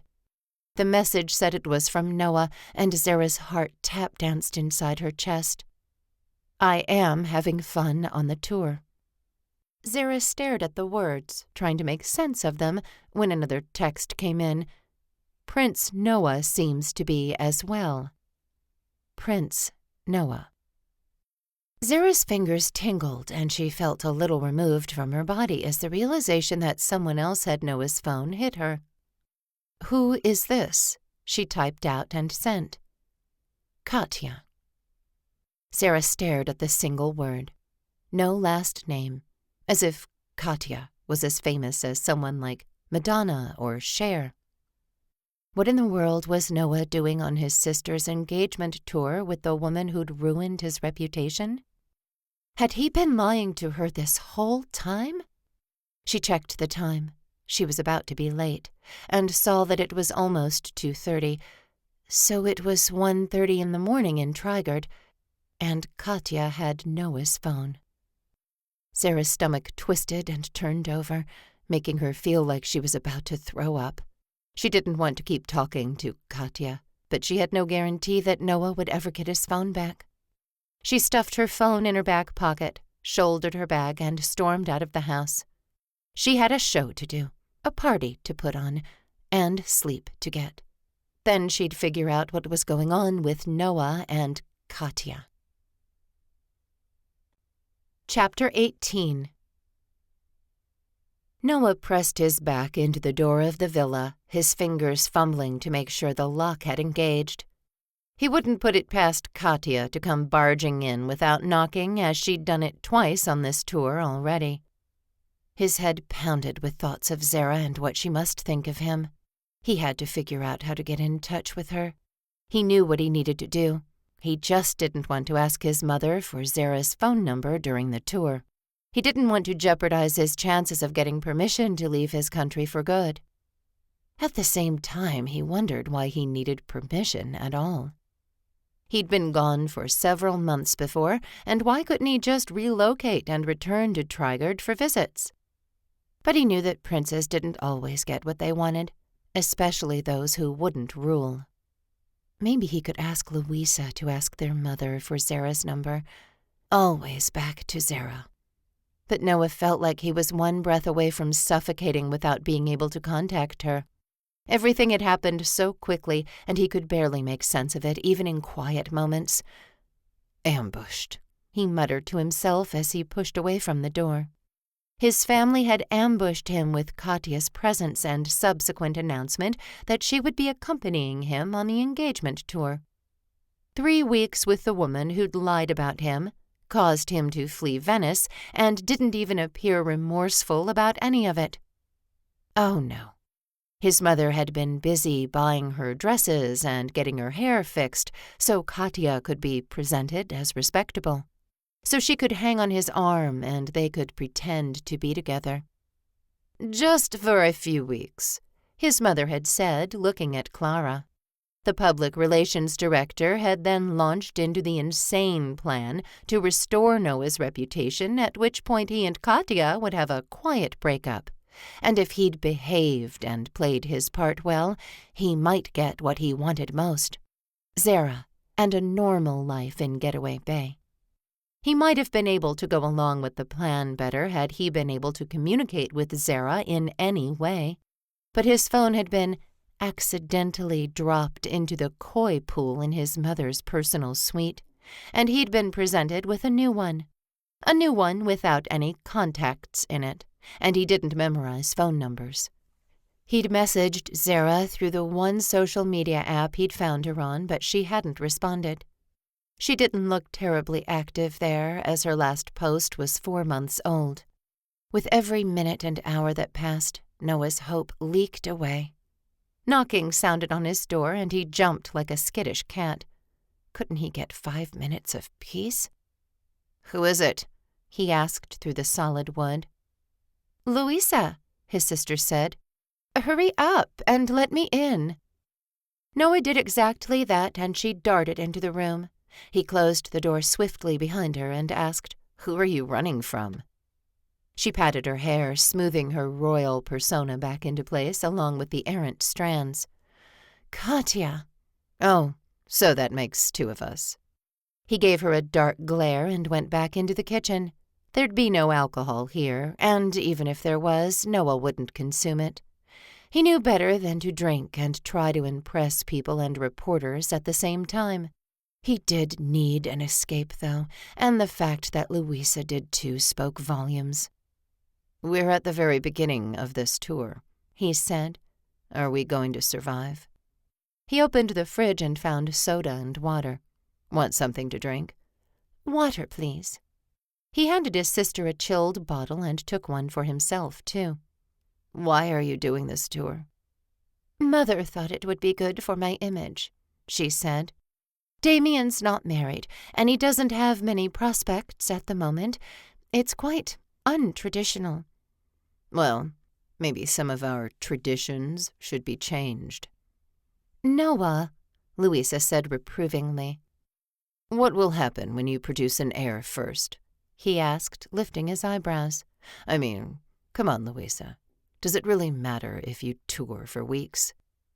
He shook his head as he uncapped his bottle. "Damien will be king," she said, "and his first heir will be next in line, no matter how many children I have first." "Exactly," Noah said. "So why does it matter if you tour around, shaking hands and smiling for the camera? It doesn't make a bit of difference." "It does in public perception," she said.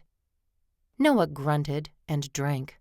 After swallowing, he said, "And public perception is all that matters."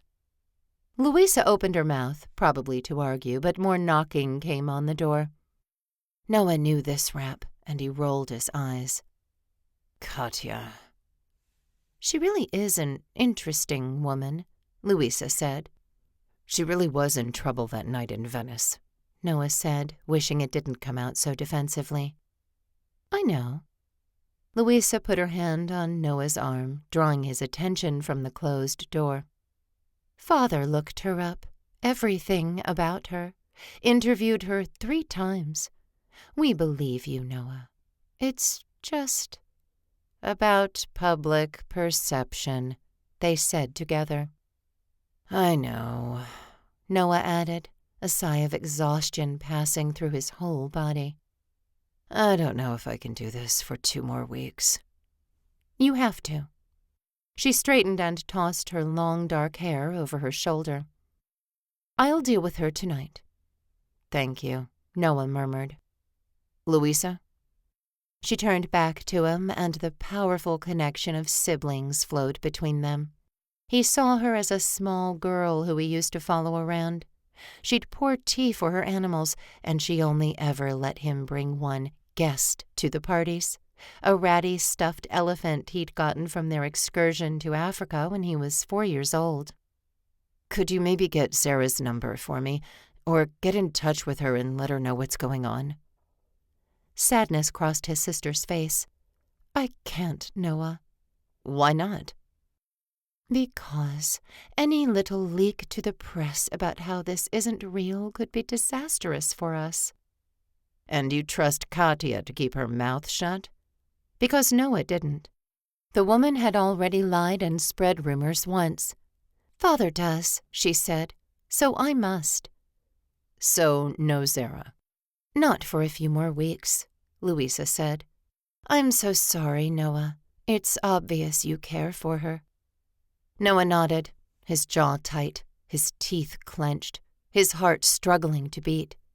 He wasn't sure Zara would be overly excited to hear from him in a few weeks. In fact, he was quite sure she'd break up with him long before then. "If she loves you as much as you love her, she'll understand."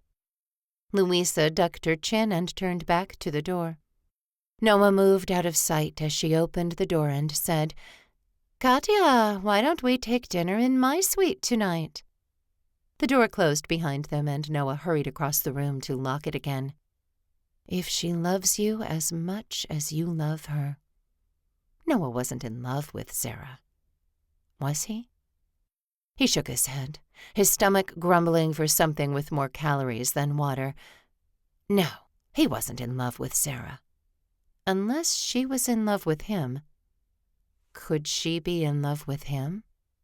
The confusing thoughts went round, and Noah wanted nothing more than to talk to her, hear her voice, assure her that nothing she saw online was true, and that he was doing everything he could to return to her and Getaway Bay as fast as possible, for as long as possible. But he couldn't even text her, and Noah had never been so frustrated. A week later, Noah's irritation once again rose to a level he'd never known. He kept a tight grip on Katya's hand, his plastic smile cemented in place, but he was livid and about to blow. He wished Louisa and Eric would hurry up and finish so he could get away from this insufferable woman, get out of this excruciatingly hot suit, and somehow find relief. He'd never been overly religious, but he prayed now harder than he ever had. Because Katya had kissed him, right in front of the reporters, as if they were so madly in love and couldn't wait to be on their own engagement tour. In fact, she may have said those words. Noah's anger roared through him, blocking out other sounds. The sun beat down. The wind died. Katya's hand in his tried to wiggle away, but he squeezed it tighter. And still, Louisa talked and nodded. Finally, she turned and saw him. Alarm crossed her face, and Noah's hope diminished a little more. If she could see his discomfort and annoyance so easily, so could everyone else. She wrapped up her conversation and waved to the crowd one final time before turning and walking past him and Katya, Eric's hand on the small of her back. Once they were safely inside the library, where Noah himself would be speaking to a group of teens and their parents, Louisa asked, "Will you excuse us?" The security detail fell back, leaving the four of them to go on alone. Louisa turned toward the door where a woman wearing a name badge stood, and she said, "Noah and I need a moment." She was all smiles and perfection as Noah went past her into the room. Once the door was closed, he finally released the breath he hadn't realized he'd been holding. "I can't do it," he said, a moan following. "Did you see what she did out there?" "No. What happened?" "She kissed me." He braced his hands against a table, trying to get enough air now. "Louisa, this isn't helping. This is only going to make me look worse when we break up." "And what about Zara?"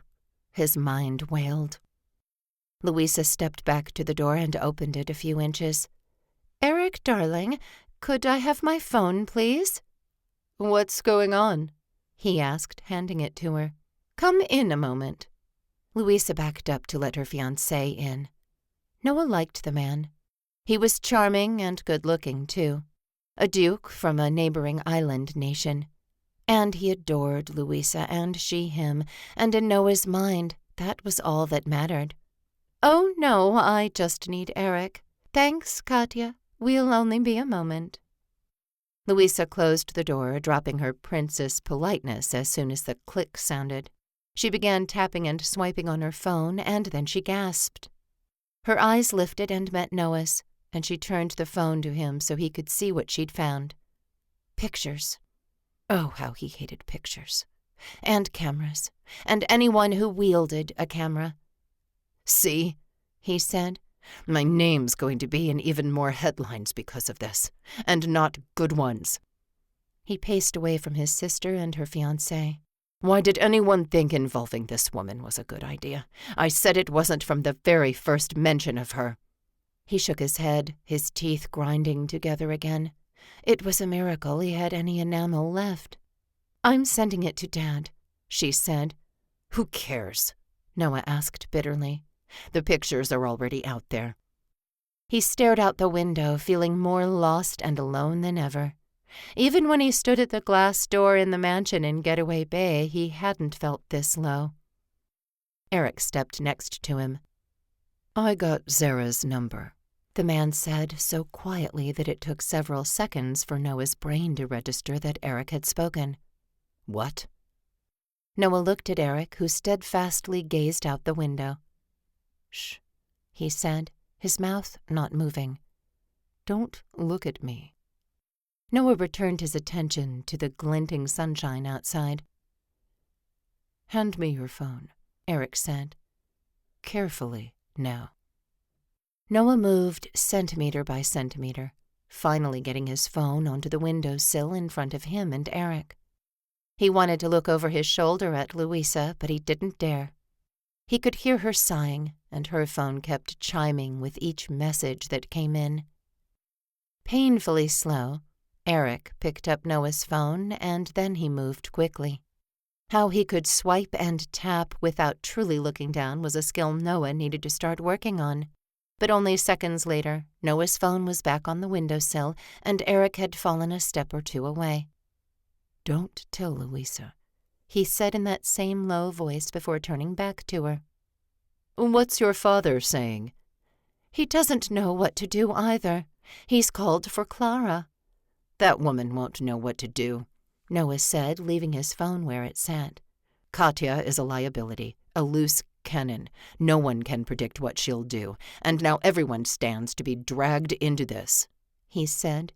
"Do you think for a moment she won't tell the papers how Dad paid her to pretend to be with me to smooth over what happened in Venice months ago?" He scoffed. "We're all in very real trouble." Silence prevailed in the room, and then someone knocked. It didn't sound like Katya, and Eric moved to the door to open it. He was just as fluid as Louisa and Damien, just as polished, with sandy hair that never sat out of place and a pair of hazel eyes that observed everything.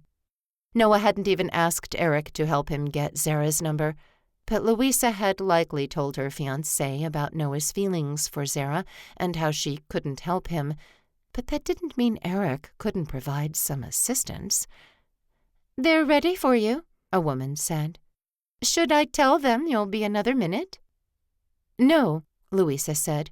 "We're ready too." She turned back to Noah. "Don't forget your phone, baby brother." She gave him a smile as she crossed the room toward him. She fiddled and fixed with his tie, though it was absolutely perfect.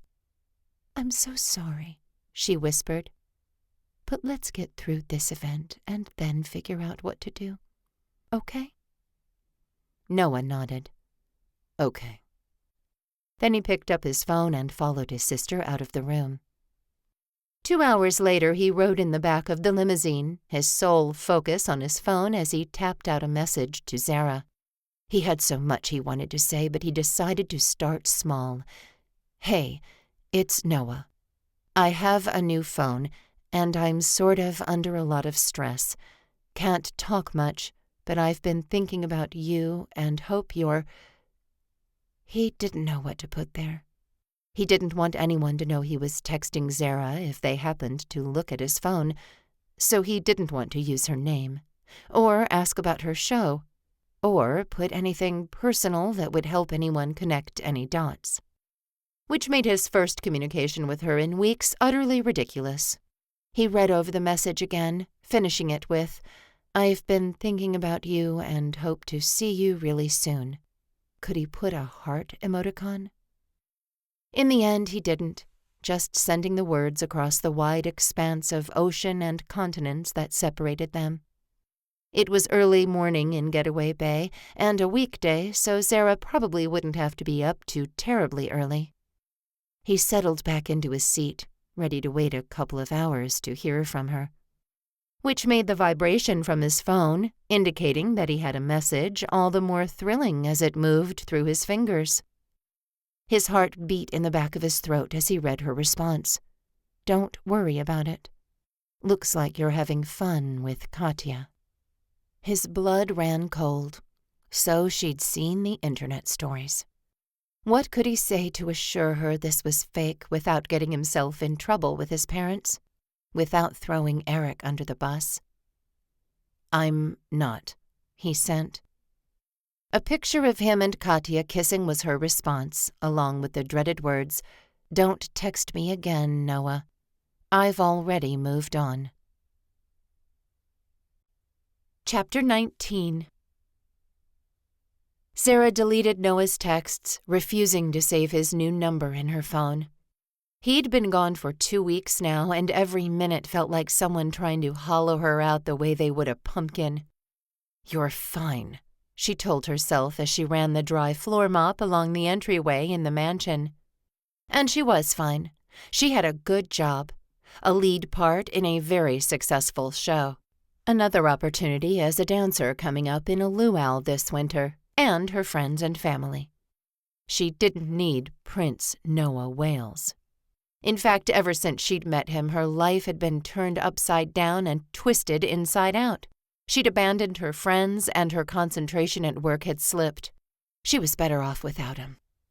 Then why didn't she feel better?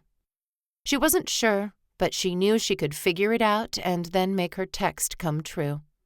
She could figure out how to move on. She finished the cleaning, packed her bag, and drove down to the amphitheater. She didn't need to be there for another hour, but Ian had asked her to come go over the plans for this new kind of production he wanted to put together. Part luau and part dance party. He actually wanted Zara to participate in the show, but also help him direct it. It was a great opportunity for her to expand her resume, and she couldn't wait to get started. As she parked, her phone rang, and she really hoped it wasn't Katya again, or Noah. Perhaps he'd been with people earlier, and that was why he'd chosen to text instead of call after so much time had gone by. After all those pictures had been posted. Did he think she wouldn't see them? That she wouldn't be worried that he'd basically fallen off the face of the planet? Zara had learned that he didn't know Katya was texting her, and the other woman had never said how she'd gotten Noah's phone with all his contacts. But she was ruthless and relentless, and she made sure Zara saw every little thing going on in Noah's life, emphasizing how Zara wasn't a part of it, and Katya was. It wasn't Katya or Noah, but Shannon, Hope Sorensen's assistant. Zara answered with a very confused, "Hello?" "Zara," Shannon said brightly. "It's Shannon, from Your Title Forever?" Even though her name had come up on the screen, Zara said, "Oh, hi, Shannon." "I know this is a long shot, but I was wondering if you'd seen Holden Montego around the island. Someone said you dropped him off once or twice while he was volunteering for us." Someone had seen them. Zara's mouth turned dry, and she wasn't even sure why. "I haven't seen him for a couple of weeks," she said truthfully. "Oh, that's too bad," Shannon said, her voice definitely deflating. "We've got so much work to do, and I can't seem to get more volunteers in. He was such a good worker. Do you know if he's looking for a job? Hope's hiring a whole new construction crew." Zara knew Holden was not looking for a job. and a lot more about him. But she just said, "I'm sorry, Shannon, I don't know. I don't think he's even in Getaway Bay anymore." "Really?" "I don't know," Zara said, because that seemed the safest answer. "Okay, well, thanks. Sorry to bother you." "No problem." Zara hung up and stared out the windshield. The conversation itself wasn't a problem, but the feelings and memories of Noah it stirred up certainly were. She hated that she didn't know if he'd be coming back. And then she reminded herself that she'd broken up with him only a few hours ago. She didn't want him to come back, and his complete lack of response to her breakup text proved he didn't really care that much about her. With her heart stinging in her chest, Zara got out of her car, shouldered her bag, and headed inside to meet with Ian. She didn't need Noah Wales. Oh no, she did not. Maybe if she told herself that enough times, she'd start to believe it. Maybe it would even come true. "So he's just gone?" Susie asked later that week, the cup of coffee she'd insisted on getting before they could drive up to the mansion sitting abandoned on the table beside her. "I think so," Zara said. She'd shut down every question and conversation about Noah over the past couple of weeks, but Susie could be relentless in her pursuit of drama and details. She had a flair for gossip, and she loved being involved in everything her friends did. "How are you feeling?" "Not great," Zara admitted. "And he was really a prince?" Zara had told Susie all about her and Noah's little summer fling over the past couple of nights. Jill had started seeing Benny, and they went out with another group from the cast after the show, leaving Susie to be Zara's sounding board since the breakup. Zara knew she didn't mind, and she lifted her hot chocolate to her lips, though it was still plenty warm in Getaway Bay. In fact, mid-July could be downright brutal, but they didn't sit by the pool tonight, choosing instead to lounge inside with the air conditioning and the comfy couches in the living room. "He was really a prince," she said. "I knew him for a month. I don't know why I'm so hung up on him. She dated other guys for much longer." "There's been no closure," Susie said simply. Zara almost rolled her eyes. "You've been talking to your brother about me." "No," she said, her blue eyes sparkling with mischief. "Though if I did talk to Jeremiah, he'd say the same thing." "He's a child psychologist." "And he understands closure," Susie shot back, the banter between them friendly and so welcome to Zara. She hated coming back to this big house alone, and Susie had been staying over with her for a few nights now. A few minutes went by, and then Zara finally said, "Closure," like she'd decided she did need some of that when it came to Noah. He hadn't texted again, but neither had Katya, and while one of those was a relief, Zara couldn't believe Noah had given up so easily. 2 texts, and he was done. She'd thought he had more determination than that. "You know, Maya hasn't dated anyone in a while," Susie said. Zara stood up with a groan. "I'm not going out with your brother." "Why not?" Susie picked up her unfinished coffee and followed Zara into the kitchen. "Because I don't need to be set up," Zara said. "And he's not a nice Indian man." She smiled at Susie. "Maybe I should just try to find someone my parents would approve of. I'm sure there's some very nice Indian men I could go out with." Susie stared at her, obviously dumbfounded. "Who are you? Where's Z?" Zara laughed and shook her head. "Come on. It's late and we have another show tomorrow night." She stared down the hall, Susie right beside her. "Seriously, Z, I'm worried about you." "I'm okay, Suze. Really, I am." She paused outside the bedroom her friend had been staying in. "I do miss him, but it's not like—" Her voice trailed off, unable to say what she wanted to say. "It's not like I was in love with him." But they had talked about him moving to the island permanently, and she'd taken him to meet her parents. That in itself was a very big deal, and Zara couldn't just dismiss it. She'd been willing to go through that terrible dinner, and so had Noah. "Maybe just call him," Susie said in a small voice. "See what he says." Zara nodded just so she could escape to her own room. She didn't really think she'd call Noah. After all, she'd erased his texts from that new number, and he hadn't tried to get in touch with her again. She wasn't the most technical person in the world, but she'd once helped her mother find out who Cy was texting by logging into their cell phone provider's account and looking at the individual texts. So she knew how to get the number. Instead of pulling out her laptop and doing that, she climbed into bed and stared at the ceiling, wondering where Noah was now and what he was doing. It would be noon in Trigard, and he'd probably be lunching with a crowd of adoring fans. Then kissing Katya and laughing about everything that had happened in Getaway Bay with the clueless Indian girl who thought synchronized swimming was a career. Zara rolled over, bitterness and heartbreak yanking through her hard enough to make tears come. And this time, she didn't push them back or hold them in. She cried because she missed the man she had fallen in love with. Chapter 20. Noah endured the last week of Luisa's engagement tour alone.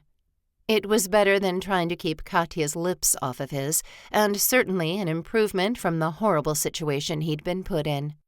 But Zara's message had sent him into a tailspin he didn't know how to recover from. He clung to the tiny shred of hope that he'd be the perfect prince his father wanted, and then he'd get permission to leave this wretched island and make a new one his home. Zara had said not to text her again, and Noah was planning to honor that. But he could call her or show up on her doorstep to talk to her. He just needed to get a few things in order first, and then he would. The door he'd been sitting outside of opened, and his sister came out. She looked tired but upbeat, and she gave him a hug after he stood up. "Your turn." "How is he?" Noah asked, glancing toward his father's private office. "He's the king," Louisa said, which did not infuse any hope into Noah's heart. She walked away, her low heels and long skirt absolutely fitting for the princess she was. Noah tugged on his jacket sleeves and entered the office, determined to stay until he'd gotten what he wanted. No, what he needed. "Father," he said once he'd entered, bowed, and closed the door. "Noah, come and sit." His father smiled and removed his glasses. He seemed older than Noah remembered, and he took a few moments to really look at his dad. He couldn't even imagine what it would be like to shoulder the affairs of a country, even a small one like Trigard. "How was the tour?" Noah cocked his head. "Honestly, Father?" "Honestly, Noah." "It was terrible," Noah said. "Katya was a train wreck, and Zara broke up with me." His father blinked as if Noah had just said it was going to rain later. "I'm sorry to hear that." "Are you?" Noah hadn't meant to be disrespectful or negative. He drew in a deep breath. "It doesn't matter. I'll make things right with her." Just like he always made things right. "Katya was a mistake." "Thank you for saying so," Noah said. He wanted to adjust his tie, but he held very still. Fidgeting showed nerves, and he didn't want his father to think he was anything less than poised and content. "She won't be causing us any more problems." His father steepled his fingers and watched Noah. "I'm happy to hear that." "And now I suppose you want to know how you did on the tour, to see if I'm going to give you permission to live in Getaway Bay permanently." Noah said nothing. The king had surely received daily reports from one of the people who'd traveled with the royal entourage on the engagement tour. He read 6 papers each day and spent an hour on the internet, too. He knew everything that happened in his kingdom, almost the moment it happened. "I'm sorry to say I can't let you do that," he said, leaning back in his chair. Dad, Noah started, a whine plentiful in his voice. He cut off the sound and cleared his throat. Why not? Not for a few more months, at least, he said. You just returned, and we need time to let the press move on to something else, the way they always do. A few more months? A weight pressed on Noah's chest, making it difficult for his lungs to expand properly. What's the difference if I hide out here in the castle or on the beach in Getaway Bay? He wanted to surf.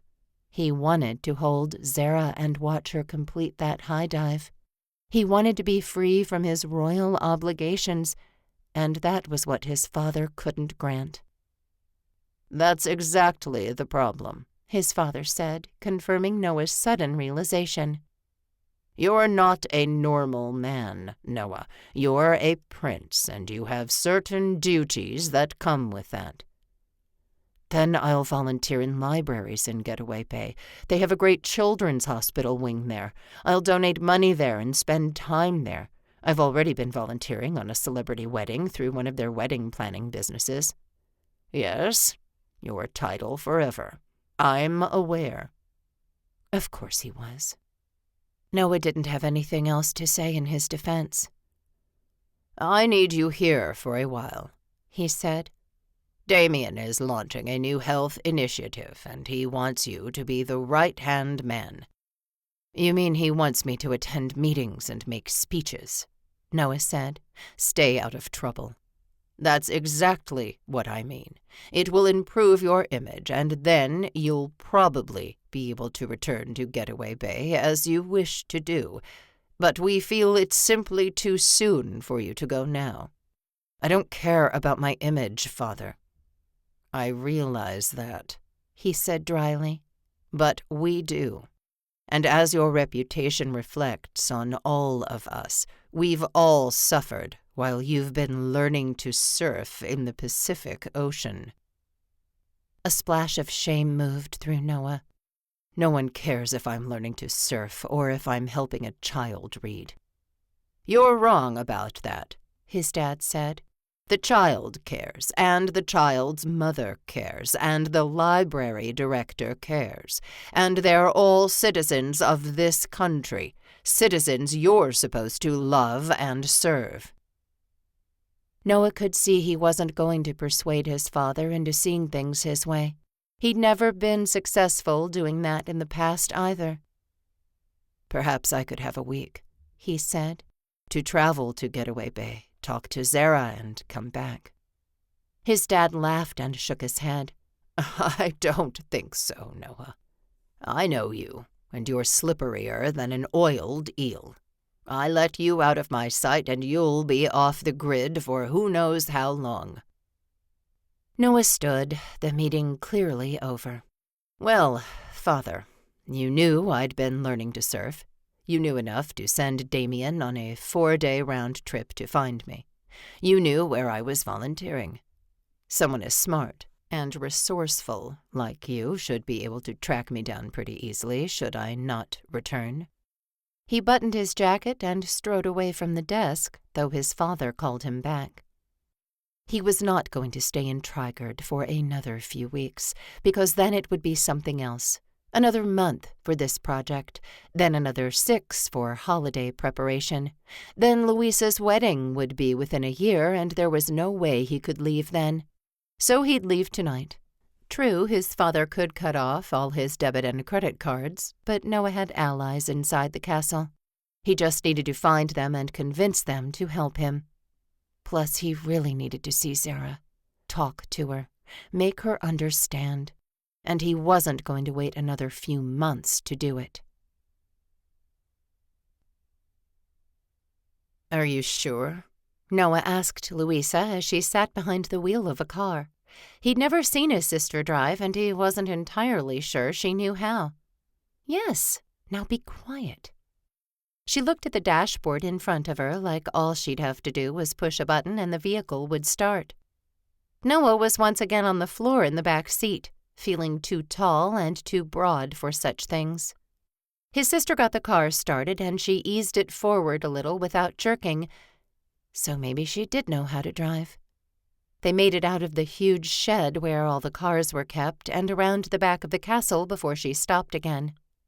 Noah's pulse felt like it was part of a tennis match, bobbing to the left and then the right with great speed. "What's—" The passenger door opened and his brother said, "Are we all set?" Before Noah could move, Damien looked over the seat. "You didn't even cover him up." "We drove from the vehicle shed to here," Louisa snapped. "You said you'd bring something to cover him up." Noah's heart warmed listening to his siblings bicker. In the end, Damien ended up running back up to the doors of his wing of the castle, and what felt like an hour later he returned with one blanket. "It's all I could sneak away from Matson," he said. "That man is like a bloodhound." He draped the blanket over Noah, who experienced a strong sense of déjà vu. The drive to the gate happened quickly, and Louisa said, "We're just taking a drive to the seashore," as if she needed the guard's permission to do so. Once free of the Wales family land, Noah kicked off the blanket and sat up in the back seat. He wanted to tell his brother and sister how much he appreciated them and that he didn't want to leave Trigard because of them. He said nothing, as the family didn't have a custom of saying what they really felt. At the airport, she avoided the section where the press were allowed to congregate and instead drove around the back of the airport to a place Noah had never been before. "I've arranged a private flight for you," Damien said. "Straight through to Getaway Bay with a stop in Toronto for refueling. You won't even get off the plane, though." He turned and looked at Noah, his features serious. "Thank you, Damien. I hope it works out with Zara," he said. "She seems very important to you." Noah nodded and said, "She is. I hope I'll be able to fix the situation with her." He thought of her stubborn streak and how traditional her family was, but he was willing to do almost anything to be with her, including defying his father and sneaking away in broad daylight. His sister got out of the car and grabbed onto him. "Be safe, Noah," she said. "You're the ones who are going to get filleted alive," he whispered. "All 3 heirs in a car with no security." She looked like a scared rabbit as she ducked back into the car and drove off, a final wave from Damien, the last thing Noah saw before he faced the jet sitting before him. 3 people waited at the bottom of the stairs and Noah approached them. "Prince Noah," the older man said. "I'll be your pilot for the first leg of our journey. My name is Roberto. Antonio will take us from Toronto to Hawaii after we've refueled. And Mary will help you in the cabin with whatever you need." He nodded Noah onto the plane, which was much better than the regular commercial flight he'd taken to get to Trigard. He was the only passenger besides the 3 his brother had hired to get him back to Getaway Bay, and he suddenly didn't feel so bad for Damien and his trip to Getaway Bay weeks ago. This plane had a huge bed, as well as 2 recliners flanking it, and Noah chose one of those for the first part of the flight. He slept as well as he would have in the mansion, and by the time they landed in Getaway Bay, Noah knew he would never fly on any other plane but this one. He gave all 3 people a large tip and stepped into the glorious Hawaiian sunshine. Yes, it was still hot in Getaway Bay. Yes, there were still too many tourists. But as he accepted a flower lei and got in line to wait for a taxi, there was nowhere he'd rather be. His phone took a few minutes to update to local time, and as he waited, he wondered where he could find Zara at 2:00 in the afternoon. Did she go to work that early, if the show didn't start until 7? Noah had no plan for how to approach her or what to say. So when he got in the back of a cab, with only his backpack and wallet, and the driver asked him where to go, Noah said, "Indian House." He wasn't sure what he'd find at her family's restaurant, but there was no one who knew Zara better than her family. The moment he stepped inside, a woman gasped and said, "Prince Noah!" And he thought he'd been discovered. But it was only Zara's sister Abby, and she had both hands covering her mouth. "Hey," he said. "I just need a table in the corner and access to the internet. Do you think you could help me?" "What are you doing here?" She plucked a menu from the podium that didn't move. I need to figure out how to get Zara back. Abby grinned like he'd just passed the biggest test of his life and said, "Right this way." She indeed led him to the very corner of the restaurant, and he sat with his back to everything. She put the menu in front of him, and he said, "Bring me the butter chicken, would you?" "Of course. And the Wi-Fi password is Swimmer Girl." Noah looked up surprised. Abby shrugged and said, "My parents are very proud people," as if that explained everything. Maybe it did. He nodded and pulled out his laptop, determined to do whatever he could to get tickets to her show. If not that night, then as soon as possible. And he was going to show up and surprise her, apologize until she forgave him, and kiss her until he couldn't breathe.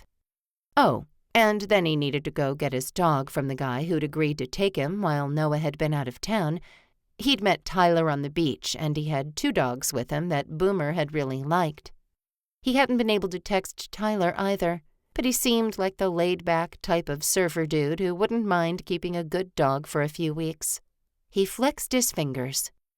I just need tickets, he muttered to himself. By the time the butter chicken came and he'd consumed it, he still hadn't found even a single ticket for the foreseeable future. So maybe he needed a miracle instead. Chapter 21. Zara bounced on the balls of her feet, ready to get this show started. But there had been a lighting glitch, and they'd been delayed for 15 minutes. She'd sat in the whirlpool to stay warm, and now she just wanted to go. Though she was behind the closed door in the locker room when Susie came bursting through it, Zara heard the noise outside. "What's going on?" she asked, trying to get a peek before the door closed. "How close are they?" Susie pressed her back into the door, a grin filling her whole face. "They're close. There's just..."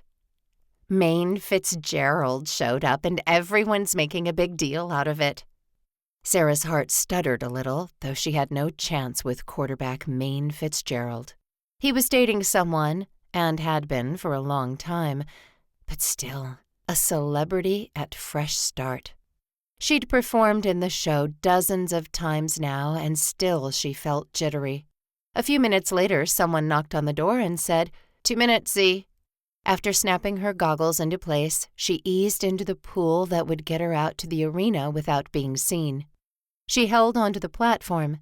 She rode it up high, and she and Benny performed their spectacular dives into the pool below. She usually came up to thunderous applause, but tonight, when she broke the surface of the water, only silence rained down on her.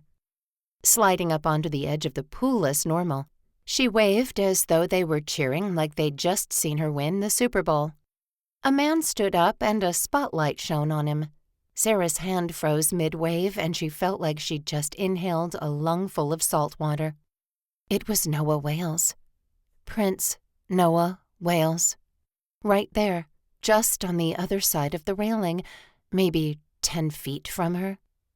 He lifted his hand in a wave and called, "Amazing Zara." He started to applaud, and his third clap got swallowed by the crowd as they all joined him on their feet, the roof-shaking applause now what she was accustomed to. She didn't know what to do. The timing of the show was off now, and she still perched on the edge of the pool. Finally, someone grabbed onto her ankles and said, "Come on, Z, you can talk to him after." Zara joined Susie in the water, and she missed the first synchronized move with the other girls, but managed to get her leg up on the second one. Her heart skipped every third beat, and she couldn't hold her breath as long as she used to. Noah was here. What was Noah doing here? She wanted to go see him during intermission, but she found the exits blocked by James, Benny, and Ian himself. "After the show," Ian said. "I already did him a huge favor by moving his seat and postponing the show so he could get situated right where you'd come out of the water." "You did that?" Sarah stared at him in disbelief. And now she'd have to put her swim cap back on over wet hair and skin, and that was a huge pain. Well, the lights were already a problem, so I figured what was a few more minutes. Ian shrugged and smiled and added, He seems like a really great guy for what it's worth. Zara wasn't sure what she thought. She didn't really want to see Noah, but he was here, on the island, and she wanted to find out how he'd achieved that. And fine, she wanted to find out if they could have a second chance. But first she had to finish the second act of her show.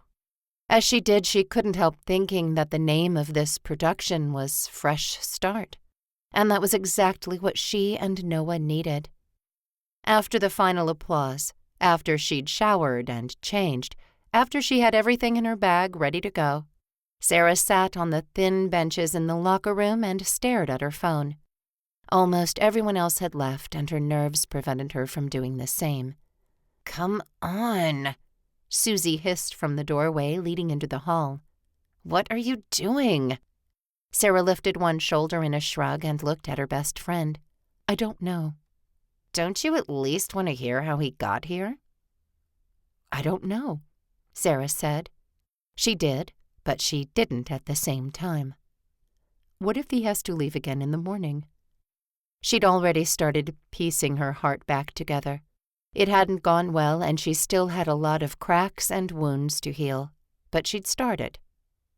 Susie entered the locker room looking like she could eat kittens for breakfast. "Zara, come on. He's all you've talked about for a week, and I know you were suffering in silence before that. So he's here, and he's gorgeous, and he's just as nervous as you, so come on." She tugged on Zara's hand hard enough to get her to stand.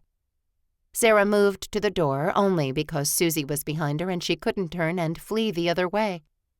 She'd taken one step into the hall when Susie added, "And besides, your family needs to get back to the restaurant." "My family?" The last word whispered out of Zara's mouth because she'd seen Noah.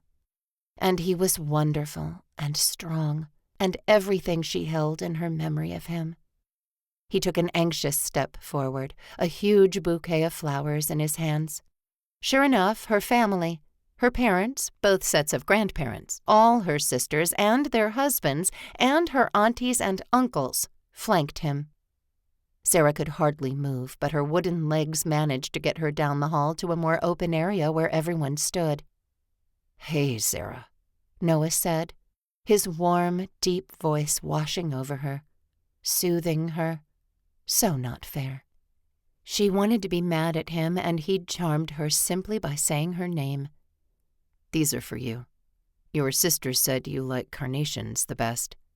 "She does," Krisha said. "But they smell bad," Abby said. "He should have gotten hibiscus." "There's some of those, too," he said. "Your friend Ash helped me get them. I guess her fiancé owns a flower business." Zara nodded and took the bouquet. She did love carnations, and she did like the way hibiscus smelled. "How long have you been back?" "I got here about noon," he said. Her eyebrows went up. "And you mobilized my family and met my friend Ash?" "I was a little late to the show," he said, a magnificent smile touching his mouth. Zara wanted to touch his mouth, feel him, and make sure he was real and not a mirage. "It took forever to get a ticket." "How did you get a ticket?" she asked. "I called Ian." Of course he did. Only Prince Noah would be able to figure to call in a favor to a man he barely knew. Bold. The fact that he'd been able to orchestrate everything so perfectly felt like she'd entered an alternate reality. "After my lunch of butter chicken," he said, "things got really interesting. I wasn't going to do all of this. I just wanted to see you." He took a step forward, his hand reaching toward her like he wanted to make sure she was real, too. "I wanted to apologize," he said. "I'm sure you've seen some things online that have been upsetting. I know I need to explain and earn your trust back." He glanced at her father, who nodded once. "But I'm in love with you, Zara Reddy, and I'll do whatever it takes to make things right between us." He dropped to one knee and took the black jewelry box from her mother in one quick movement. Zara couldn't breathe. It seemed to take an hour for Noah to crack that lid. When he did, he presented the glittering diamond ring to her and asked, "Will you marry me?" Cy and Myra sighed like they were Disney princesses, but tears stung Zara's eyes. She wanted to look to her parents for permission, but their presence meant they'd already given it. So she nodded, some of her tears splashing down her face, and said, "Yes, Noah, I'll marry you." He grinned and fumbled a little to remove the ring from the box and slide it on her finger. Then he stood, took the flowers, and handed them to someone, and gathered her into the safety of his strong arms. "I'm so sorry," he murmured just before lowering his head and kissing her. Zara knew there was a lot to talk about still, but it didn't seem to matter all that much. He was here, and he'd fixed a lot already. So she kissed him back, hoping her actions could convey the 3 little words she'd yet to say. Her family and friends cheered, and it was the exact proposal Zara had never known she wanted. She pulled away, giggling, and Noah tucked her into his side while they faced her parents. Her mother wore a smile and wiped at her eyes, and that set Zara to crying all over again. She hugged her mom, who asked, "You will do the traditional Indian wedding, yes?" "Nita, give her a few days," her dad said, drawing Zara into his embrace. "Congratulations, Z. You two will be so happy." She wondered what had changed their minds, but she decided she had plenty of time to find out. She hugged her sisters, her aunties, and everyone else before returning to find Noah had picked up her swim bag and was holding her flowers. "Do you want to see where I live?" he asked. "Don't tell me you found a house since noon, too." She looked at him, pure shock moving through her. Was there anything he couldn't do? He shrugged and said, "You might want to use the bathroom before we go." Chapter 22. Noah laid on his back, the sand soft beneath him, and stared at the stars, thanking each one for his reunion with Zara. She lay curled into his side, and neither of them spoke. The slight scent of chlorine mingled with flowers, and it was the best smell in the whole world. "What did your father say?" she asked to break the silence between them. "I haven't spoken to him since sneaking away." He'd told her the whole story of his time in Trigard, his horrible experience with Katya, and how he feared his father would never allow him to return to Getaway Bay. I'm sure he was livid with Louisa and Damien. "I would like to meet them," she said. "You will. We'll go visit my parents, and we'll of course go for her wedding, but that won't be for, ever." "Really?" "Oh, the royal engagements are ridiculous." "I would like a short engagement," Zara said, and Noah smiled at the stars. "That's fine with me, sweetheart." "I'll talk to my mother tomorrow, see what we can put on the calendar." "You might need to explain to me what a traditional Indian wedding looks like." "Oh, we won't have a traditional Indian wedding." Noah's arm around her tightened. "We won't?" "I'll wear the traditional clothing, and it'll be loud. Every party we have is very loud, but it won't be full-blown traditional." "But we can have butter chicken, right?" Zara giggled, her breath heating his skin beneath his t-shirt. "I suppose we can have butter chicken." The sky above them held magic, and Noah wanted to stay on this island for the rest of his life. "Did you know Katya had your phone?" she asked, and Noah flinched. "What do you mean?" "I mean she had your phone, and she texted me. She was the one who sent me the picture of you two kissing." Noah hated the sound of those words coming out of Zara's mouth, and he pressed his eyes closed. "My mother dropped my phone in the koi pond." "Well, when I texted you to ask you a question, she responded." "What did she say?" "I don't know." She took a deep breath. "All kinds of stuff. She was basically bragging about how she was with you and I wasn't." "You know she was never with me, right?" Yes, she said, and it was the best word he'd ever heard. She lifted her head and added, "Come on. You told me you'd show me your place." "It's too dark," he said. A beat of silence passed, and then she said, "You don't have electricity?" "Well—" "And no running water?" "Nope." "You're moving back into the mansion?" "No, I'm not." "Noah!" She pushed up on her elbow. "Where do you go to the bathroom?" "There's a bathroom down the beach a bit," he said. "There's showers and a sink and stuff." "It's not private." "I don't mind." "There's got to be somewhere you can live that has the things you need." Noah gently drew her back into his side. "I'm sure you're right. I'll find somewhere tomorrow." "And where's Boomer?" she asked. "I met a guy named Tyler," Noah said like it was a question. "He said he'd take him." "Tyler Rigby? The billionaire poker player?" "I have no idea." "You gave Boomer to a stranger." Zara shook her head against his chest. "I can't believe you." "He had 2 other dogs and he seemed chill." "Definitely Tyler Rigby." "Do you have his number then?" "I'm sure I can figure out how to get in touch with him.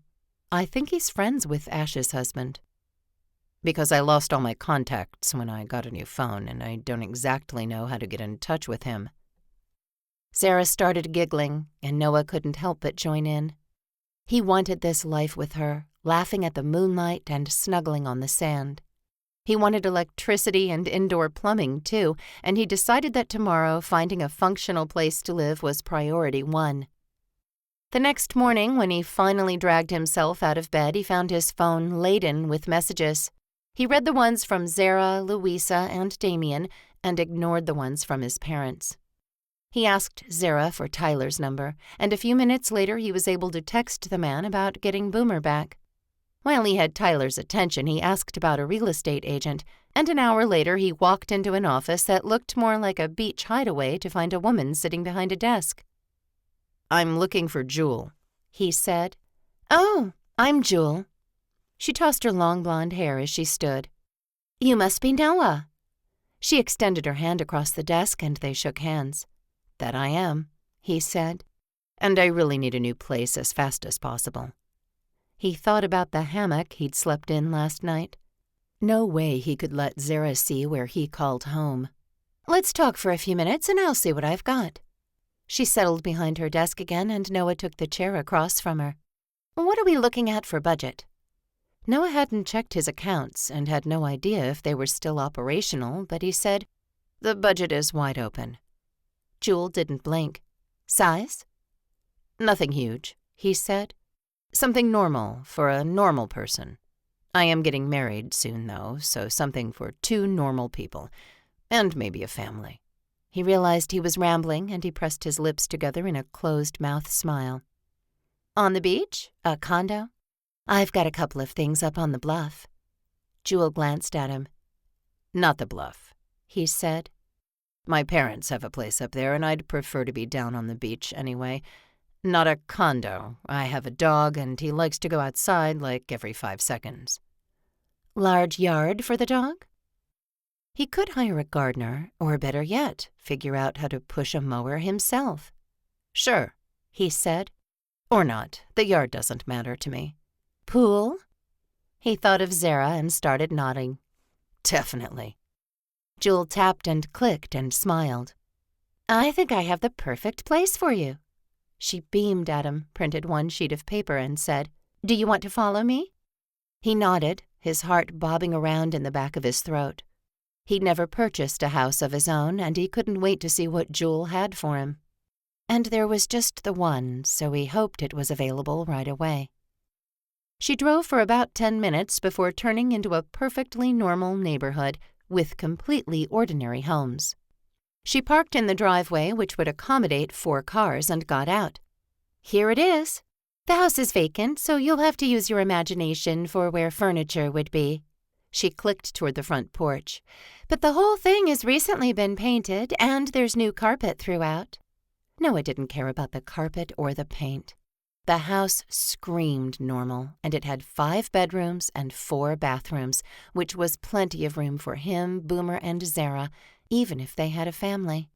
It was the pool and yard that sold him the moment he stepped onto the back patio.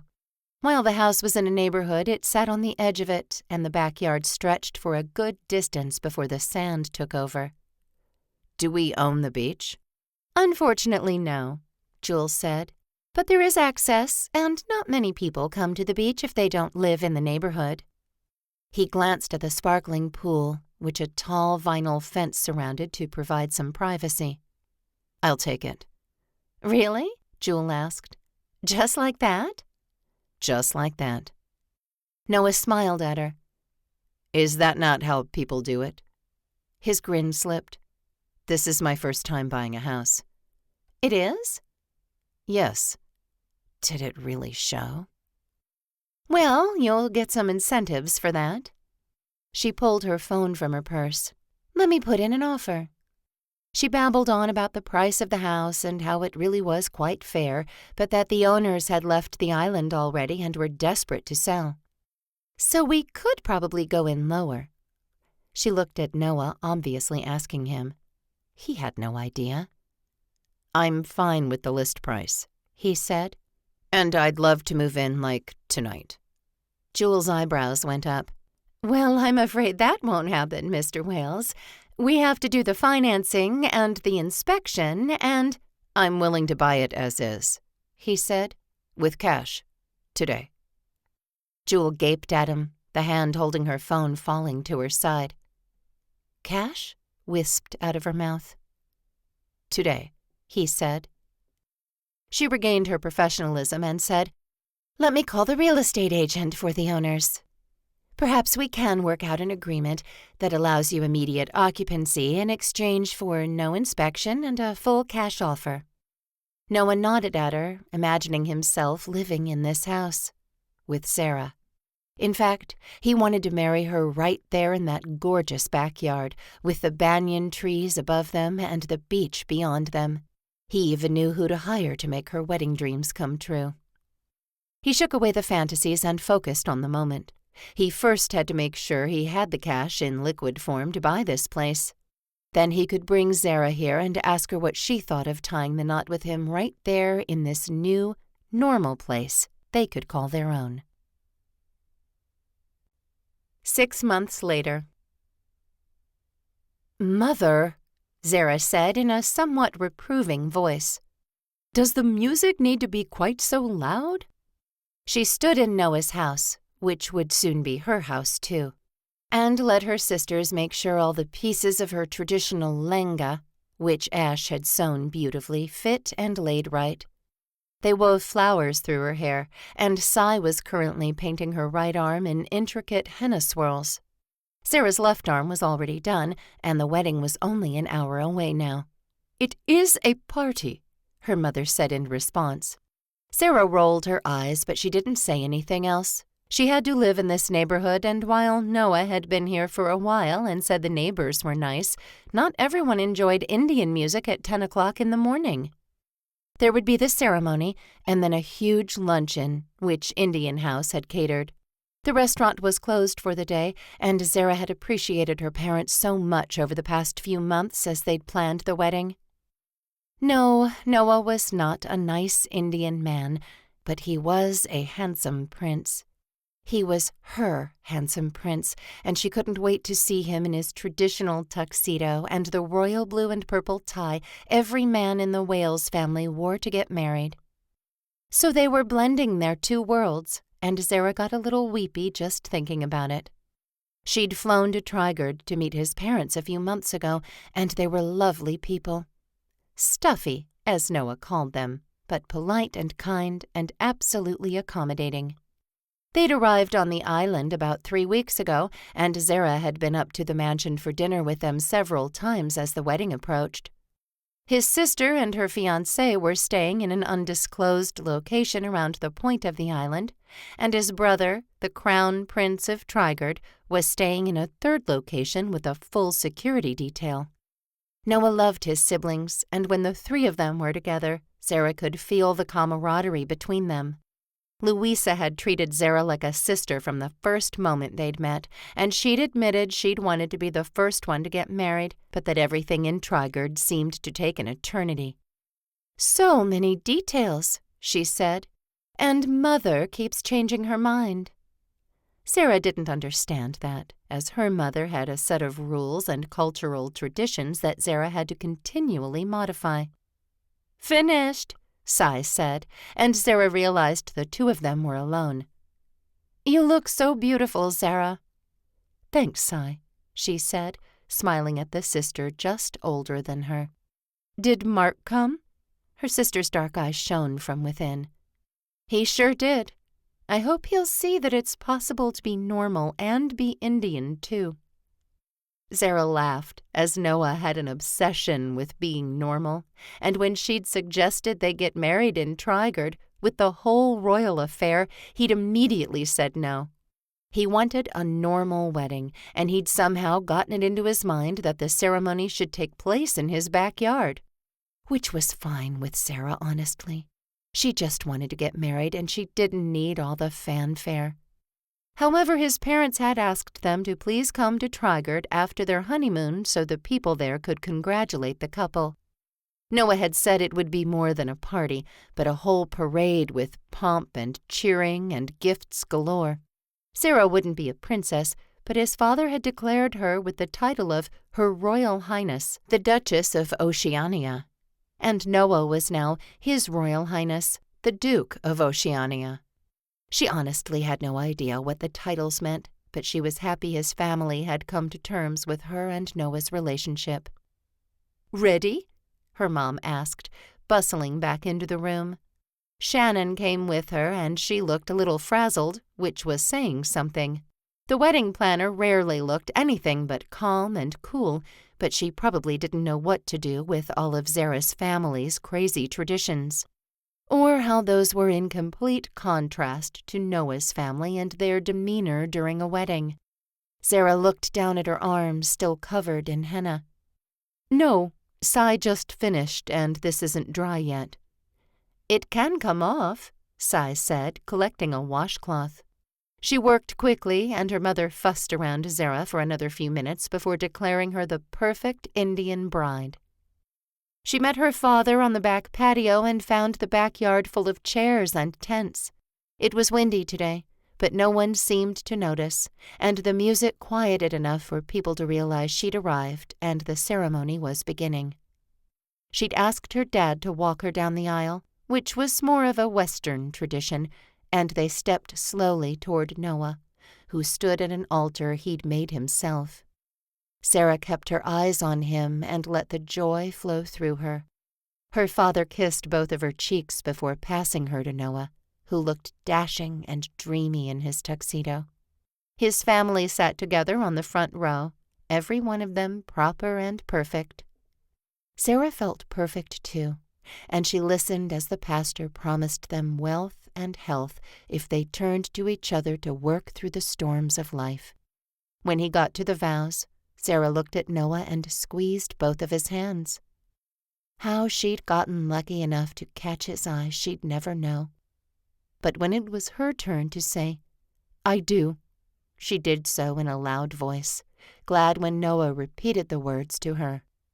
Then he tipped her back and kissed her, which caused the onlookers to erupt in cheers.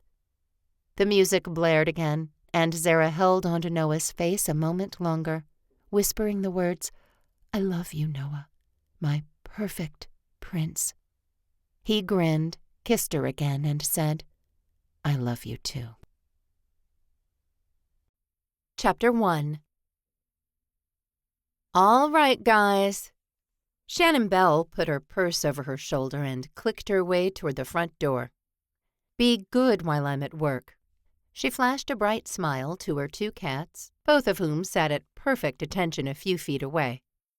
Of course, neither of them responded to her, and Shannon went out the door and down the steps. She had a routine she followed each morning, and she was right on schedule to hit roasted at their slowest time between 8 and 9. She'd tried different times, and 8:20 in the morning seemed to be the best time to get her daily dose of caffeine before she had to go to work at Your Title forever. She loved her job, though it was a bit intense from time to time. At least the celebrity wedding and the royal wedding are over, she told herself as she buckled her seatbelt and started her car. She loved this car, and she lowered the top to let in the spring sunshine as she started toward downtown Getaway Bay. She hooked her purse over her arm as she walked into the coffee shop, running her fingers through her hair to tame some of the messy curls back into waves. Only 4 people waited in line, and Shannon smiled to herself that she'd timed her coffee shop visit exactly right again. Shannon prided herself on the details of things. It was what made her a good secretary, and why Hope Sorensen at Your Title Forever had told Shannon she could never quit. Her body was still recovering from the high-profile weddings over the past couple of months, and she wished she wasn't such a night owl. That, or she needed another job where she didn't have to be to work by 9. But she had a secretarial degree and a professional certification in organization, so she was well suited for the many moving parts a wedding planning business required, and she'd enjoyed her last 5 years at Your Title Forever.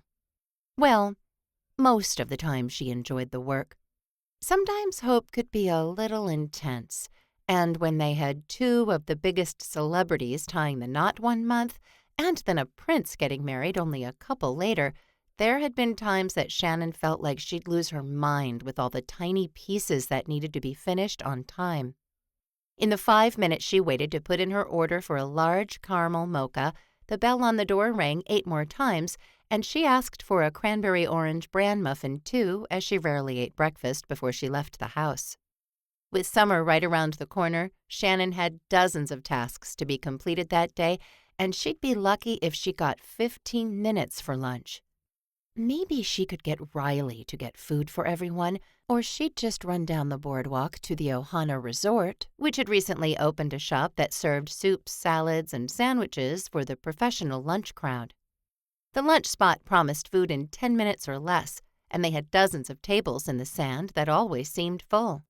She got her coffee and turned to leave. Her eyes scanned the line of people waiting, catching on a tall, good-looking man she'd seen every day for a long time. She couldn't pinpoint when she'd first met Dr. Jeremiah Yates, or when she'd learned his name, or when she'd realized that he worked in the building just down from Your Title Forever. It seemed like they'd known each other for a while, and she waved to him as she passed. "You beat me today," he said with a smile, and she couldn't help the little laugh that came out of her mouth. She quelled it by sipping her coffee, because while she and Jeremiah were friendly, there had never been much of a spark there. She knew his name and where he worked. That was all.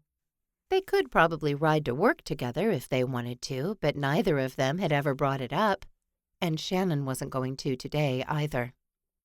Yes, Jeremiah was handsome and clearly well off, as Shannon never saw him wearing anything but an expensive suit, and she'd seen him when he got too roasted before her. He bought coffee for his whole office. Every morning, the man bought coffee for his whole office.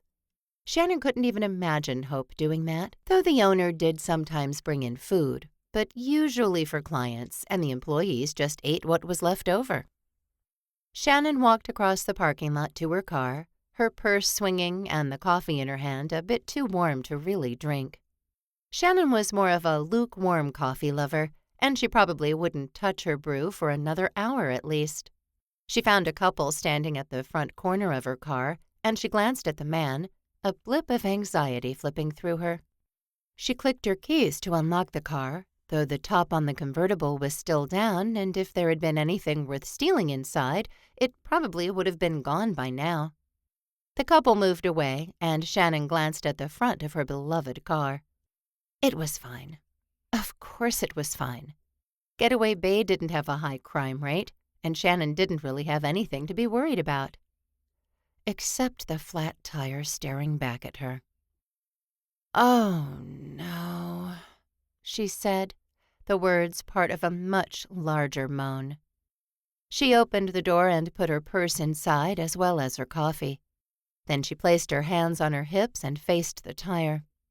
Her father had taught her how to change a flat tire as well as her oil, but Shannon never used the lessons. She had money, And why should she shimmy under her car when Max could do it at the lube shop for $30? But Max wasn't here now, and Shannon had a ton to do at work. She opened her trunk and pulled back the roof to reveal the spare tire. She had no idea if she had the right tools to change a tire, but she was going to find out. She found an X-shaped tool that she seemed to recall her father using to loosen the bolts. Bolts? That didn't seem like the right term. But Shannon literally made appointments, took messages, and tasted wedding cakes for a living. The tool fit over the bolts and she twisted. Nothing happened. After several more minutes of straining and trying to get even one of those stupid bolts off, sweat poured down Shannon's face. Her blouse had come untucked and she had no idea where her heels were. She crouched next to the tire, frustration about to make her say or do something she'd likely regret later, like calling her father for help. "Can't do it," she said, and she also regretted her skirt choice, as this one was a little snug along her waist and hips. "Need some help?" a man asked, and Shannon startled toward the deep, familiar voice. She twisted and peered up at none other than Jeremiah Yates and the 2 trays of coffee he held in his hands. "I have a flat tire," she said, trying to straighten. Horror struck her like lightning at the sound of a seam ripping, and she spun to put her backside against her cherry-red convertible. To Jeremiah's great credit, he acted like she hadn't just split her skirt open and stepped over to the hood of the car, where he set down the 7 cups of coffee. "I think I can change a tire." "I haven't been able to get off the bolts," she said, wiping her bangs off her forehead. Her hand came away wet, and more embarrassment swirled through her. "Let's see what I can do with these lug nuts," Jeremiah said, taking his suit coat off and draping it over the driver's side door.